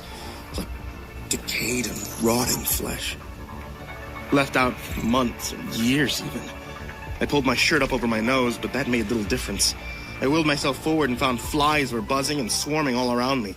There were hundreds of them, thousands of them. No wonder the hospital always had an insect problem. The cafeteria was always swarmed with big, nasty flies, landing on your food, buzzing around your head while you ate. Patients would always complain about them, saying that they would come out of the vents. I chalked it up to just delusions. As I walked forward, I realized I had not come prepared for this. I needed a gas mask, a respirator. I felt like I couldn't breathe, especially not with the flies buzzing around my head, flying up my nose, into my mouth. I felt like I was close, though. If I could get some proof, I could show that I wasn't crazy, that Doug had killed Rhonda and the security keeper and Sam, the patient. I wonder how many other patients who'd absconded and never come back were really victims of him and his psychopath daughter. They probably hidden numerous bodies down here, which accounted for the smell. My flashlight beam hit something unusual on the wall, and I stopped for a moment to look. Someone had carved their initials into the wall with a knife. DL plus MB. Okay, that's ball crap. Forever Ball crap here. Was encircled by a heart. Weird. It wasn't Doug's last name Lambert? Could DL be Doug Lambert? And if so, who was MB? I continued on and saw up ahead was a split in the tunnel. It went 3 different ways. Each direction looked like it went on for a long, long ways. I checked my phone. I'd already been gone for a half an hour. Where'd all the time gone? My break was already over. I'd have to come back when I had more time. I took the key for the elevator lock off the keychain, and I put it in my pocket. I turned around and walked back to the elevator car. When I got there, I stopped in my chest. Oh shit. Okay. So this time, fuck you, The boss. elevator car was Samantha. How had she made it past me? She smiled at me. Everywhere. The car began to rise, leaving me below the hospital. She giggled as the elevator rose up and out of sight, and she disappeared from view. I will protect everyone too. I could hope that Nat would send someone down to look for me, but Samantha had probably gone up and locked the elevator again, so that... It must have looked the same as always. There was no way to call the elevator from down here either. Fuck it. The whole thing was operated from inside the box. No one knew I was down there, so no one would come looking for me. The walkie-talkie had reception. As per usual. My cell phone had no bars and said service interruption at the top. My only choice was to walk forward and look for another exit. I made my way back to the intersection and decided to head right, thinking that it would take me underneath the E-way. Where maybe there was a ladder or something that I could use to climb out. I would have to take my chances and hope this wouldn't lead me to a booby trap set by Doug. I had a feeling he was expecting me somehow. I continued along, trying to ignore the mice and rats that I began to notice scurrying around here and there. Didn't notice those before, though. My flashlight flicked off again, and I almost had a panic attack when I wasn't out for a few seconds, leaving me in total darkness. I shook it and it refused to come back on. I shook it again, banging it against my palm, hard enough to leave a mark. Came back on reluctantly, dimly. I let out a shaky breath and continued forward. I heard a noise from behind me and I spun around only to see a big rat noisily chewing on something. I shone my flashlight at it and I scampered away. I caught a glimpse. I want to protect everyone. Covered in old blood. Whiteness. I shuddered at my pace. I kept walking and eventually saw what I was looking for. A ladder leading up to a hatch, one in the ceiling, and I climbed it quickly, turned the handle, pushed it up. It wouldn't budge. I had another moment of sheer panic when I thought there could be a fridge on top of this hatch for all I knew. He might have retiled the floor right over the top, sealing you in here forever. I mean, what do you think was going to happen? You're obviously going to die down here. I've been eaten by rats and ice bugs and Doug. I forced my shoulder into the hatch with all of my might. I want to protect everyone too. High enough to squeeze my arm and shoulder out. I squirmed out through the small gap that I'd made and managed to pull myself out through the basement floor.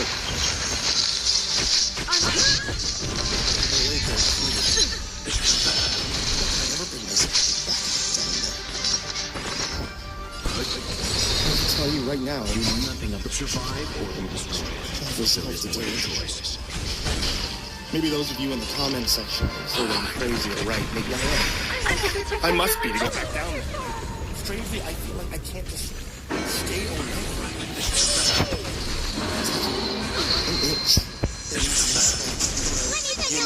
only spread in person. Headaches are back now. I know this sounds odd, but the darkness Lance the blade. soothing. Time for some hardship. If you have a migraine, there's nothing better than lying in a dark room and closing your eyes and wondering I have to figure a way to get down there. Stay down there for longer, so I can explore it properly.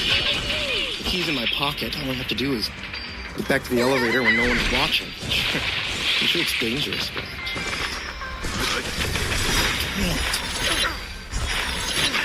I want to protect the I rich. figured out for a second why I was even doing this. For Rhonda. For Rhonda, I have to show people it was Doug who killed her. Son of a bitch. Lance the blade. I just missed her. Down there.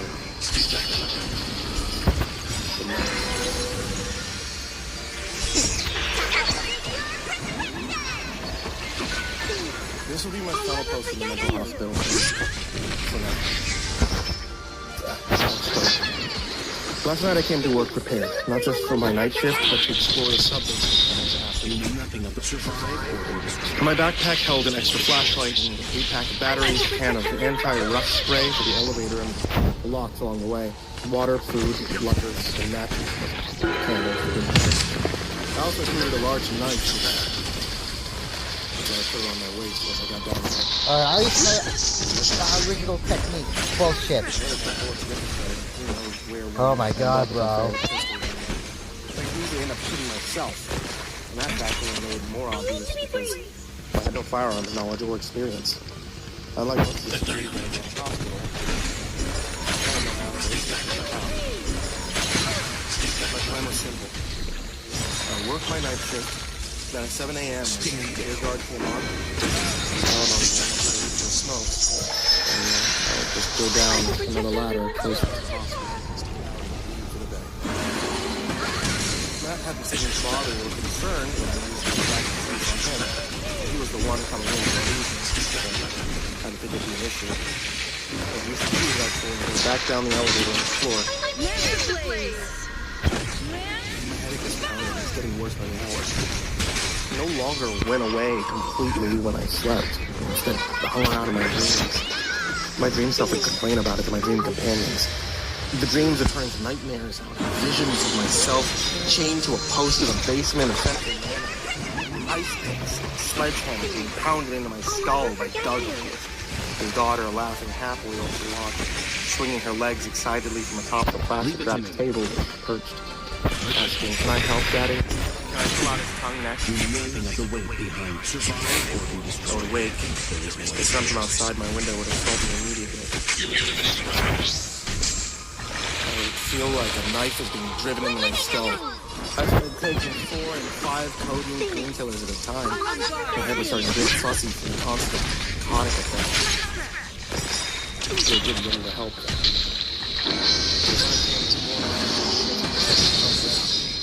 We had a quick chat and discussed the issues of the night before. There hadn't been any. They've been quiet aside from another 6 patients that had gone missing. Everyone assumed they had absconded.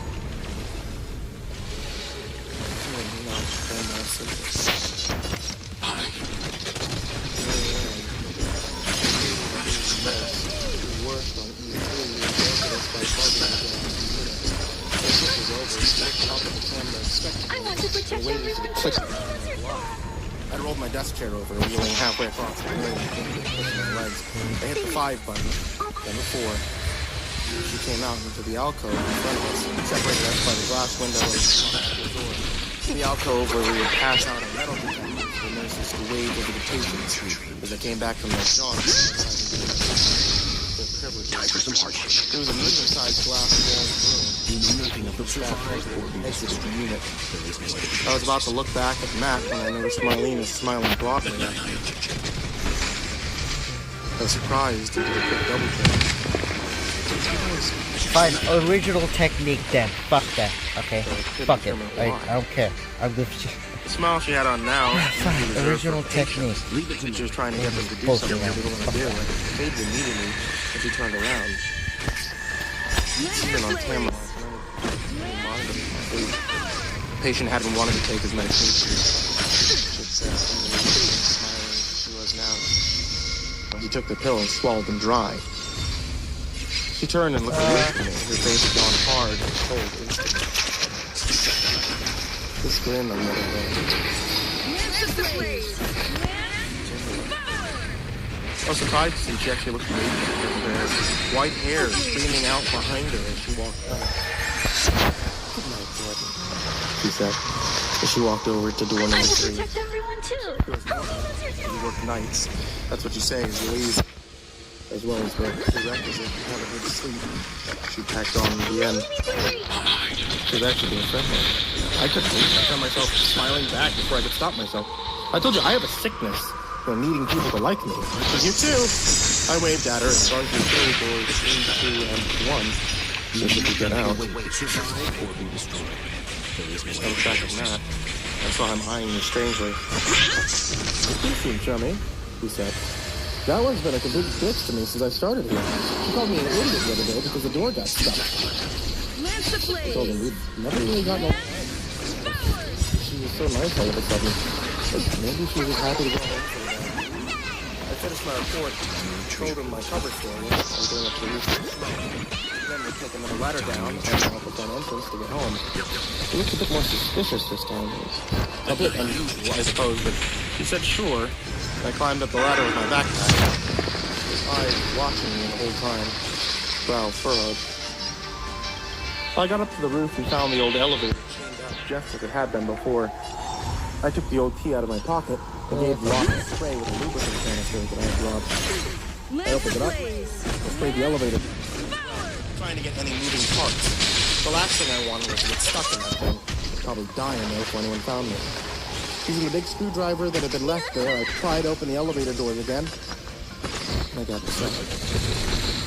I sprayed down the lever that controlled the box. Jesus I pulled Christ! the lever down to D2. What the Okay, fuck rattled was and that? shook. I'm not as violent this time, and I managed to stay on my feet. That is bullshit. Slowly into the dark. When I got down to the lower levels, I found myself not wanting to turn on my flashlight. The darkness and cool air felt so good. I wondered if my eyes would adjust down there if I gave them a few moments. The gauge stopped with a sudden jolt. I nearly fell over. I grabbed the steel bars and righted myself. I left the door closed for a minute, protecting me while I waited for the dim outlines of the walls to appear. After several minutes, I was my headache was gone, leaving not a trace of discomfort. Fine. I quit. Bullshit, man. You know, since I've been down in the tunnels last. The flies? They didn't affect me. They didn't seem as bad this time. What was that? My brain Okay, fuzzy from I lack gave of up. sleep. Alright, bullshit. I walked forward with my flashlight turned off. Fine. My right hand on the wall. Leave myself. Feeling the sloppiness and age of my fingertips. I finally came across the familiar graffiti. DL. How did one shot? Bullshit, man. How? How? What? Holy sex, touching a sacred object. What the fuck was that? What the fuck was that? I came to the intersection and already knew where I was going. Straight ahead into what I presumed to be the longest section of the tunnel, leading into the loop of the hospital. Rats and mice streamed past The my fuck was that? I felt them brush against my legs in the dark, but they didn't bother me. It's going on for a long time until another intersection. It was a little less clear where I wanted to go. I hesitated and I was about to go left when I heard One a shot! high-pitched laugh. What from the far ahead. fuck? Following the sound, I continued forward. Jesus Christ. At least I wouldn't get lost if I kept going straight. The tunnel continued for another long stretch, mirroring the never-ending hallway in the basement above. It helped that I knew the hospital well, so I wasn't scared of becoming lost. What the fuck is that? Their plan went to hell when I came across the hole in the side of the hill. It appeared to have been carved out roughly and imperfectly by crude tools of amateurs. It opened up into a tunnel, descended to the The walls of this new tunnel were dirt. It appeared to have been dug in the same amateur fashion. It was narrower too, and I found that I had to get down on my hands and knees. Okay, that's dumb. That is dumb. I elbowed my way past rats and mice, and they nipped at my hands. They seemed friendly. I wanted them to like me, so I let them. No longer bothering me. Fuck that thing. Couldn't even smell it anymore. How? Flies have become thicker. How? That is bullshit. That is the bullshit thing is not. I didn't swat them away. I just continued to crawl forward. Eventually, it came out into the opening. The fuck is that? Okay, My eyes that was took in garbage. all the details. It appeared to be the vast cavern of a cave system. I tried, but not working. No. No. This is what appeared to be a natural rock formation which resembled a ramp leading downwards. I walked down slowly, watching my footing as the dirt slipped away beneath my feet occasionally, threatening to send me sliding off into the dark pit yawning beneath me to my right. I stayed close to the rock wall on my left, leaning against it for comfort. Choke neck. I've always been afraid of heights. I Fine, finally got down on the I'll floor of give the a shit cave no and saw more. several tunnels opening up before me. I had no idea which one to go through next. I was at a crossroads again.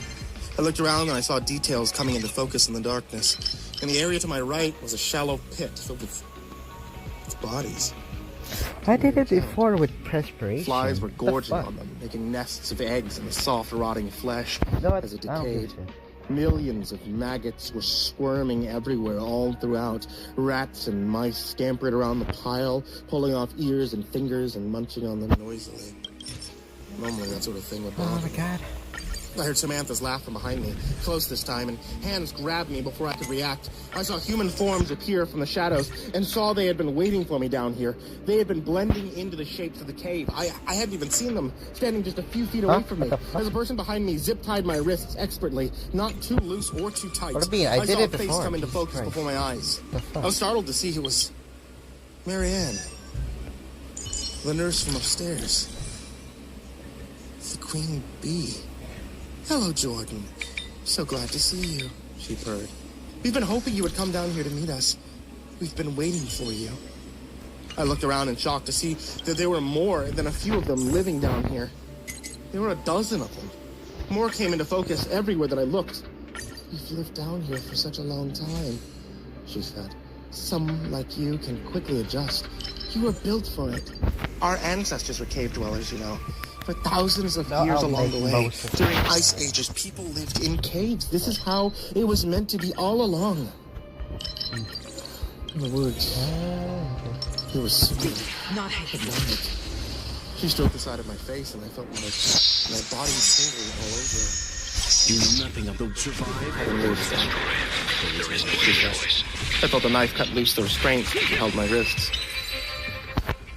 I stood there, looking at her as she spoke. Flies crawling over her face and body, in and out of her nose. You need to understand, though, you have to eat. And some are not meant to live with us down here. Sam, for instance. I thought back to the basement a sexy woman. The piles of body parts.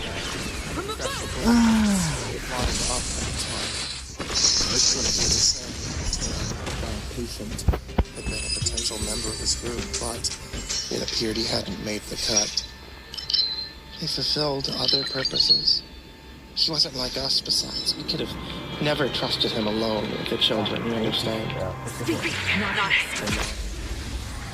Oh, when it's low level. A thought popped into my head. I tried to swat it away, but he persisted. Time for some hardship. What about Rhonda? Still under his spells, barely able to make out the words. He smiled at me, flirtatiously, and touched my face. I melted under her gaze and I felt my knees buckle. How old was she? Her face I wondered if the lack of light down here kept you looking young longer. No sunspots or wrinkles when there's no sun. I thought sleepily. Suddenly very tired. I wanted so badly to take a long nap. She never did answer my question, at least not that I can remember. She led me over to a soft spot on the ground with a pillow. I lay down in the dirt, my head down, falling asleep instantly.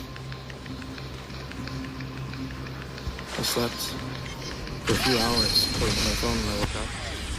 The light from the screen was far too bright and hurt my eyes. Still, I felt like I should finish telling you what happened. Time for some hardship. At least that I'm okay. You know nothing I about hope you guys are survival. following along this far. I'm gonna be fine down here for the rest of the day. We have everything we need. Let's help this out with my phone. On the blue screen mode. Everything's getting rid of the blinding light of the screen. It's threatening to bring that terrible headache back.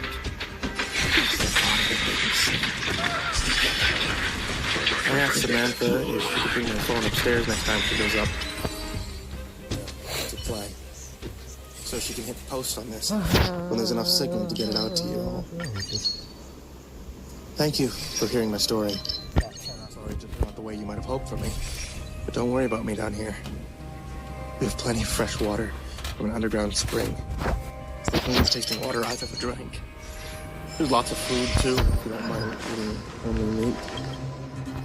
It's pretty much carnivore diet down here. At least I've been told. Except when Marianne brings down the occasional bag of veggies from the grocery store. She hates going there, though. Can't stand it, in fact. The wind is right. We do all that. A diet of roasted meat. Although it's a bit tough and stringy, there's not much fat content usually. A lot of meth users and heroin addicts end up in the mental hospital. They always taste the best. Marianne tries to us for us to try. Samantha tells me I have to protect everyone too. that she and I have become fast friends. Because she actually is a lot older than she looks. She doesn't get out of the sun much, but that stunts her growth. She never gets wrinkles. That'll take more than Just like her mom.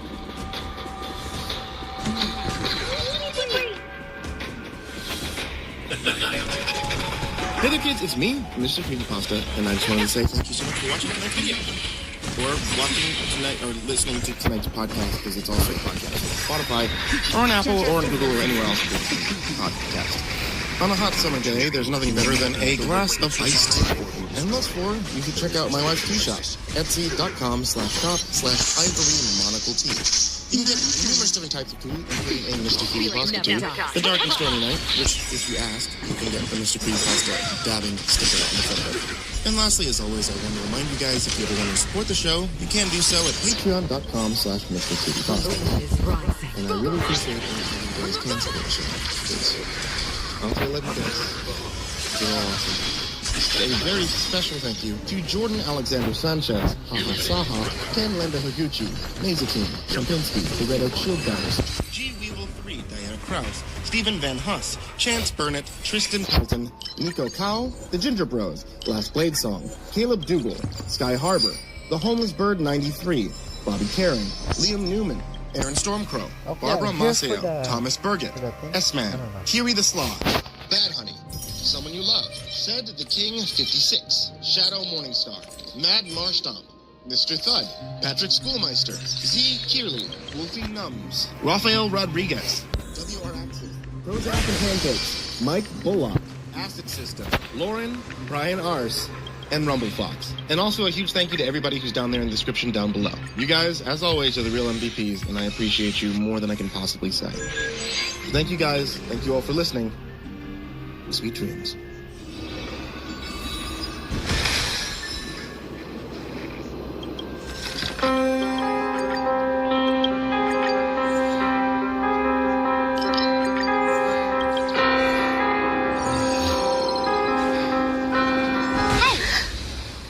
Huh?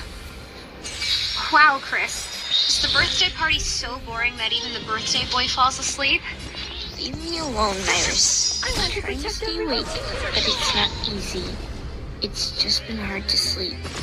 Big brother trouble again? Worse. Have you ever seen, like, a nightmare, Freddy? Nightmare?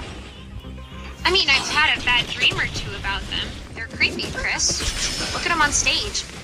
Just shaking, creaking around like that. And then they come off and walk around.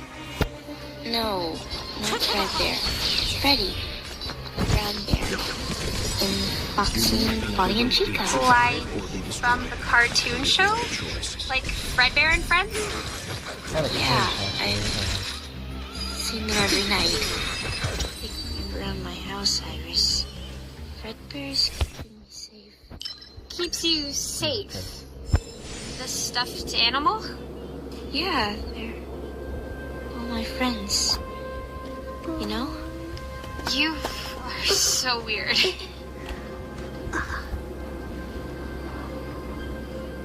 How's sales going for tokens today? Pretty good, sir.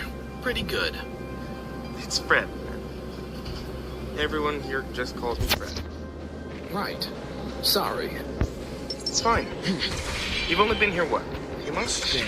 We haven't really talked much. I'm happy to have you on board. I'm happy to be here, Fred. Really, I haven't been around town long. This is a nice place to work.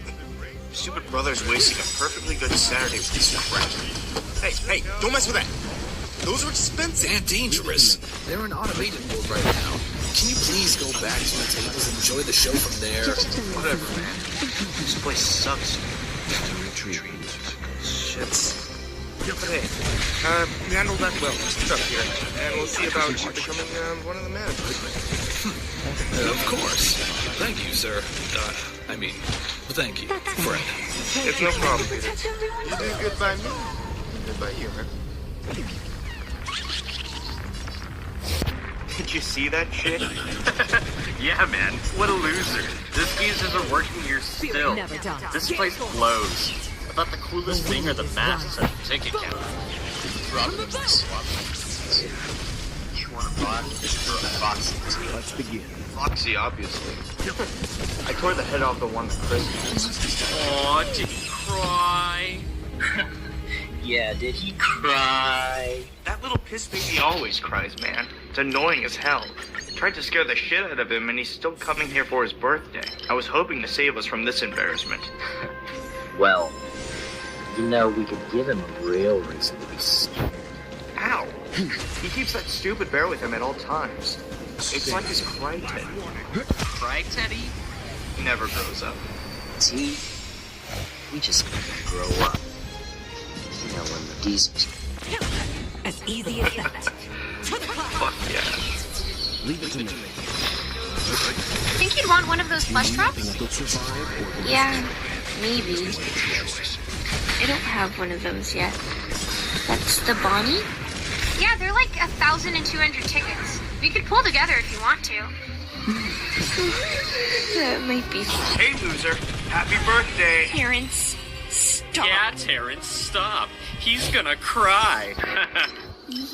Yeah, Terrence.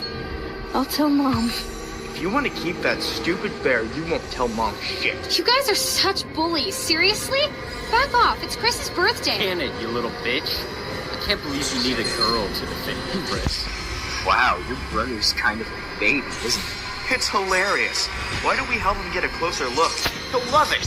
No, please. Come on, guys. Let's give the little man a lift. He wants to get up close in person. No, I don't want to go. Yours, little man. He wants to get even closer. Back up on the stick. Hey, guys. I think the little man said he wants to give Fredbear a big kiss. On 3. 1, 2. Please, Terrence, I'm scared.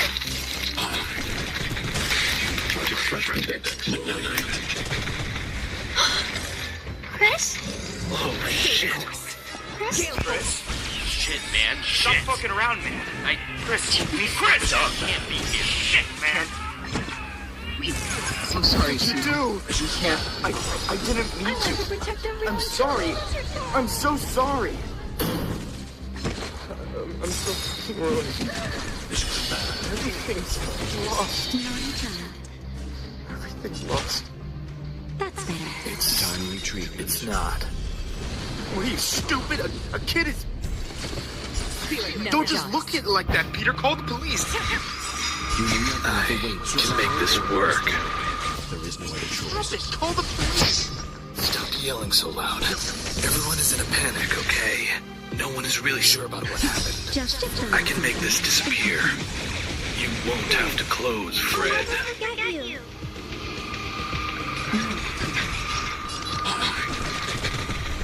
Stay course. How could you ever make this?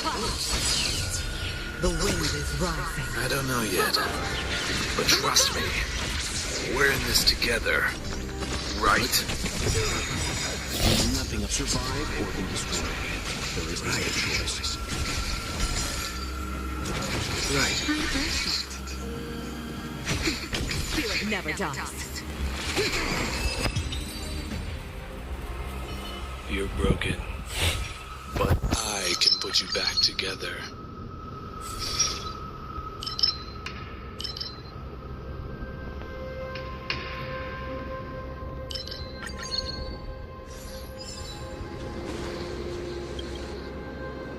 Enemy ahead. No harm in trying. Stay. Hello? Hello and welcome to your new summer job at the new and improved Freddy Fazbear's Pizza. I'm here to talk you through some of the things you can expect to see during your first week here and to help you get started down this new and exciting career path. Now, I want you to forget anything you may have heard about the old location. You know, some people still have a somewhat negative impression of the company.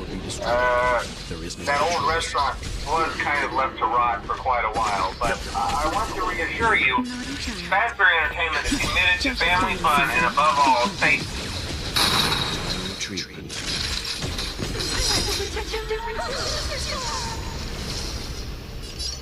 Hey, everyone! Hello, boys and girls. Hi, everybody! Welcome to Freddy Fazbear's Pizza! I'm Cheetah. Let's eat. Everyone knows me! Freddy Fazbear! Thank you, comrade. To the cloud. Is everybody having a good time? Because I sure don't There's plenty of delicious people delicious pizza when you're in Freddy's Pizza Chicken. You can't live off pizza all the time, Fred. If you're eating, kids, we're gonna have plenty of kids. Plenty of green vegetable kids. And all you young buddies need to have your carrots. Don't survive or be If destroyed. you want to live, have a fun and happy time. Freddy Fazbear's Stay the course. Jail for The wind is rising. You know what I do to have fun? Is it the games? Leave it to me. No, Is it the weapons pirates boat? not even close. Well, what is it, buddy? I like to sing. Why didn't you say so? Let's rock out the band. 1, 2, 1, 2, 3. 4. the redemption.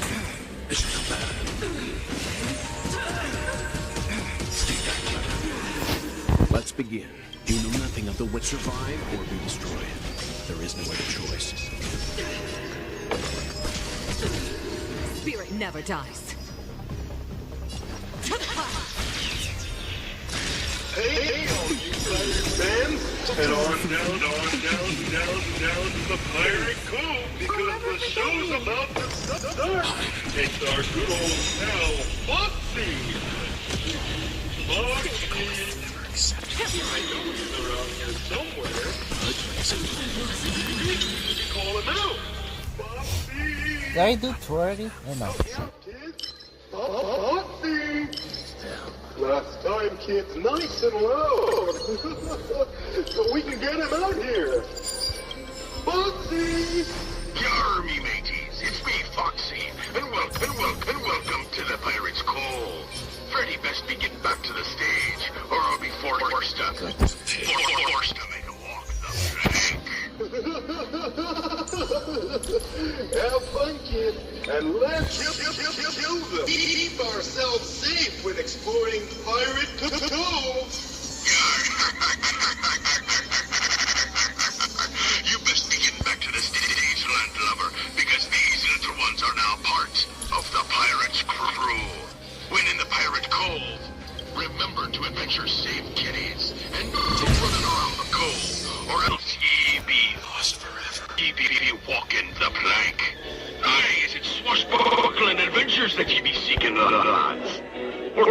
that don't belong here? Or is it that you're not akin to the seven seas?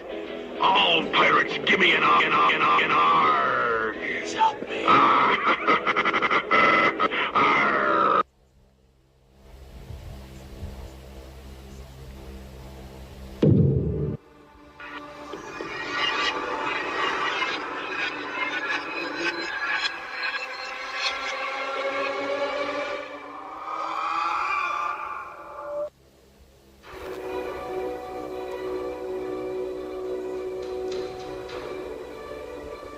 If you're one of those people who think the government is hiding countless secrets from you and constantly covering things up, you would be absolutely right. I'm one of the many people they hire to clean up their mistakes. No, I'll listen to Storm Chaser. I have no kid at that. There really isn't much special about me. But perhaps that's exactly why they chose me. I'm already a loner. I'm not going to cure cancer or create the next weapon of mass destruction, so I'm easily disposable. They approached me one day after I finished working my shift at a fast food joint. I'm not sure I had much of a choice, but my life was so dull I was ready for any kind of change-up anyway. The men who came to my door didn't even tell me what I would be doing. Simply that if I wanted to aid my country, to follow them. I didn't look back once, and as strange as my life has gotten, I still don't regret it. The next year of my life would be grueling. I was put through extreme physical and mental training. I learned about things that I thought only existed in movies. I'm not sure what would happen had I failed the training, but I can't imagine they would just let me go back to my normal life. Not once did they mention what I was training for during that year. Not until I graduated. Upon getting the seal of approval from higher-ups, I was brought into a small room, black suits, and finally informed of what I'd be doing. My new job would be hunting down failed experiments and other oddities that the government failed to contain. Not all jobs would be the same. Some would be relatively easy, while others next to impossible. Most missions would come with the option of bringing the target back dead or alive. But of course, it'd be preferable to always bring them back alive, for further experimentation. My first assignment would be on the easy side. Codename, the Ice Cream Man. The Ice Cream Man, like most failed experiments, was at one point a human. He still has the appearance of one. Your typical ice cream truck driver, but he's essentially a robot, only concerned with doing his job. So, what's so special about the Ice Cream Man, then? Well, I'm never told the why of the creatures I hunt, but I always put together my own ideas. The Ice Cream Man's truck is really the special part. The music that comes from the horns work as almost a human magnet. It entrances anyone within hearing distance to approach the truck. Once you approach the truck, well, you buy ice cream. I've heard the ice cream tastes delicious, but of course, you'll never know for sure because the ice cream causes anyone who eats it to basically enter a fugue state. For the next 12 hours after consuming the ice cream, you'll carry on your day as you normally do, but you'll remember nothing the next day. I'm sure you can see why this will be a valuable asset to the government. Unfortunately, the scientists put in charge of testing the Ice Cream Man underestimated him a bit. Before they knew it, they had woken up 12 hours later wondering where their test subject is gone. I'm sure I was given a simple assignment as sort of a test. I was given a pair of enhanced noise-blocking earphones and was sent on my way to the Ice Cream Man's last known location. He wasn't hard to find. I just had to follow the massive vehicles that had lined up to get their sweet treat. I allowed him to serve everyone in the area. It would make my job of taking him much easier if no one remembered it. After everyone had their ice cream, I lined up myself. He attempted to serve me, but instead, I reached into the truck and injected him with a tranquilizer. He may be a shell of a person now, but he's not immune to good old-fashioned medication. I tied him up and hitched his truck to my vehicle. I dropped him off at the nearest government facility and awaited my next target. As I said, this would be one of the easier assignments. My next wouldn't be quite so simple.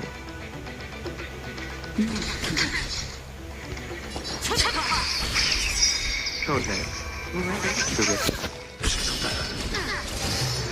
Unlike the Ice Cream Man, the Rippler was still mostly human. He hadn't lost his emotions or become a mindless zombie, and perhaps that was the problem. Why? Through intense experimentation, the Rippler had gained the ability to create an intense, concentrated earthquake. He collapsed the facility he was being stored in. The main concern with the Rippler was his danger to others around him. If he used his ability in a heavily populated area, countless lives could be lost. This is one of the few cases I've been advised not to bring the target back alive. Once again, I feel as though this assignment was a test. Just a different kind of test. The government wanted to see if I would kill for them without hesitation. And it's possible, if they did,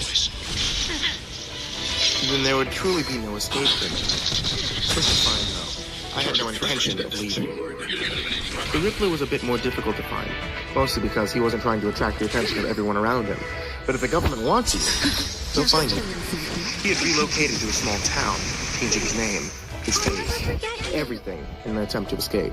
I almost felt bad for the guy. I thought he volunteered himself to be a guinea pig for the government. Now all he wanted was a normal life. Once I found the town he was staying in, I made sure to keep my distance. Didn't want him going nuclear on me. I confirmed he was indeed my target by collecting some DNA samples from his track. Now all that was left was to take him down. I didn't want to kill him, but I didn't have a lot of options. The scientists who had created him were still unsure of the extent of his powers and his ability to control them. Had I brought him back alive, there's no telling if the government even has a facility capable of holding him. I did what I thought was best.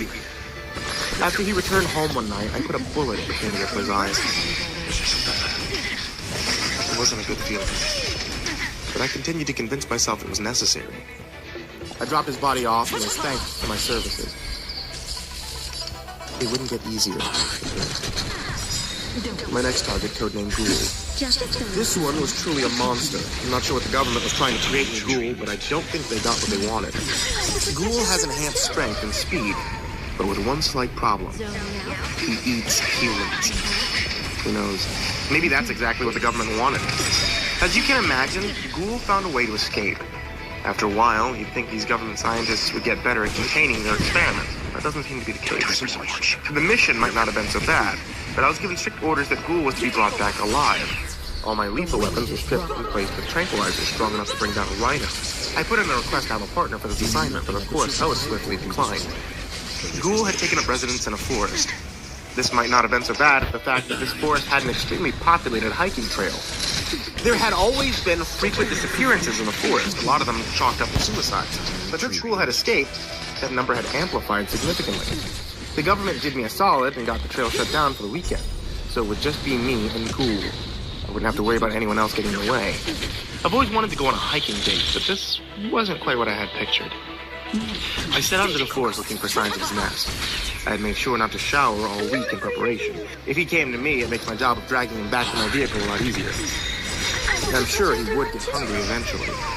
After about an hour of following markings and footprints that I assumed had to belong to Ghoul, I began to come across bones. Human bones. I was getting closer. I followed the path for a few more minutes before I began to gain motion.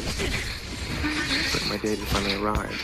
I heard tree branches shaking in it. After only a few moments, he was standing on a large tree right in front of me. He looked down on me, studying me.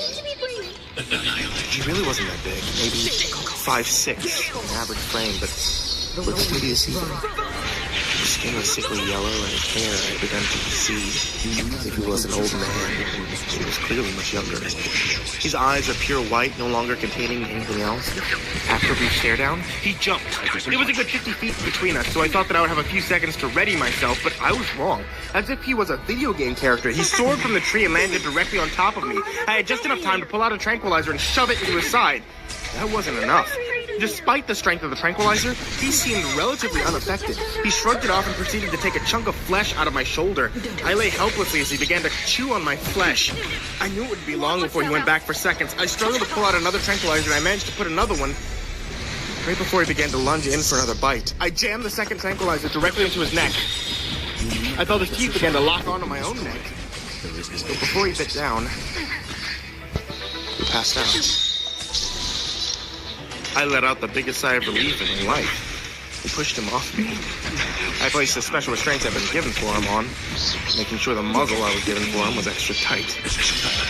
I wasn't sure how long the tranquilizers would last, but hopefully long enough for me to deliver this monster, despite missing a chunk of my shoulder.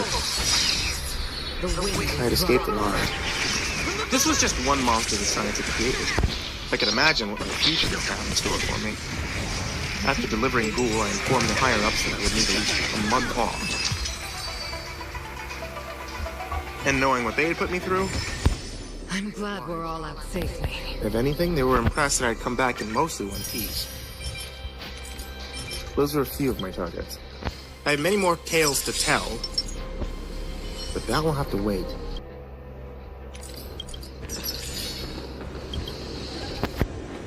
I'm back. In one I piece think this it's time. useful because Before I talk more about my literally targets, I'm going to address a few concerns in my last post. A blew lot it of you were over. concerned with That's my it. bite that I suffered from the ghoul. As far as I know, I haven't contracted anything. I was told whatever they did to him shouldn't be contagious.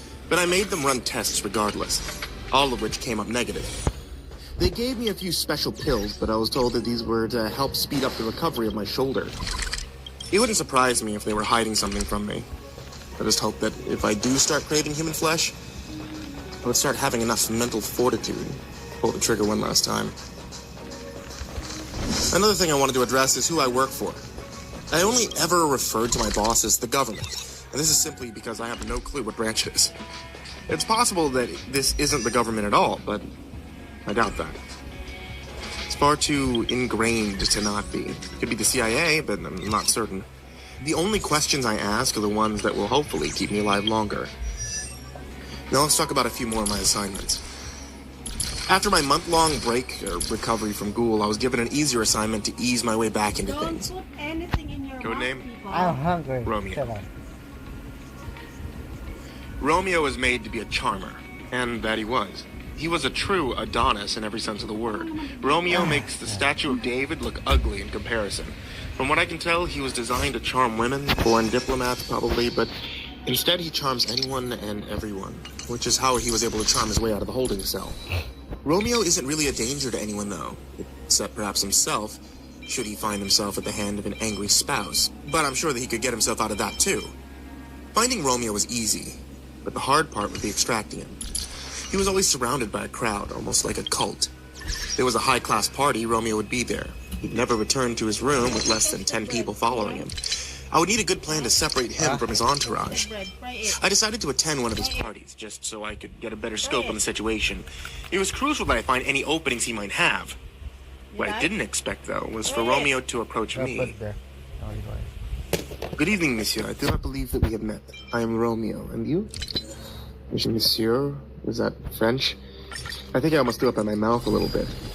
I guess I should have expected this, though. He has quite the ego, after all. It was good to see his charm wasn't working on me. I wasn't entirely sure why, but I think I may have something to do with my disgust at just how perfect he is. Oh, I'm James.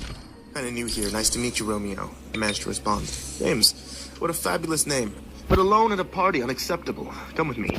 My friends and I are about to return to my estate. I will show you the finer parts of the city.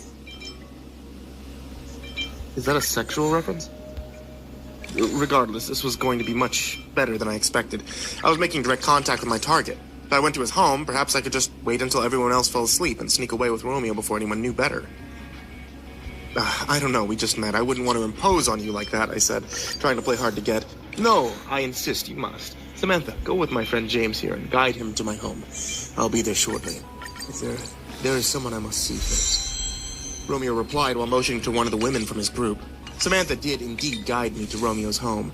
I already knew where he lived, of course, but I had to play dumb. Romeo's estate was a true mansion, with aesthetics that would make you think that someone had designed the home in the game The Sims. I was escorted inside. The rest of Romeo's entourage would arrive shortly after. I was offered some scotch that had apparently been aged over 100 years. I'm not much of a drinker, but I accepted it nonetheless. Romeo arrived almost an hour later, fashionably late to his own party. Once he arrived, he immediately approached me. James, follow me. There's something I must show you, he said to me. I didn't hesitate to follow him. This was my chance to be alone with him. I could tranquilize him and be on my way before anyone knew any better. He led me to a room on the other side of the home. The room was something else. Something I didn't expect. The walls were covered with pictures. Men and women, each one of a different person. I think I even noticed a few of them from his group. What is this? I said without thinking. These are the people that I've conquered, and you are next. Please, remove your clothing. Romeo said as he turned his back to me and began to remove his own clothing. I almost felt compelled to remove my own clothing. His words held such power, but I was able to hold out. Instead, I approached him and sunk the trank into his neck. I made sure to duct tape his mouth.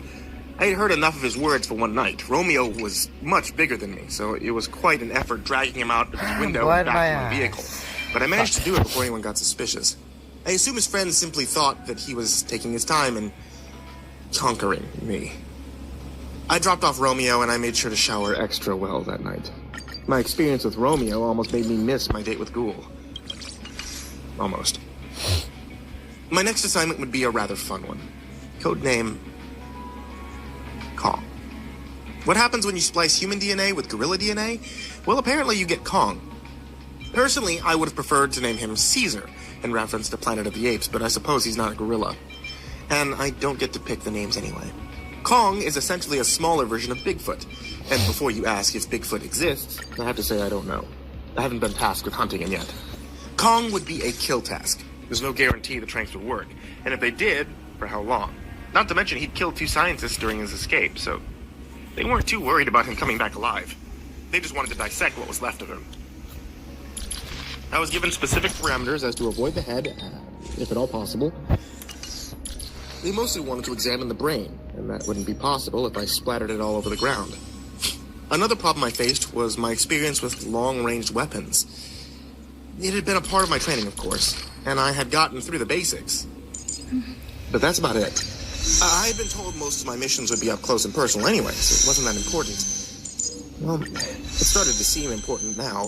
Similar to Ghoul, Kong had taken up residence in a forested area, but since his diet didn't consist of human meat, he had chosen a much more secluded area. I don't think Kong really wanted to hurt anyone. He could have lived out his life in these woods, never bothering anyone at all, but that's not what the government wanted. My superiors informed me they had already done overhead sweeps of the area and were able to tell me exactly where the cave he was staying in was located. Of course, they had done the easy part, and I would get to do all the dirty work on the ground. I made my way to a vantage point, overlooking the cave, and set up the sniper rifle they had supplied me with. Now all I had to do was wait. And after a few hours, Kong finally made his appearance. He walked out of the cave and began to stretch his limbs, the way most of us do after we wake up. I steadied the rifle and aimed the crosshair over where I would assume his heart was. And I pulled the trigger. I missed. I hadn't taken into account that the wind had picked up since I started waiting, and the bullet had strayed to the right of Kong, hitting the rock of the cave. Kong didn't move, though. Instead, he simply turned his gaze towards me with eyes that were all too human. He didn't try to escape. He knew I would come eventually, and if it wasn't me, it would be someone else. Kong had accepted his fate. I'd killed the Ripper, of course, but that was different. I had done that while he was asleep. I didn't have to look into his eyes before he died. I almost wish Kong had been a monster like Ghoul. That way I wouldn't have to feel bad about putting him down. With a slight hesitation, I reloaded my gun. I took aim, accounting for the wind now, and I fired once again. Bullseye. Kong went down instantly. I made my way over to confirm he was dead, and luckily he was. He wouldn't have to suffer anymore. Kong weighed far too much for me to drag him back on my own. Instead, I set off a flare that had been given for this moment and waited for the air team to come and collect him. Sitting next to Kong's lifeless body really made me begin to question my line of work. I never felt so disgusted in myself, but I knew there was no way out for me. I'm already in far too deep. Perhaps the government has created another monster in me. And someday, they'll have to put me down too. But for now, I'm still doing their dirty work. You'll excuse me.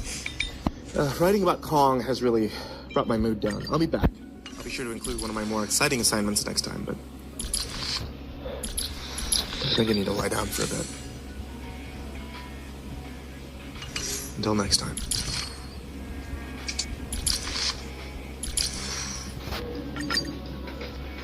I'm back. And with me, I bring a few more of my assignments. I'm not sure how much time I have, so I'll jump right into it. First up, codename Dahlia. Dahlia's, well, Dahlia's a doll. A ventriloquist doll, to be exact. Despite her simple looks, she's quite dangerous. Probably not in the way that most of you would expect, though. She can't move on her own. Well, she can speak, but that's it.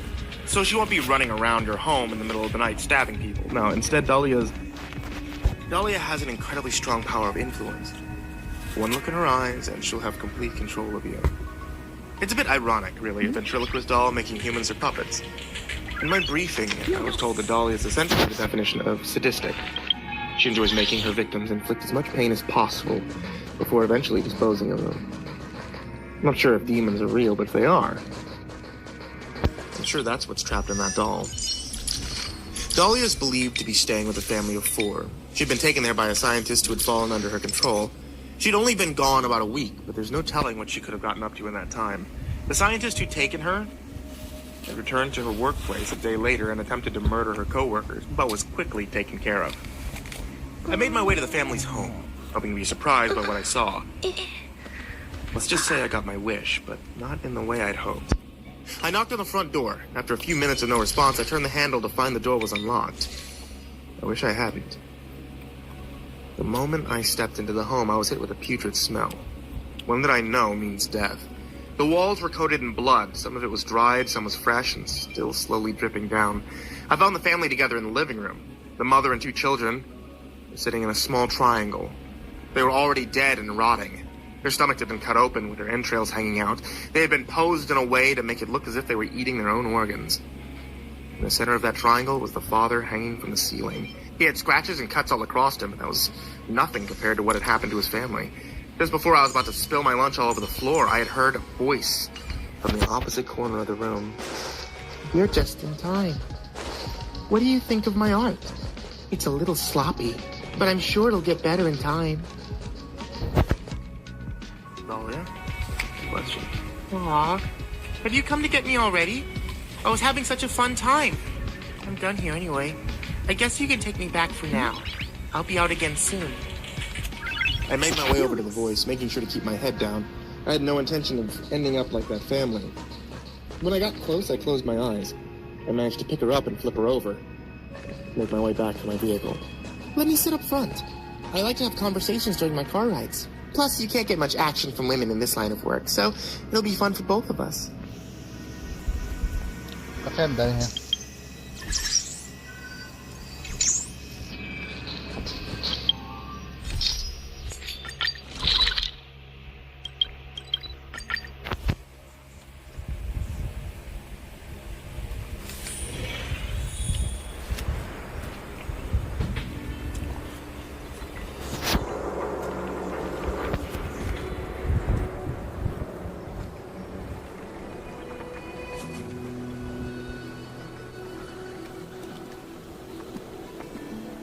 I hate that thing.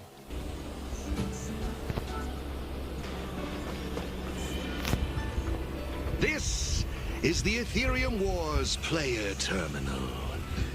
Give it a try.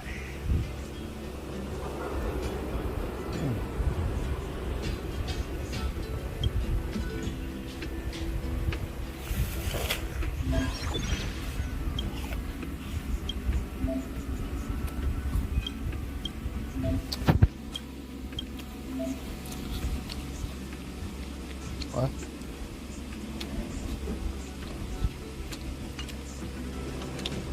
It seems kind of complicated. Yeah. Have you got the hang of it yet? Back to copying me, huh? I wouldn't worry yourselves too much. Remember, practice makes perfect. I imagine you'll grasp the core concept in no time. To participate in the tournament championship, make your way to the various victory zones and increase your victory rating.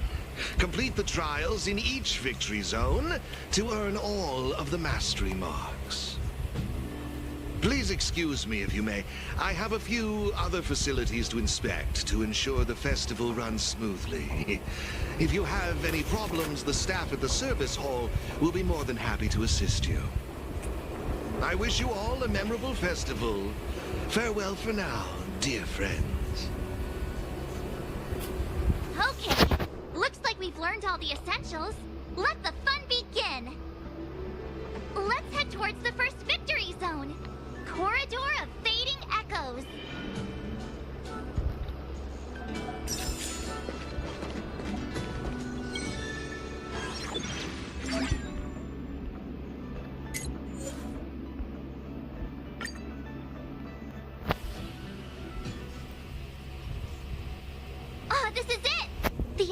to the Corridor of Fading Echoes Victory Zone.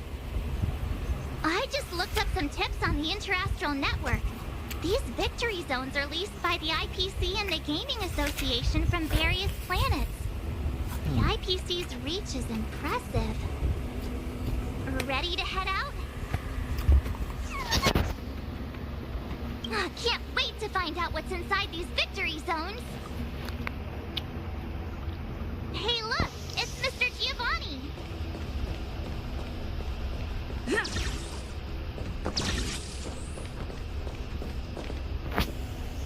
Oh. Mr. Giovanni! I didn't expect to see you again so soon.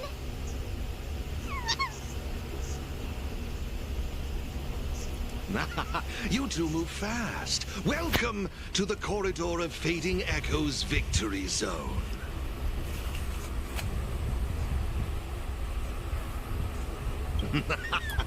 Believe it or not, I'm actually somewhat of a seasoned Ethereum Wars player myself.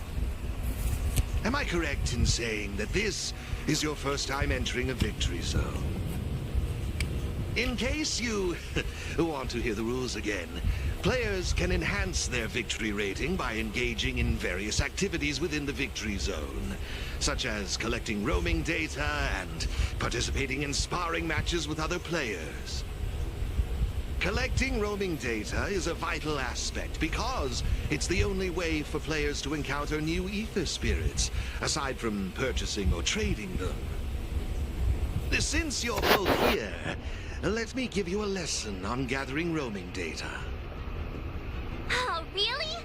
We know you're pretty busy. Oh, it'd be my pleasure. Assisting new players in swiftly understanding the gameplay is just another part of the festival. I will gift you this ether data, Blaze out of space. With this, collecting roaming data should be much easier for the both of you. There happens to be a good number of roaming data targets in the vicinity. How about using them as practice?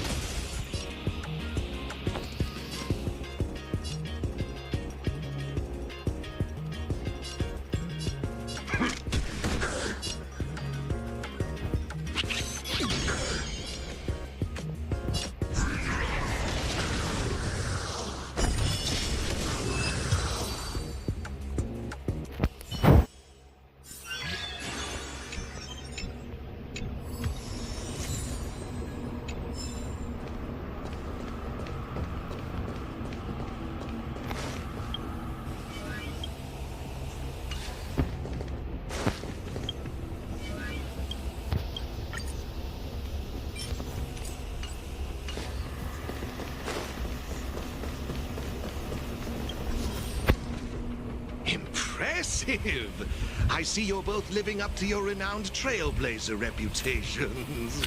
It would seem you two have a natural talent for gaming. That's us, all right.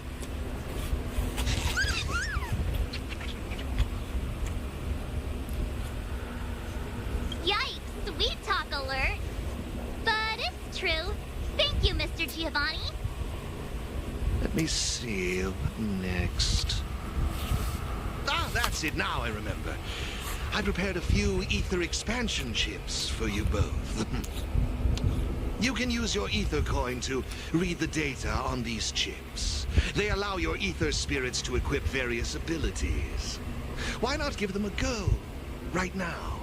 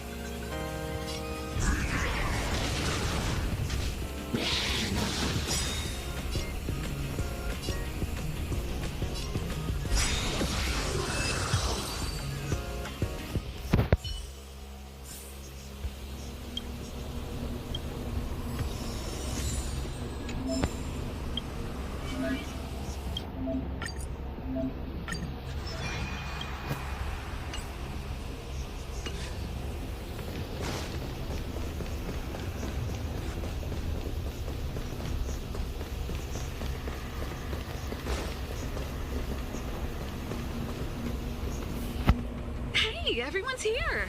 You and Little March, too. What lucky charm lured these two great heroes our way?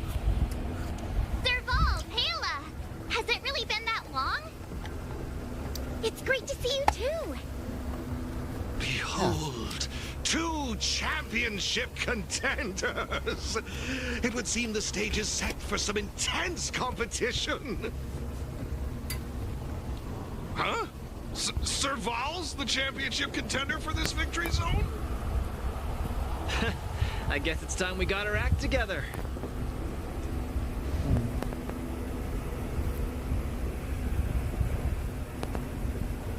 Long time no see!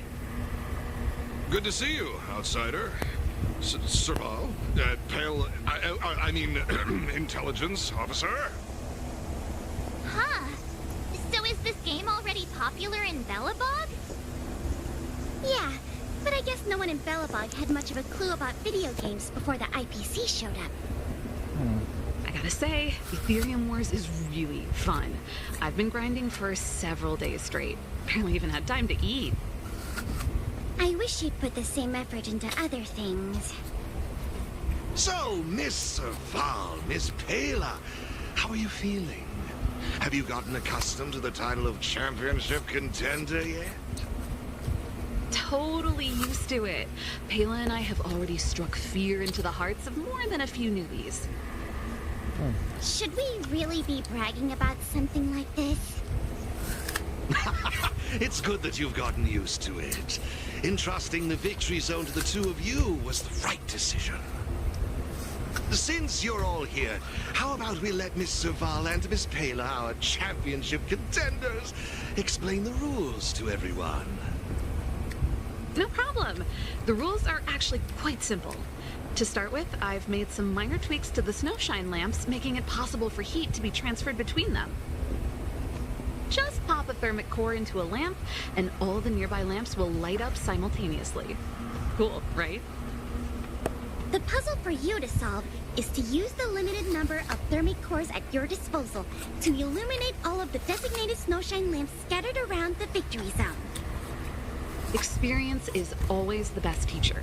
So go ahead and try for yourselves with these 2 lamps.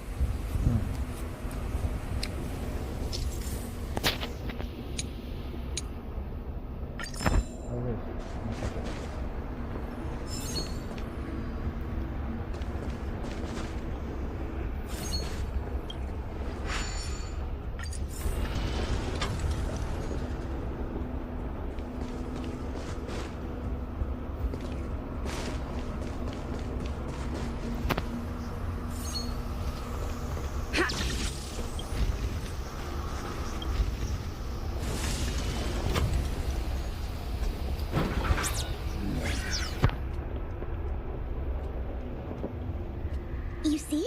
Serval's modifications to the lamps allow you to illuminate lamps that are out of your reach. You'll find several lamps like this around the victory zone. Once you've illuminated all of them, seek out me and Serval. We'll be ready to throw down the gauntlet. But don't think we'll just hand over the mastery mark without a fight. You'd better make sure you're ready before you even think about challenging us. After seeing this special modification, I can't help but wonder, do all victory zones have a similar kind of setup? Of course! After all, it's just another part of the tournament. Each victory zone has its own unique puzzles. But don't worry yourselves too much. The most important thing is that you have fun. I don't have fun with the I can feel the this, adrenaline like, rushing through my veins. That mastery mark is mine. Brace yourself, Serval. I'm about to rock your world. Yikes! Everyone's so fired up! Quick! Let's say something!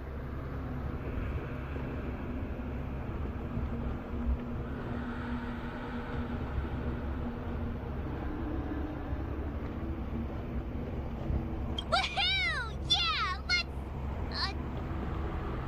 Jeez, did you join the Antimatter Legion when I wasn't looking?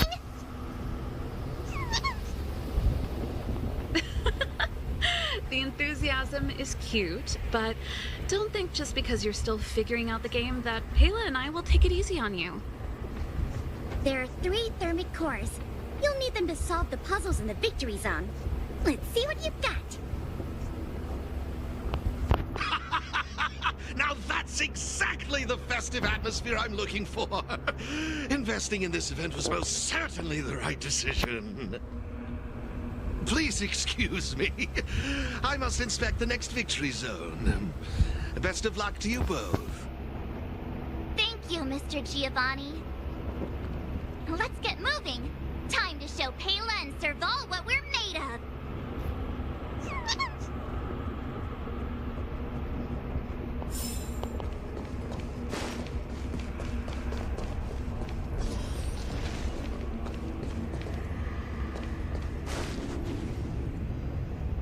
Take a look. It looks like there's a lamp behind that wall. There should be a lamp nearby. Inserting a thermic core should do the trick.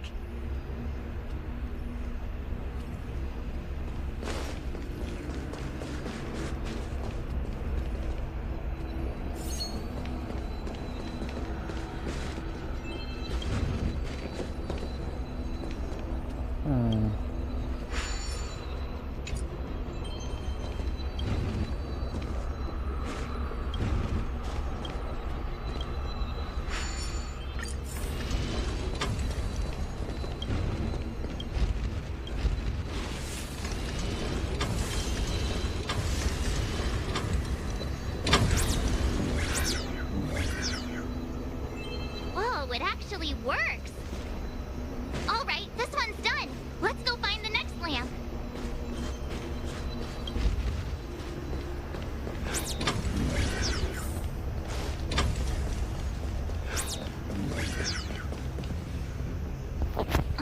Seriously? Who puts a lamp there?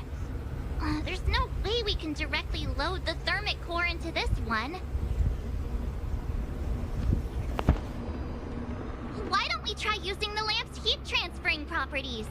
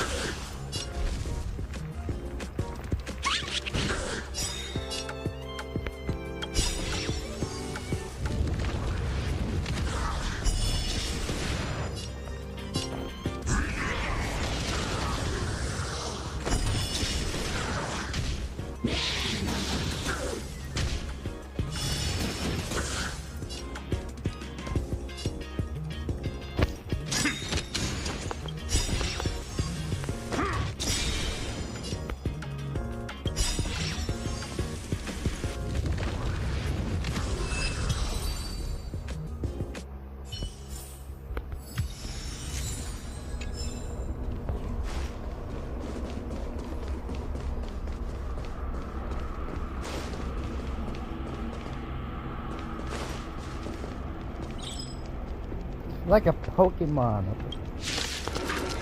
Yeah.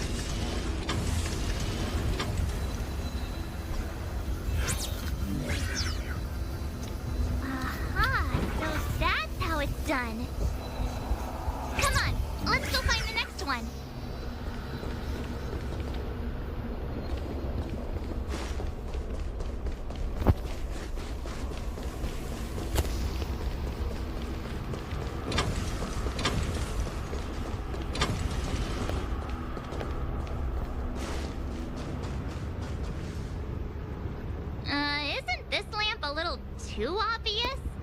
It's like it's just begging us to be lit. There must be another lamp hiding around here somewhere.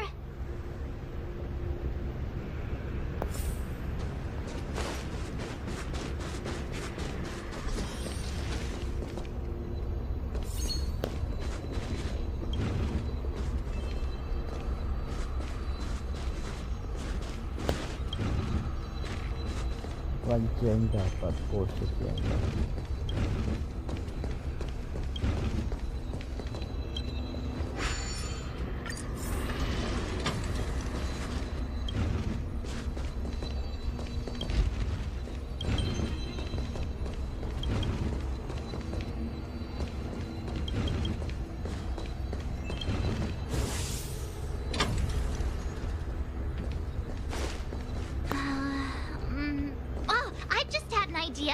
Maybe we could try making this gear bridge rotate.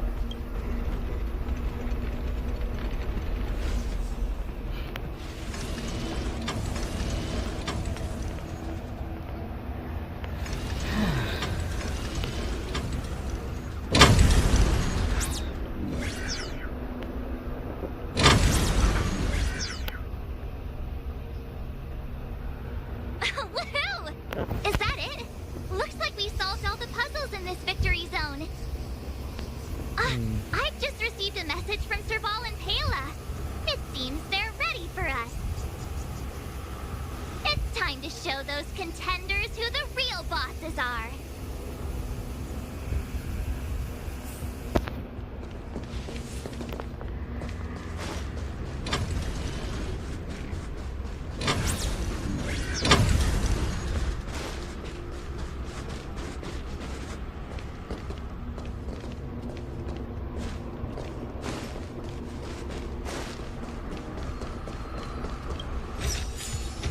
Looks good.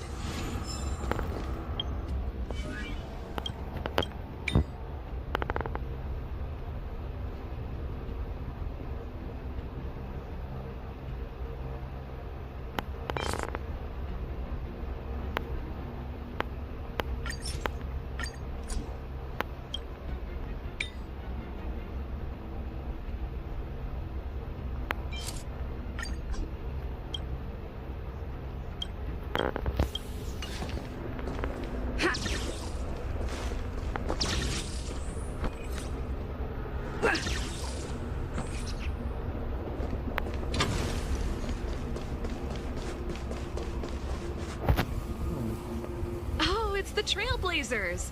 I didn't expect you two to be the first ones to show up. Oh, not bad.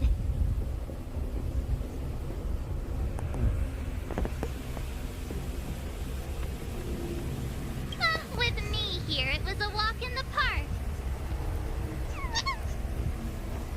Well, someone's feeling pretty confident. Well then, it's time you felt the power of mechanical fever. Pela, let's show them what we're made of.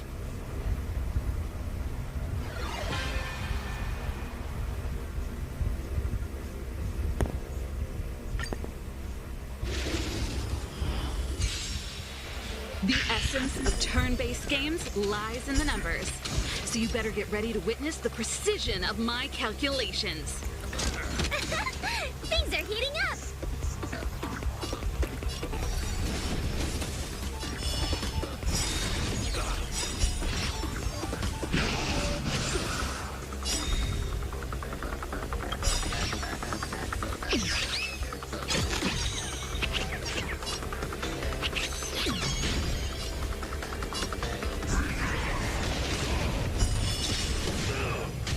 Raise your spirits!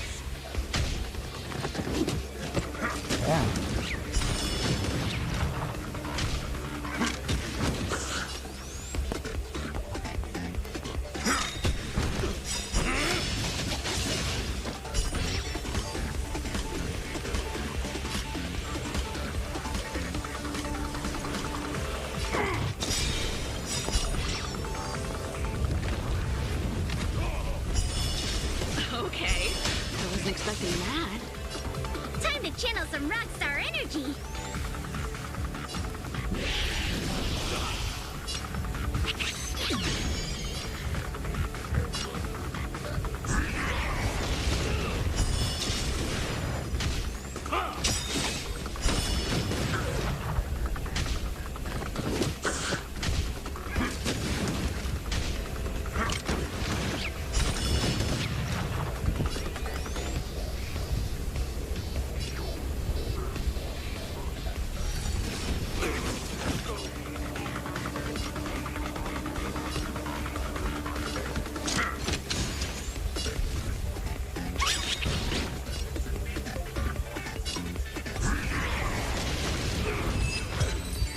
Oh, good. Now that was intense. I can't remember the last time I had so much fun. How did you manage that? I guess you just got lucky this time. Yeah, it was all me. Here, take it. The Corridor of Fading Echoes Mastery Mark. You've earned it. I have something else for you also. An ether expansion chip. Integrating its data into an ether spirit will grant them new innate abilities. Look how happy they are. It's clear they trust you a lot. A warp trotter? That's a pretty rare ether spirit. but they were acting kind of strange in the battle. Is there something wrong with them? To be honest, we don't actually know. But it seemed like some IPC troublemakers were out to get them. That's why they're tagging along with us. We're looking after them. Serval, you seem to know more about ether spirits than us. Can you tell us what's up with this little guy? Sorry, I'm not quite sure either. IPC tech is pretty complex. There are some principles I'm still trying to wrap my head around. I see. Perhaps if we were able to find Miss Topaz, she'd be able to give us some clues. They're just too precious. And they're counting on you for protection. Take them with you and snatch the championship. Thanks, Paola. We'll do our best. Speaking of champions, have you heard the story of the mysterious elite player? Who? Yeah, who's that? Are they some sort of gaming prodigy? Well, this player isn't a stranger. We know them too, but Mr. Giovanni has asked us not to divulge too much information. Giovanni? I wonder what he's up to. We're not entirely sure. He said something about adding an element of mystery to the story. Okay, that's weird. In any case, if your goal is to also become the champions, then it's likely you'll run into them sooner or later. Remember, train hard and relish every moment. The title awaits you.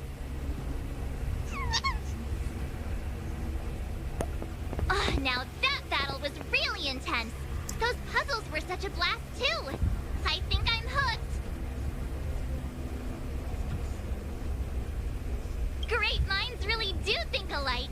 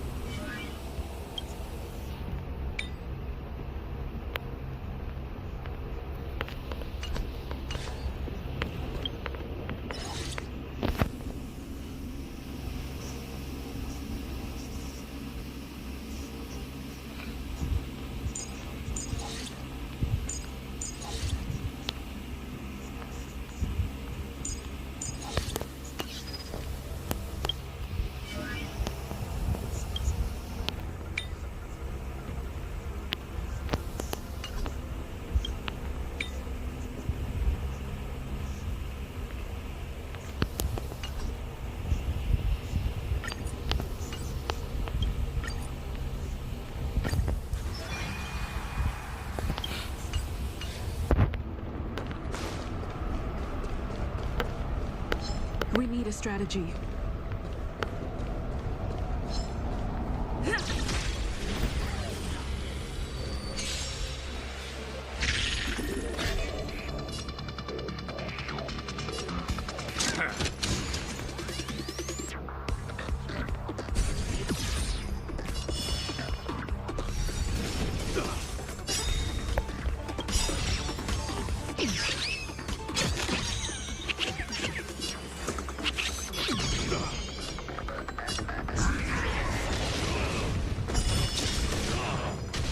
Raise your spirits! Stay on guard!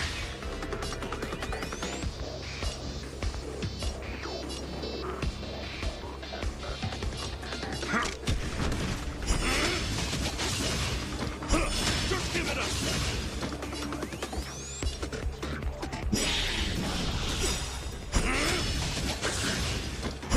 Just give it up!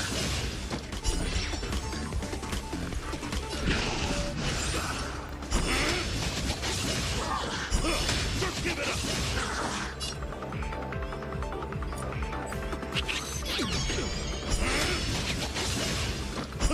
Just give it up!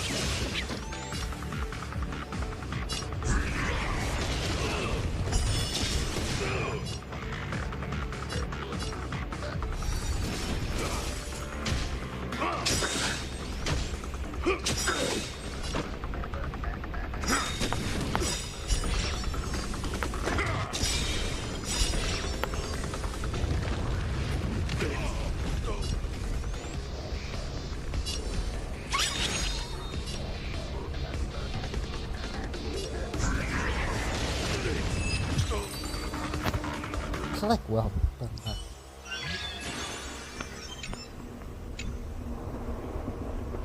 Let me see.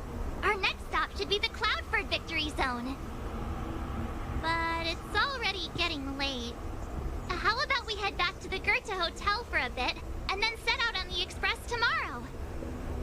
I mean, it's not often we get the chance to stay there, and I really miss their pillows. Oh, great!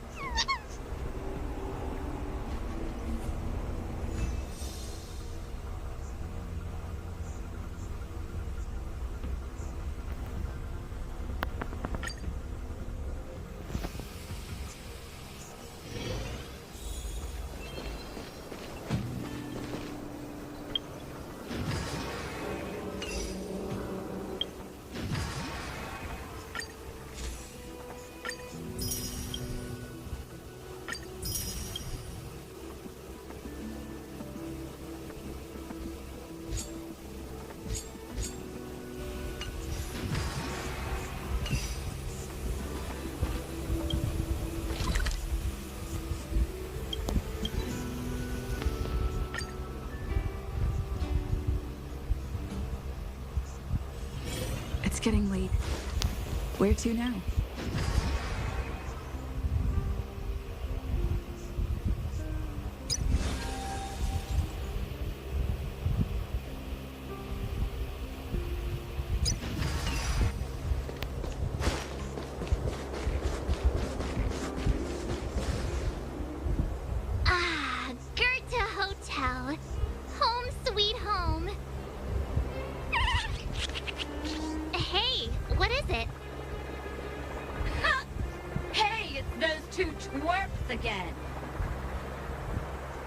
It's the two who ruined our plans!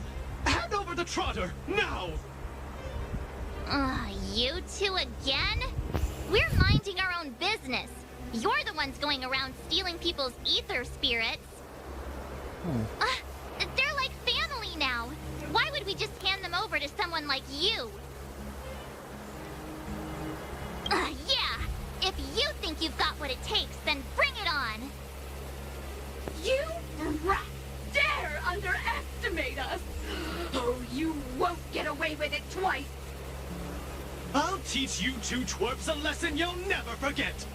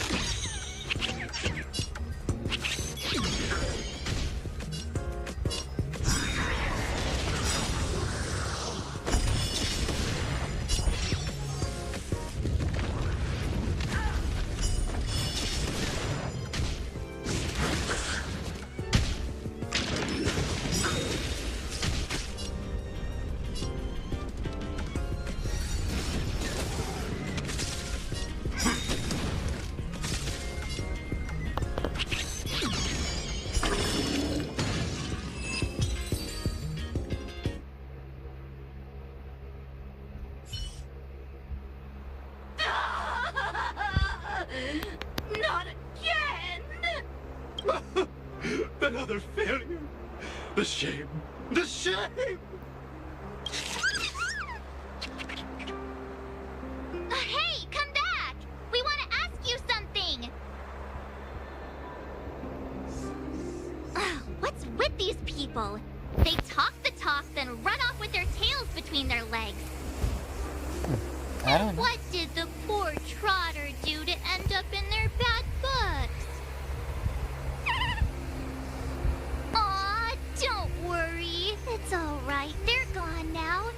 It's just too bad we couldn't get any clues about our little friend.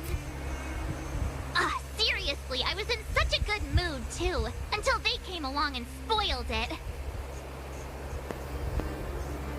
You're right. We've had a long day.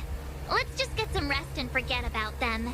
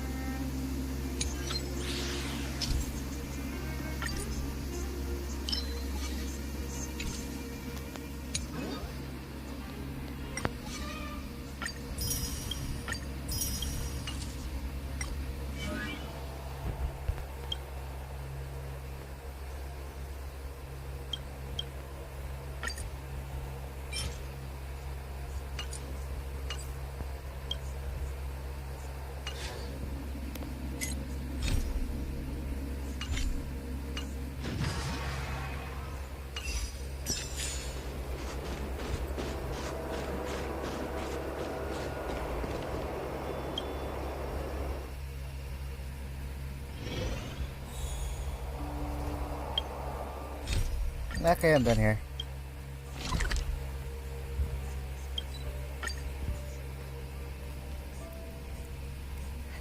This is PR shit.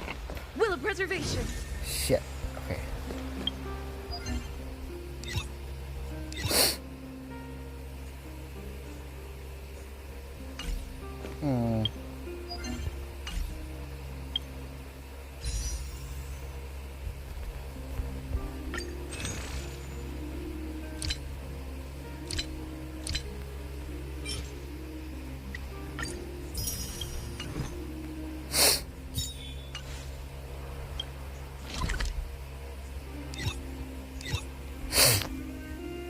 No, I have more time. I'm interesting. Okay.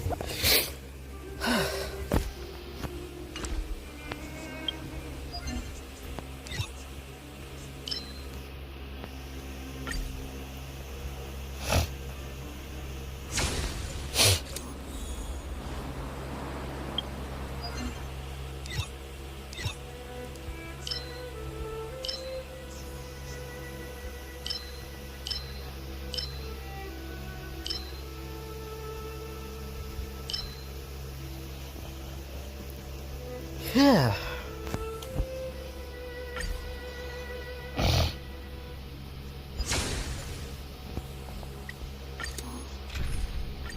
How much hours? 45 hours? Insane. I've no interest in conflict. What the fuck? Lance ablaze. Lance forward.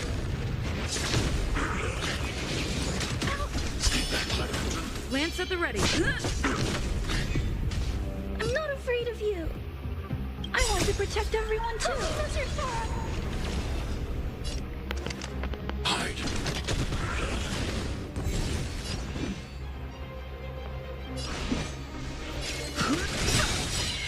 The truth of life and death. The sanctuary is but a vision. Break. Leave it to me. Stand down. I'm on guard. Annihilate.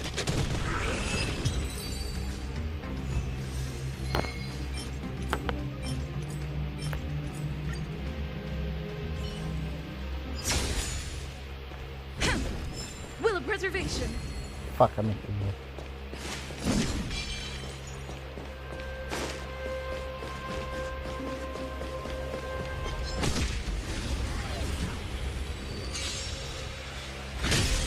Too late to repent.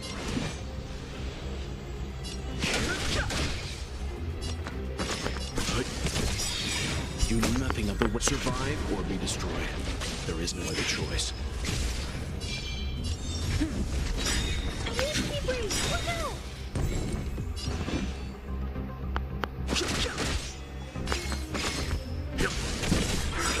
I want to protect everyone too.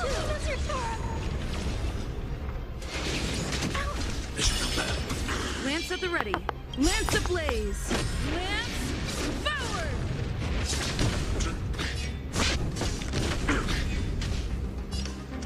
Hide.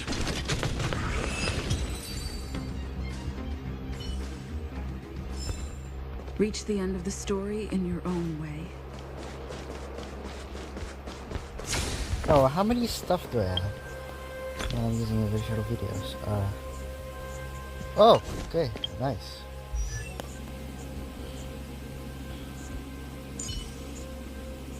The pure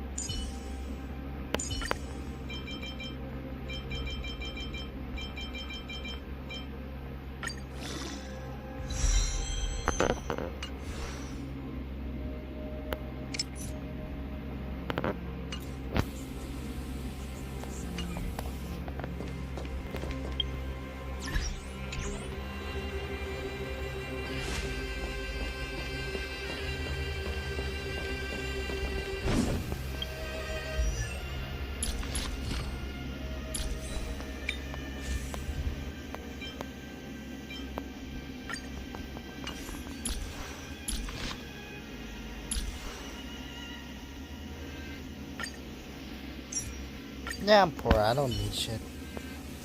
Okay.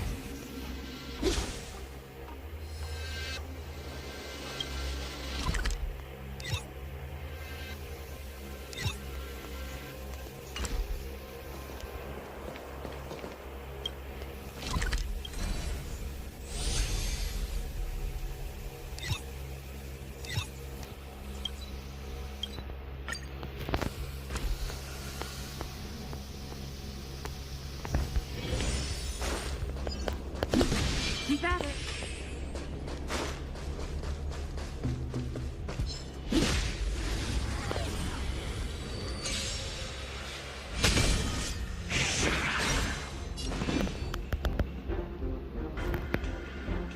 What the vision?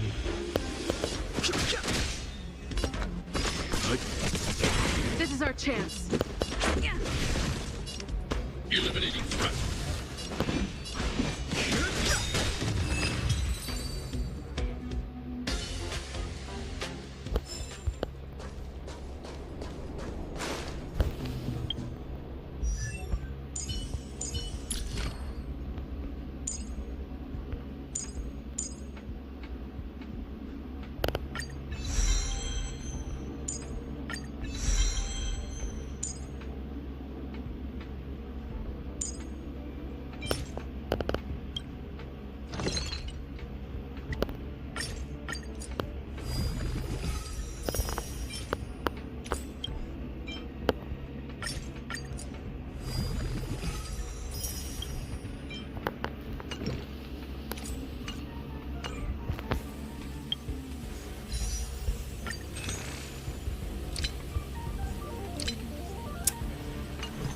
Nah.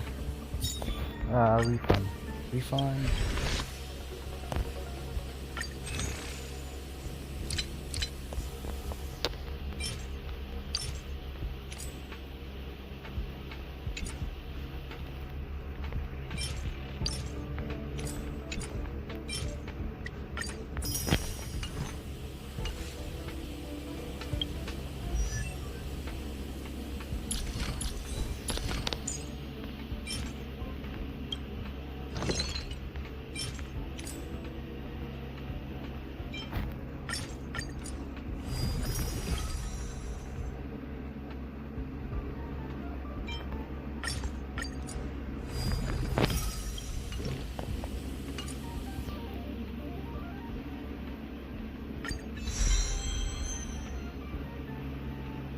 Home run?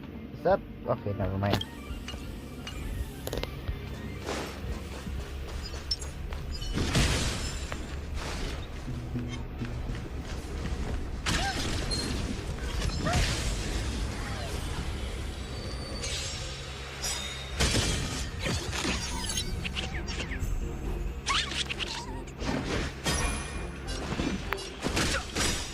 The truth of life and death.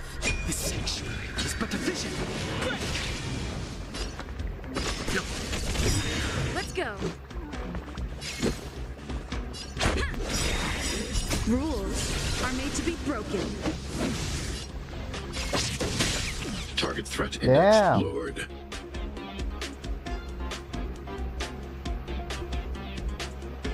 Eliminating threat.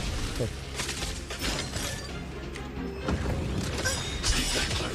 I want to protect everyone too. That's your turn. Are you all right? I've no interest in conflict. You know nothing of the survive or be destroyed.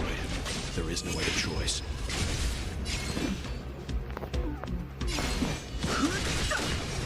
Let's begin. Let's make it quick.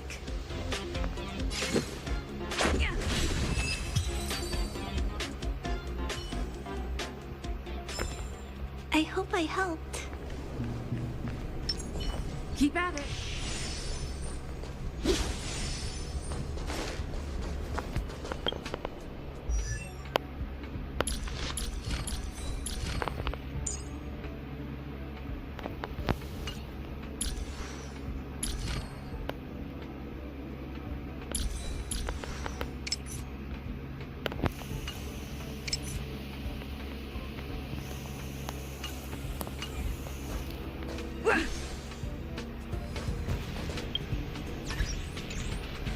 I'm done here.